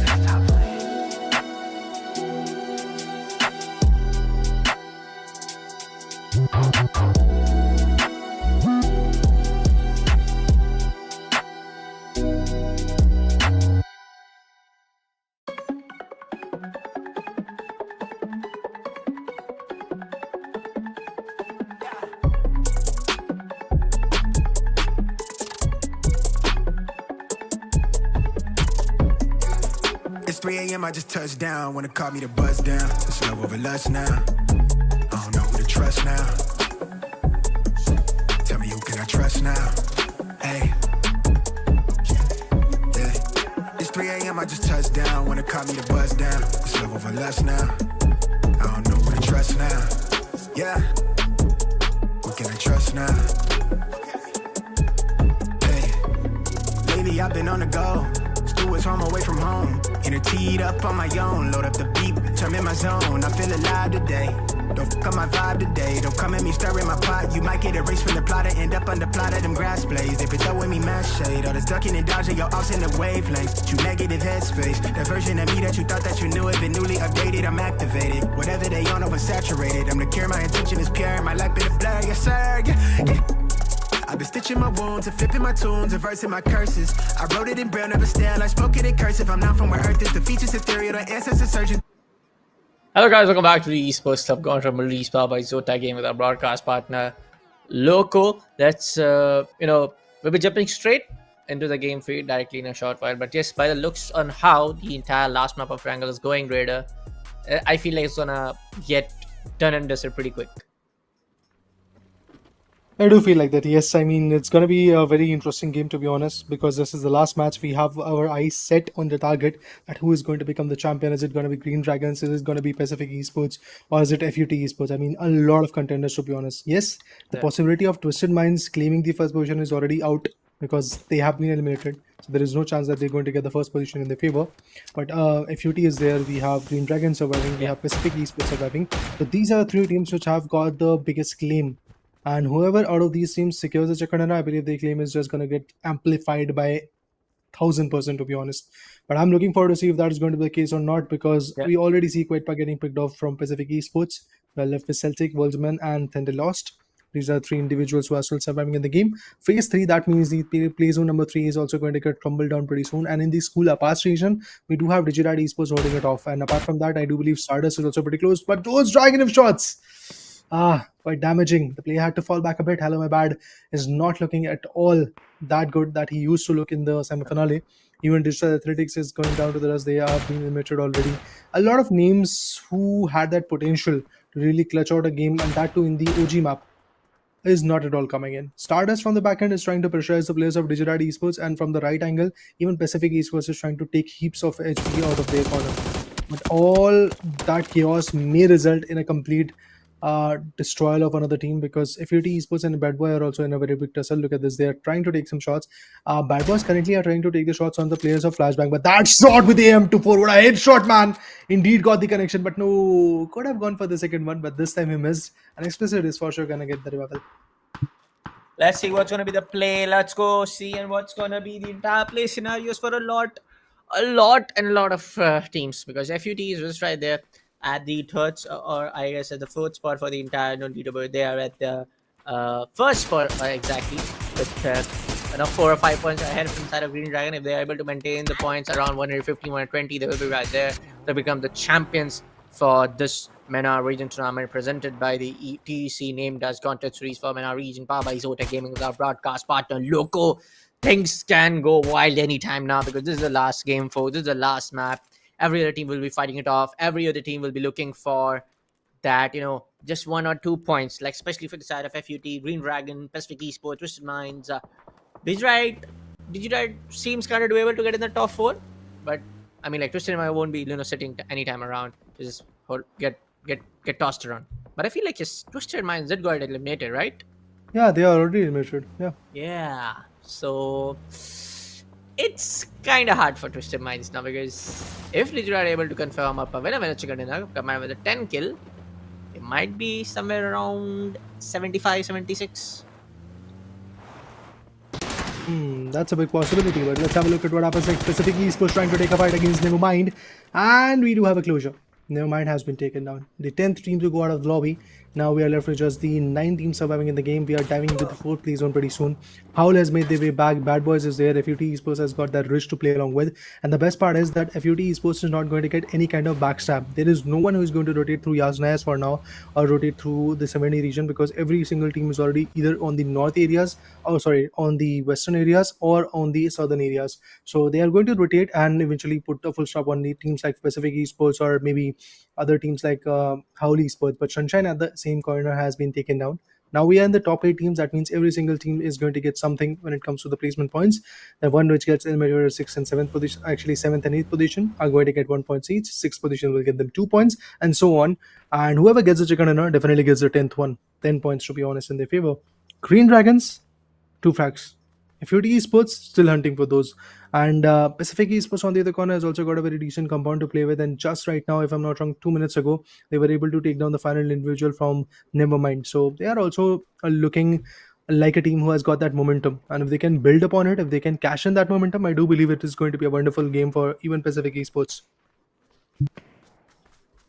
Let's see, man. Let's see. Talking about the side of Beanie, LG, Wa, T-Bone, they're all trying to survive with the 4-man standing up there in the fan second. Most of the mortars players are coming in. We see the sound. We hear the sounds of the mortars coming into play. Pennywise confirmed the side of Nate Pop 13. They want to see where the mortars taking target, and it's going to be the side of Howl getting targeted. Actually, from the side of FUT, I guess. Yes, because the direction is going to be coming in just above them, or maybe there's someone just behind them, but there's no one, as you can see on the mini map. So yes, that is the side of the Pacific, or maybe the side of our, maybe the side of FUD using those mortars. But as we spectate toward the players, there's no one from the side of FUD using those mortars. So I believe there's going to be someone from the side of Pacific Esports only. From the side of Howl, one of the players is right in the open, just taking the cover behind that boulder. 2 of the players are right there with that house and the boundary line over there, just right there with the house. So not a good split, but things can change around for now. Sure enough, things can change rapidly, and I'm also looking forward to see if that change is going to be there in the game or not. And FUT Esports, IZ, they're trying to pick the players down. They have already secured some decent packs, but look at this flashbang even on the other corner is right there in the type of centric POI, because they are down the ridge. They have to move in to really have the control of the circle if the next particular play circle goes in towards FUT. But there you go, again, a circle which is not going to give the advantage to any single team.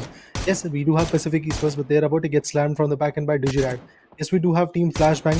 They're also going to get slammed by another team as well. But at the same point, Green Dragons is also trying to move in. They're trying to get the best out of it. But there you go. Some shots, some beautiful shots being delivered onto the players of Team Stardust. And they are trying to move in right now. They're trying to be back in the game. But is there anyone who is utilizing the extraction kit is what I have to see. Because if somebody is going to go with the extraction kit right now in this chaotic zone, yes, they're going to get picked off way too easily. So for now, I do see Bad Boys getting picked off. Oh, one good shot under the Stardust, Zerfi. Oh, nice. He has been taken down by Sub-Zero. That was a crucial knockout coming in. It's all about Metaboy and the other individual right over there behind that Dacia. And look at the shots that are going in. The vehicle is about to go in flames, and once the vehicle will be in Fluego, they are also going to get picked off. Another shot goes in. Sub-Zero finds 2 out of Stardust. He's going to pick him apart, but is there a possibility of completely shutting down those individuals is what I want to know. Even Pacific Esports Celtic retaliates and takes down 1 from the players of Flashbang. It's Pennywise who has been knocked out, the guy who is already able to get 3k. But Leosh retaliates and gets 1 from Thunderlist as well. Let's see. From the side of Grown, they're able to take down someone from the side of it. And it's going to be side of AZ. Hello, my bad. Thanks to go for some retaliation. Celtics 65 tag. What goes for the second one toward the side of Green Dragon? The fight is on with the top dogs, folks. Green Dragon is, I guess, is just barely surviving with 2 mans on gun now. One of the guys is going to go right there on the window pane, right on the open angles. He's going to get picked apart, and FUT just annihilates the sides of Green Dragon. Green Dragon eliminates, gets eliminated at the 8th spot. FUT going ham. And I guess we have a champion.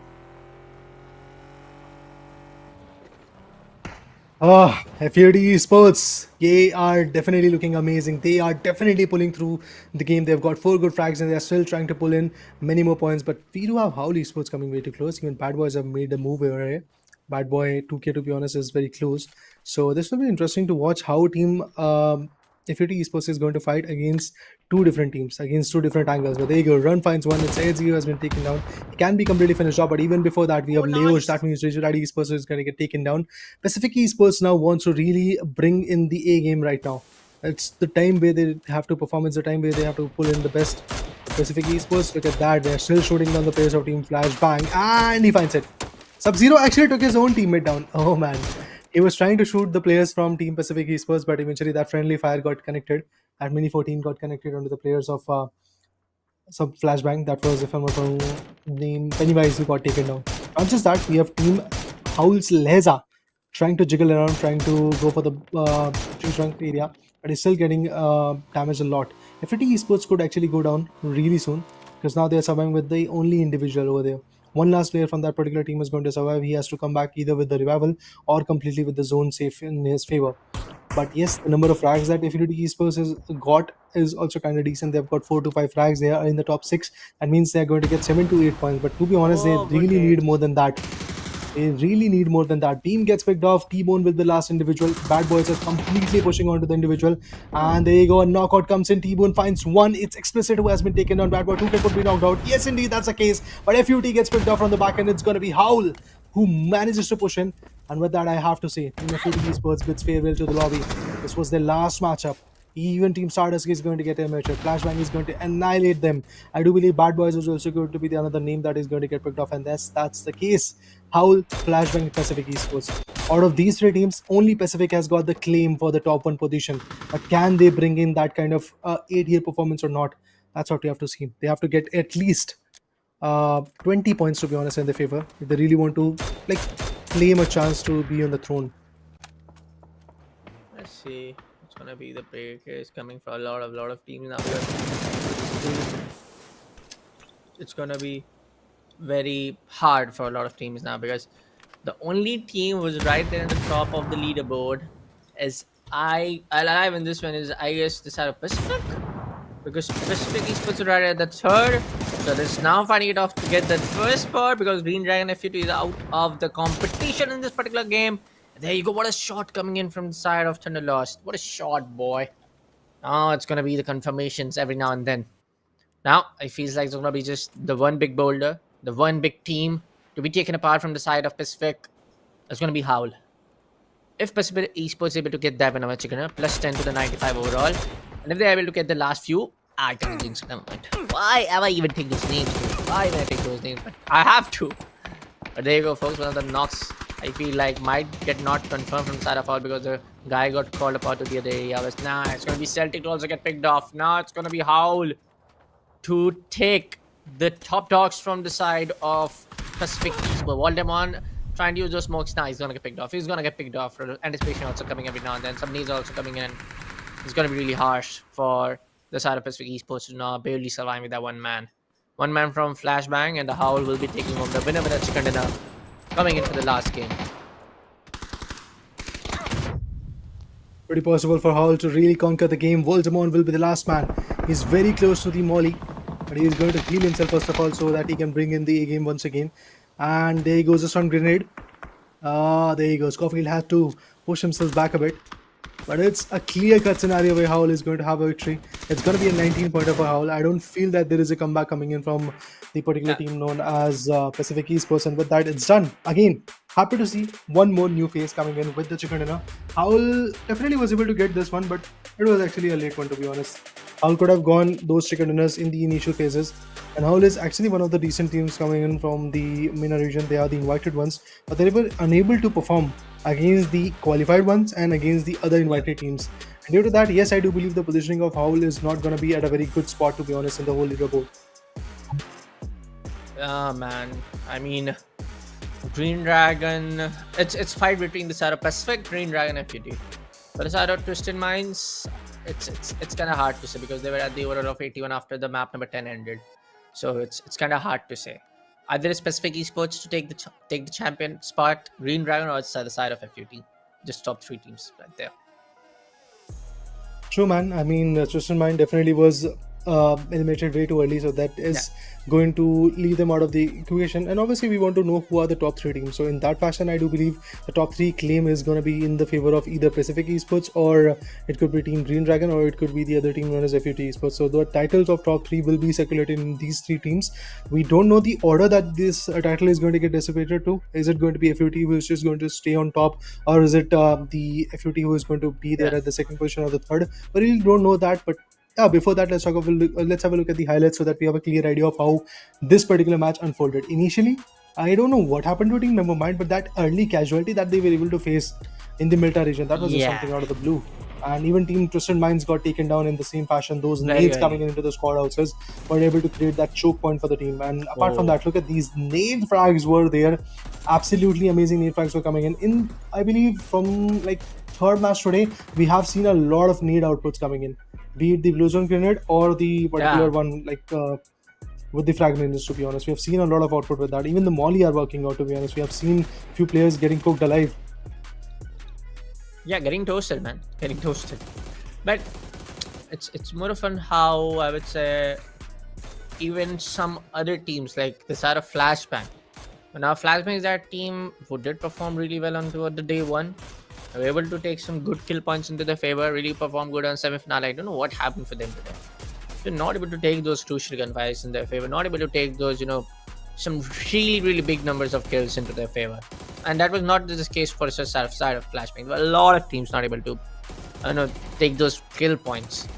Bad Boys did a really good job. Bad Boys, I feel like they fired off till the end, and they got eliminated at the 4th spot from the side of Pacific Esports, I believe. But kudos to Bad Boys 2K. Even though they're not in the top 5, top 6, they gave their real best today in the last game for the map of Wrangle, especially also for the side of Team Howl as well. Yeah, I mean, if you talk about Pacific Esports, the claim to the throne was to be specific their finishes and their position points that they were able to get. They survived till the 2nd position. That was the best part. They had to do it. If they really want to dethrone teams like FUT Esports and also Green Dragons, they had to survive till the end, and that's exactly what they worked upon. So yeah, the whole scenario is looking good for Pacific Esports. I have to see at the end who closes the deal, who gets the whole winner chicken dinner, and to be honest, the larger winner chicken dinner of that $10,000. Who is going to get that? That is a major question that I have in my mind. And apart from that, the stats will be letting us know that how many points in the particular match number 6 is going to be in the favor of every single team. But for now, we are going to take a short break. After that, yes, the most anticipated stats of the whole tournament will be coming in. First of all, I believe the match summary will be there, then the overall signing and stuff like that. Every single detail will be there, along with the berserkers, the headhunters, every single thing will be there. So stay tuned. We'll be back with the short break.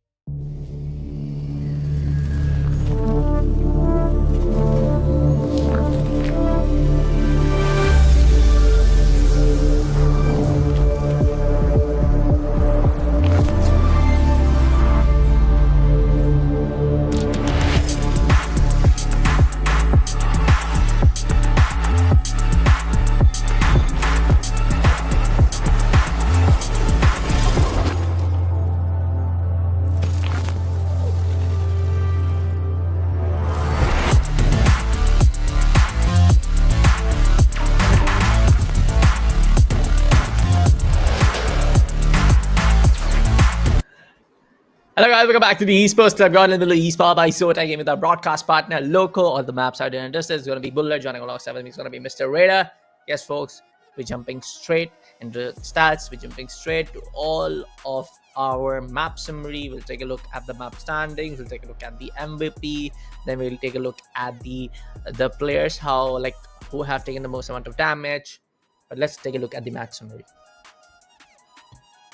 690 meters coming from Howl. That's a very impressive performance from Howl. It took a little bit of time, to be honest. They should have shown this aggression, they should have shown this precision in the earlier stages, but that is not the case. They took a lot of time, and due to that, obviously, the cost of this particular game is looking absolutely I guess risky for them, because their standing in the overall standing will be that good. But let's talk about the winner chicken in a team stats. It's gonna be Howl.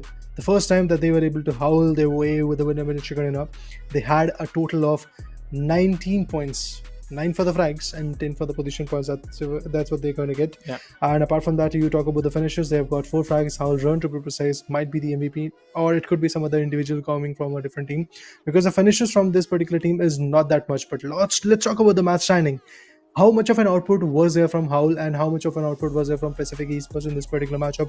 Because these are the two teams who came very close to either the Chikanana or the particular Chikanana in their favor. Look at that, 13 pointer coming from Pacific Esports. They could have actually gained more, but eventually it was a 1v4, 1v3 type of scenario, if I'm not wrong, in the latest cycle.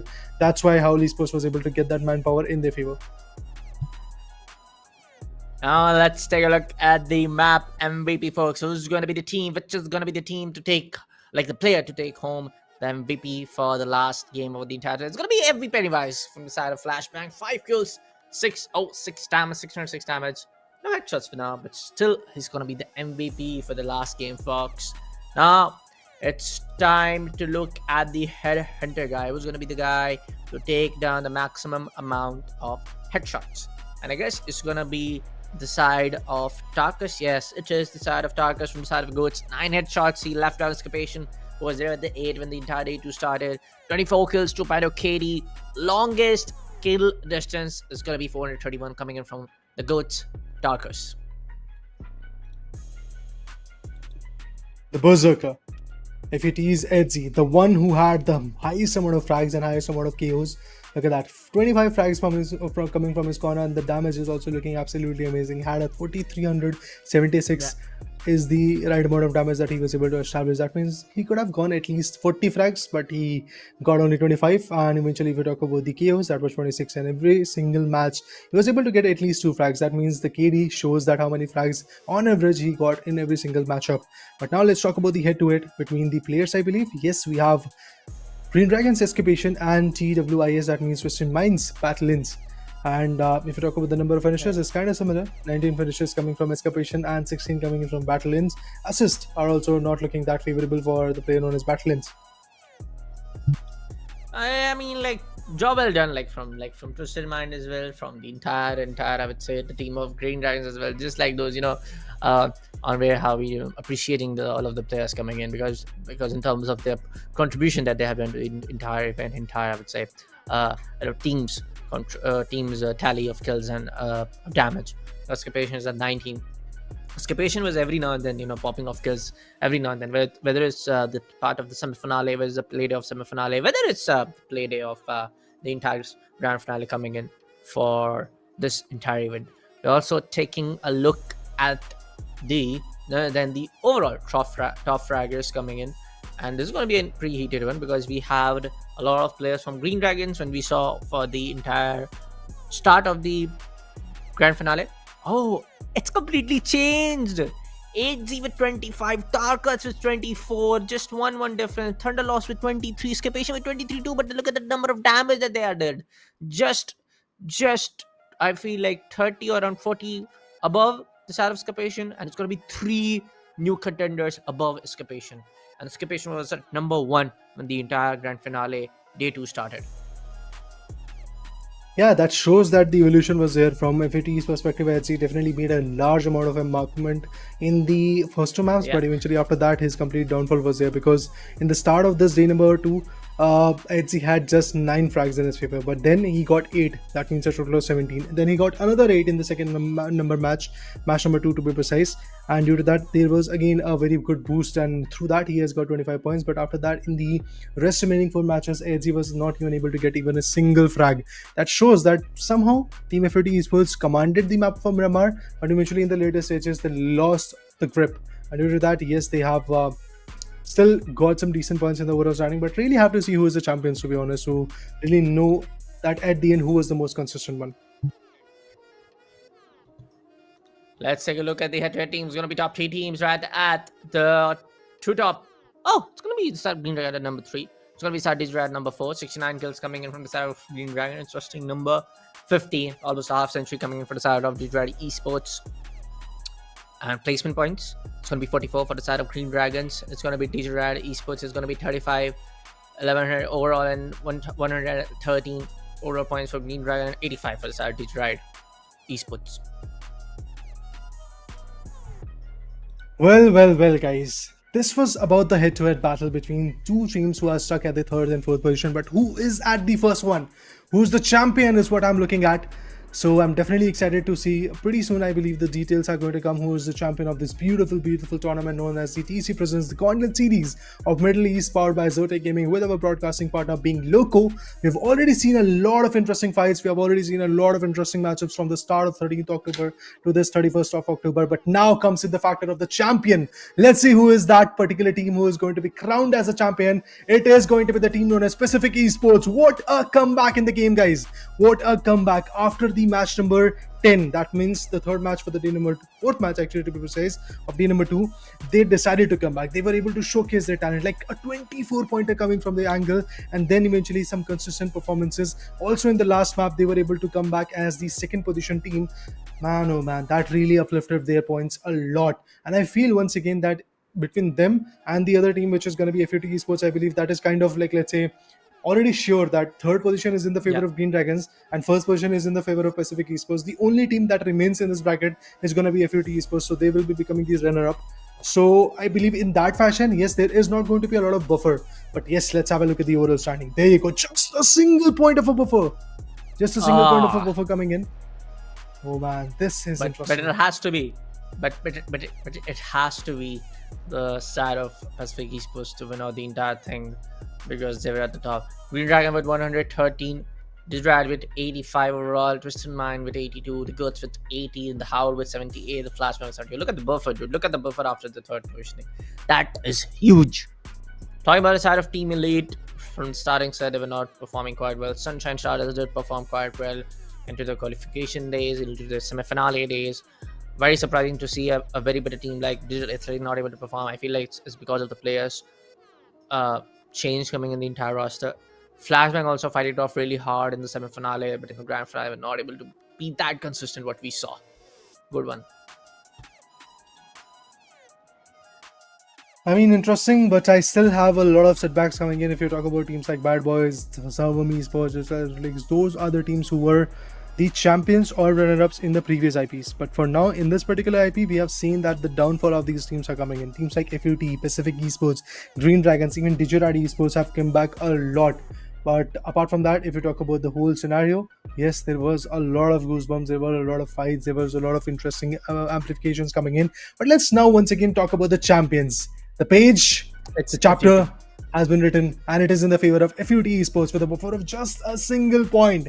I know, guys, I know you had a small goosebump type of feel that, oh, the champions are different. Why is Pacific Esports sitting on top? Why is FUT Esports not over there after seeing the overall standing? Well, there you go. The overall standing states that FUT Esports has got 119 points, and that's the exact amount of points that they're going to get. And with that, there will be a buffer of 1 good point. And even if there would have been an equalizing stand, remember FUT Esports has got 3 chicken dinners. That means if the points would have been similar, like 118 for both the teams, Pacific Esports and FUT, then we would have considered the number of chicken dinners, and that at that point as well, FUT Esports could have actually got the championship in their favor, and that's exactly what they're going to get. So out of the $10,000, the lion's share will be in the favor of team known as FUT Esports, and it is $5,500 that is going to be in their favor. Pacific Esports $3,000 and $1,500 for the players of Green Dragons.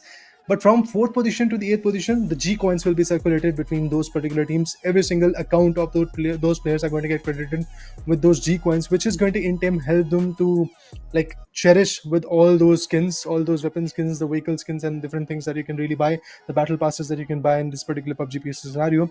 So I believe apart from the experience, the top 4 teams, top 3 teams to be precise, got some currency, and at the other corner, the in-game coin, in-game currency was also there for the teams coming from 4 to the 8th position. So amazing play, man. From the start, if you ask me, there were 22 matches from open qualifiers to the whole scenario of the semi-finale, and then 16 more, actually 12 more in the whole scenario of the grand finale. So a total of, I believe, somewhere around 34 matches after that long of a journey. Now we have got our champion. It's FUT Esports. Yeah, man, kudos to them. Like, on how things can change with just 2 or 3 maps being on to your favor, especially those 2 whenever it's a dinners coming in, those 2 kills coming on, those 2 amazing map of set of kills coming on towards that FUT. They I mean, like, they did this job pretty well. And honestly, being very honest, I was nowhere expecting this RFUV to win this entire tournament. On how the day one kind of get played from the Twisted Minds, Green Dragons. We know the buffer was quite, I would say, small, but still I was expecting some other teams. So like a huge surprise coming from our huge surprise coming from this RFUV to perform so well, so I will say in a well-coordinated fashion to take down the entire play in their hand, take down the entire tournament in their hand. Congratulations to them. Congratulations to take the launch of the prize pool.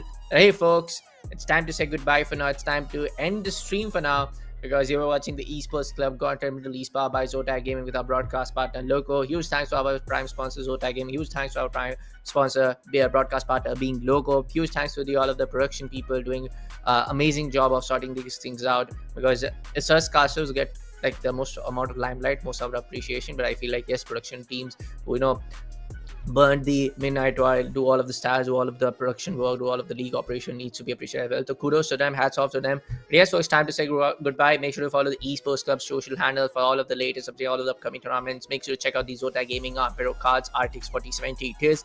Make sure to check out the Loco app. You find your favorite streamers playing on to the Loco app and streaming for you as well. As always, spread the love, spread the happiness. This was Bullet on Desk. Joining alongside with me was my brother Raider. We'll see you in the next one. Happy gaming and good night.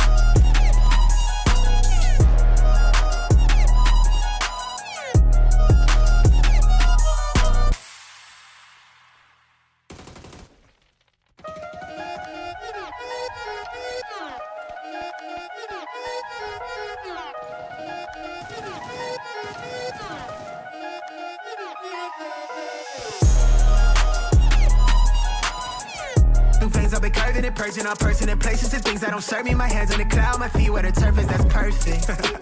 On God, yeah, I'm activated. Control, burning down trees, big shot on my ashtrays, never empty, I'm litty. I've been painting the city. Still painting the city. It's 3 a.m. I just touched down. Wanna call me to buzz down. It's love over lust now. I don't know who to trust now. Tell me who can I trust now? Hey. Yeah. It's 3 a.m. I just touched down. Wanna call me to buzz down. It's love over lust now. I don't know who to trust now. Yeah. Who can I trust now?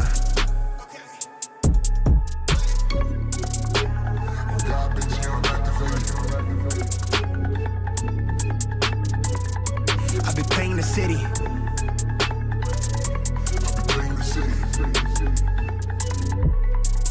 It's 3 a.m. I just touched down. Wanna call me to buzz down.